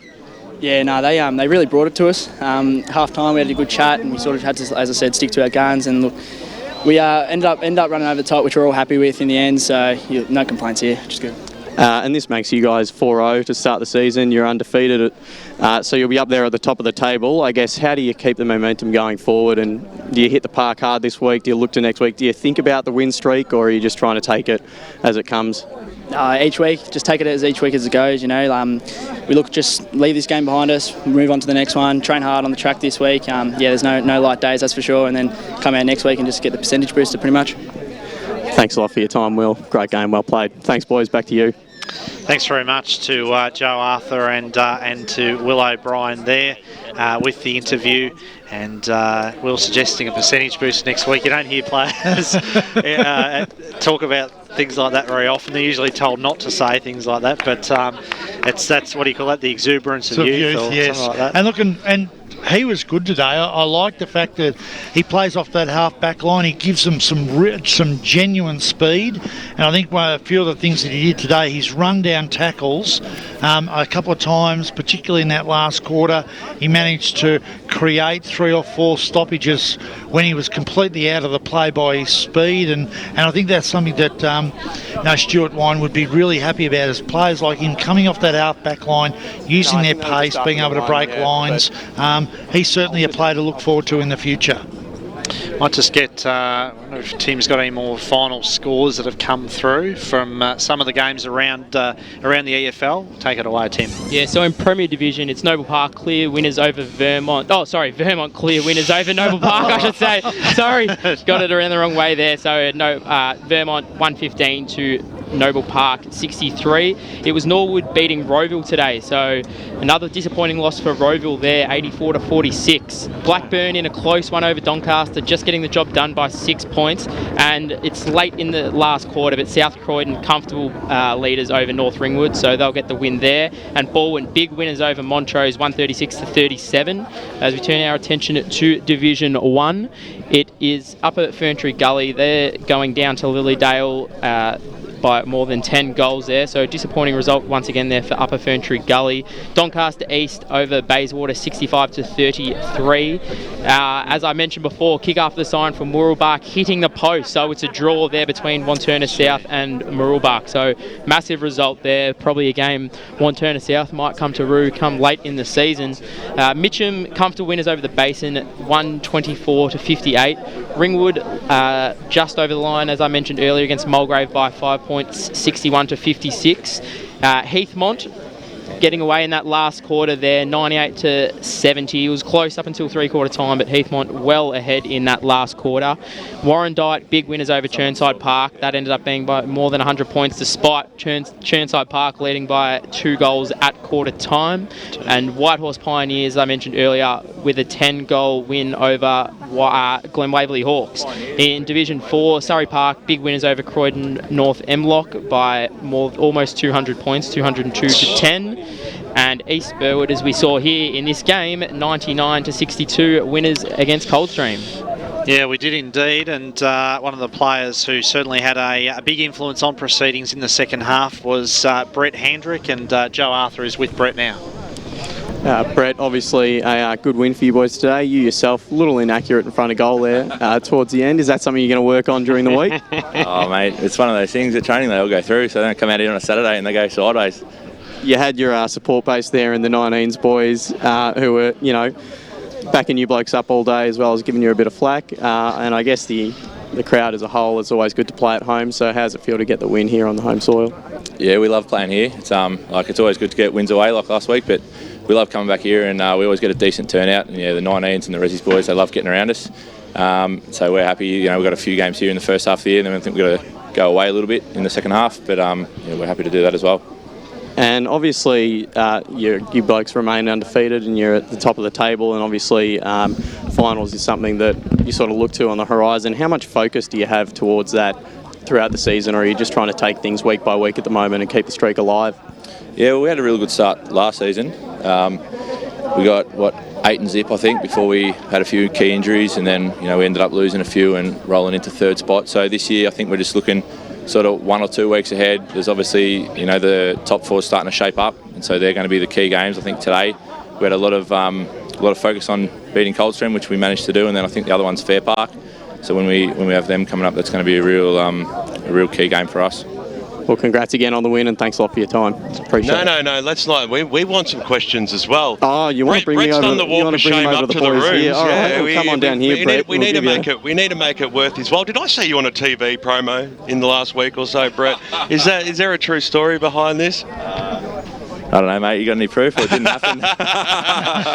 Come on, elaborate. Come on. You're famous, apparently, around here. That's what everyone keeps saying around East Burwood. Some of the boys, they get to spin the wheel going on Thursday nights. I think I owed them a few last week, and I reckon after me kicking a goal today, I'm going to be spinning it a few more times Thursday night. Nice. Been a bit of strife. Brett, you played at East Burwood last year, of course, as well, and with the restructure of the competition this year in Division 4, what are any differences you've noticed? Like, obviously, a couple of the top teams went out, but have you noticed any other differences in the first month of the competition? Not overly. I heard a little bit happened down at Kilsyth in the off-season, so they've dropped off. They were decent last year, and they're struggling a little bit, so hopefully they pick back up. And the new side, the Croydon side, coming in, so interesting to see how they go. And then obviously bringing it back from 10 teams to 9, so you got extra couple of buys in there. I think we had a bye round 2, which sort of kicked us into the Easter week. So we played 1 game, had 3 weeks off, and then ran again. But I think we have a run home where we're pretty solid for 6 or 7 weeks, and then into finals. So hopefully we got everyone fit and healthy and on the track, and we can have a real crack. It seems to be that being able to play centre forward the way you've been able to play it today, and have those midfielders, you've got some very good midfielders that are able to give you great supply. As the game grew on, you looked like you grew in confidence with your marking, positioning, and it certainly helps having that great midfield around you. Yeah, we've changed the structure a little bit from last year. We got Louis Neitz come in down forward, and he's a real big, strong kid. He's a great mark and a good kick for goal. So he's helping out Gelino down there. They work well, but it's just about finding that balance, how far we're pushing up, and then obviously the mids are pushing forward a long way once the ball comes down. We've got, like, Mariani's kicked a heap of goals already.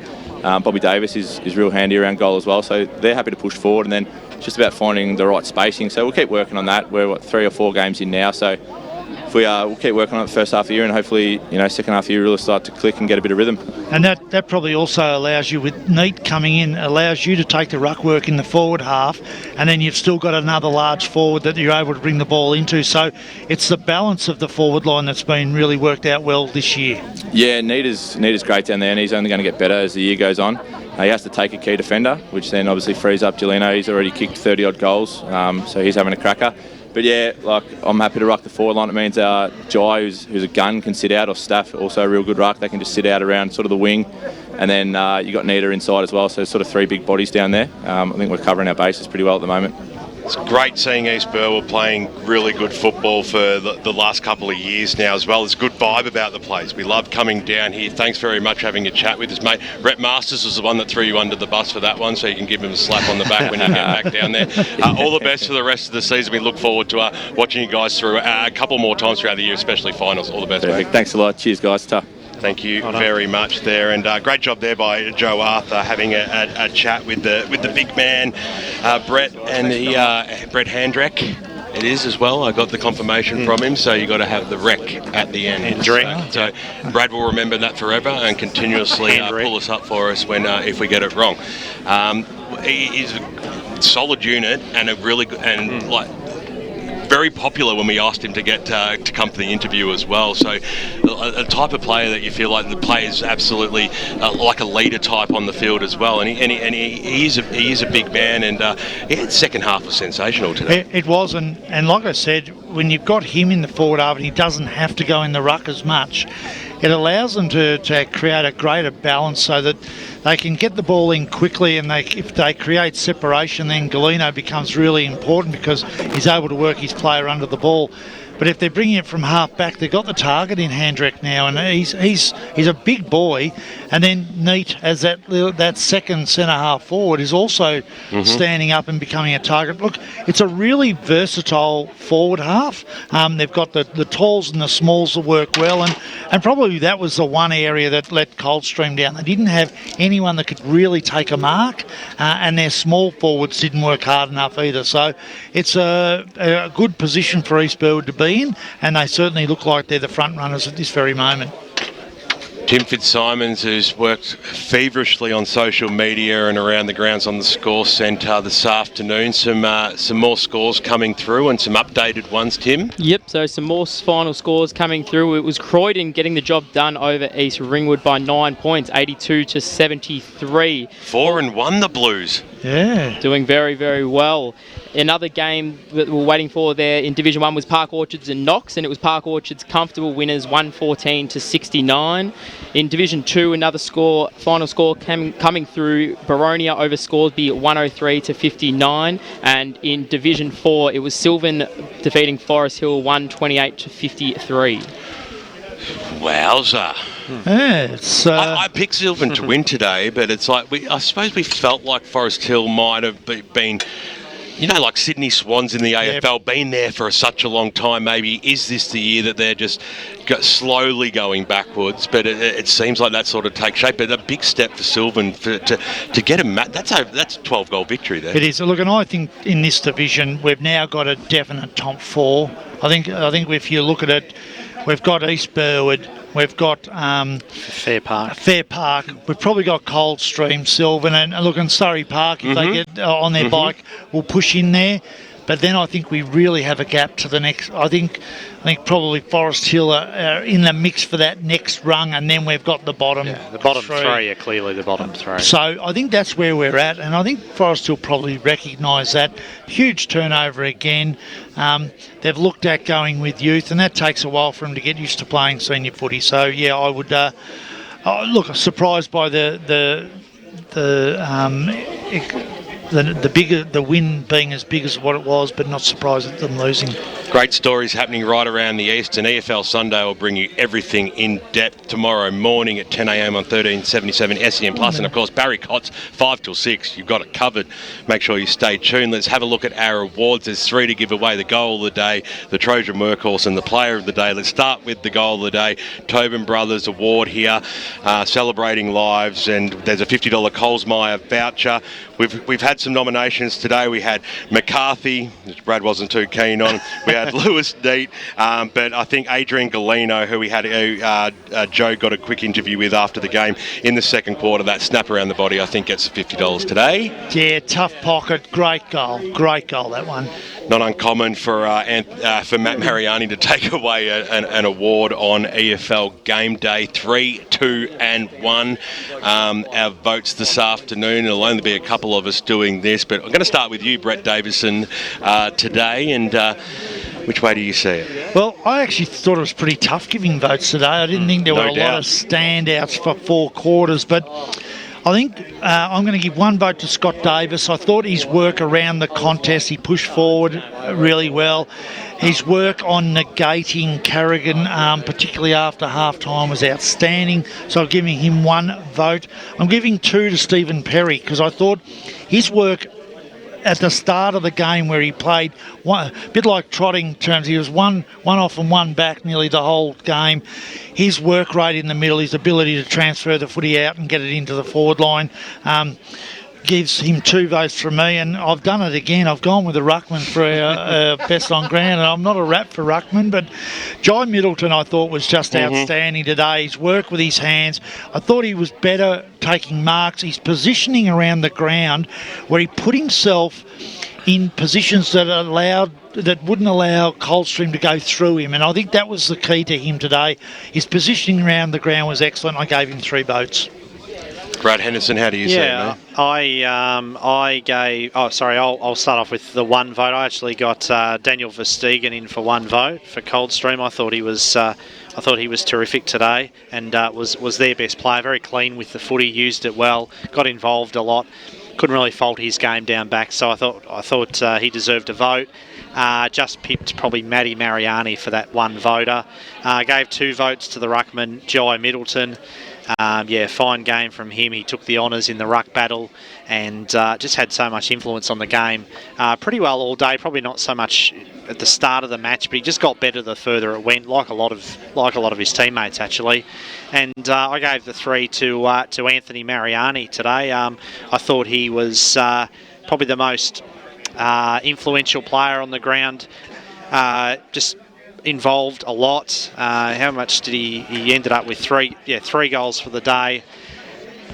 Got lots of the footy, and his combination with his brother, like it's really does set the team up well, and his hard work around the footy, I just thought he was terrific in a game where, as you say, it was hard to find one player who was dominant for 4 quarters. I don't think anybody was, but he was my pick today.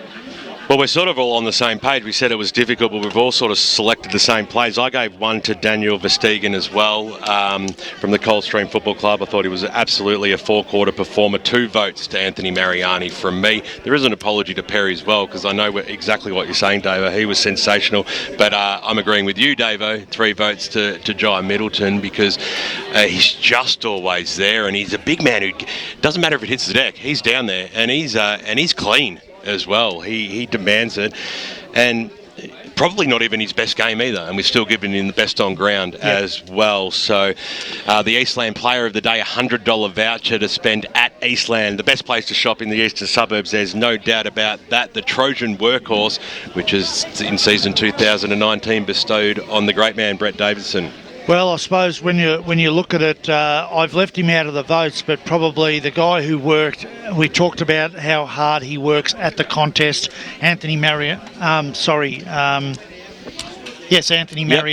was outstanding at the contest all day today. Brilliant stuff. A $150 toolkit going to Anthony Mariani. He's probably got 2 or 3 over the years anyway, but good luck to him. Fantastic effort by the East Burwood Football Club today. It's been great being out. It's been great having Joe Arthur on the team today. Brilliant. Car sales, boundary rider, rolling solo. Great stuff, mate. Thanks a lot, boys. It was a pleasure being on the broadcast. Tim Fitzsimons around the grounds. He's done a great job over the last week. Brett Davison, special comments. Brad Henderson riding shotgun. He's the number 1 caller. BWS signing off. Barry Cotts bringing you all the scores. 1377 SEN Plus for the next hour. And, of course, EFL Sunday tomorrow morning, 10 till 12. We'll be back next week. We can't wait. It's Croydon versus Wantirna South next week.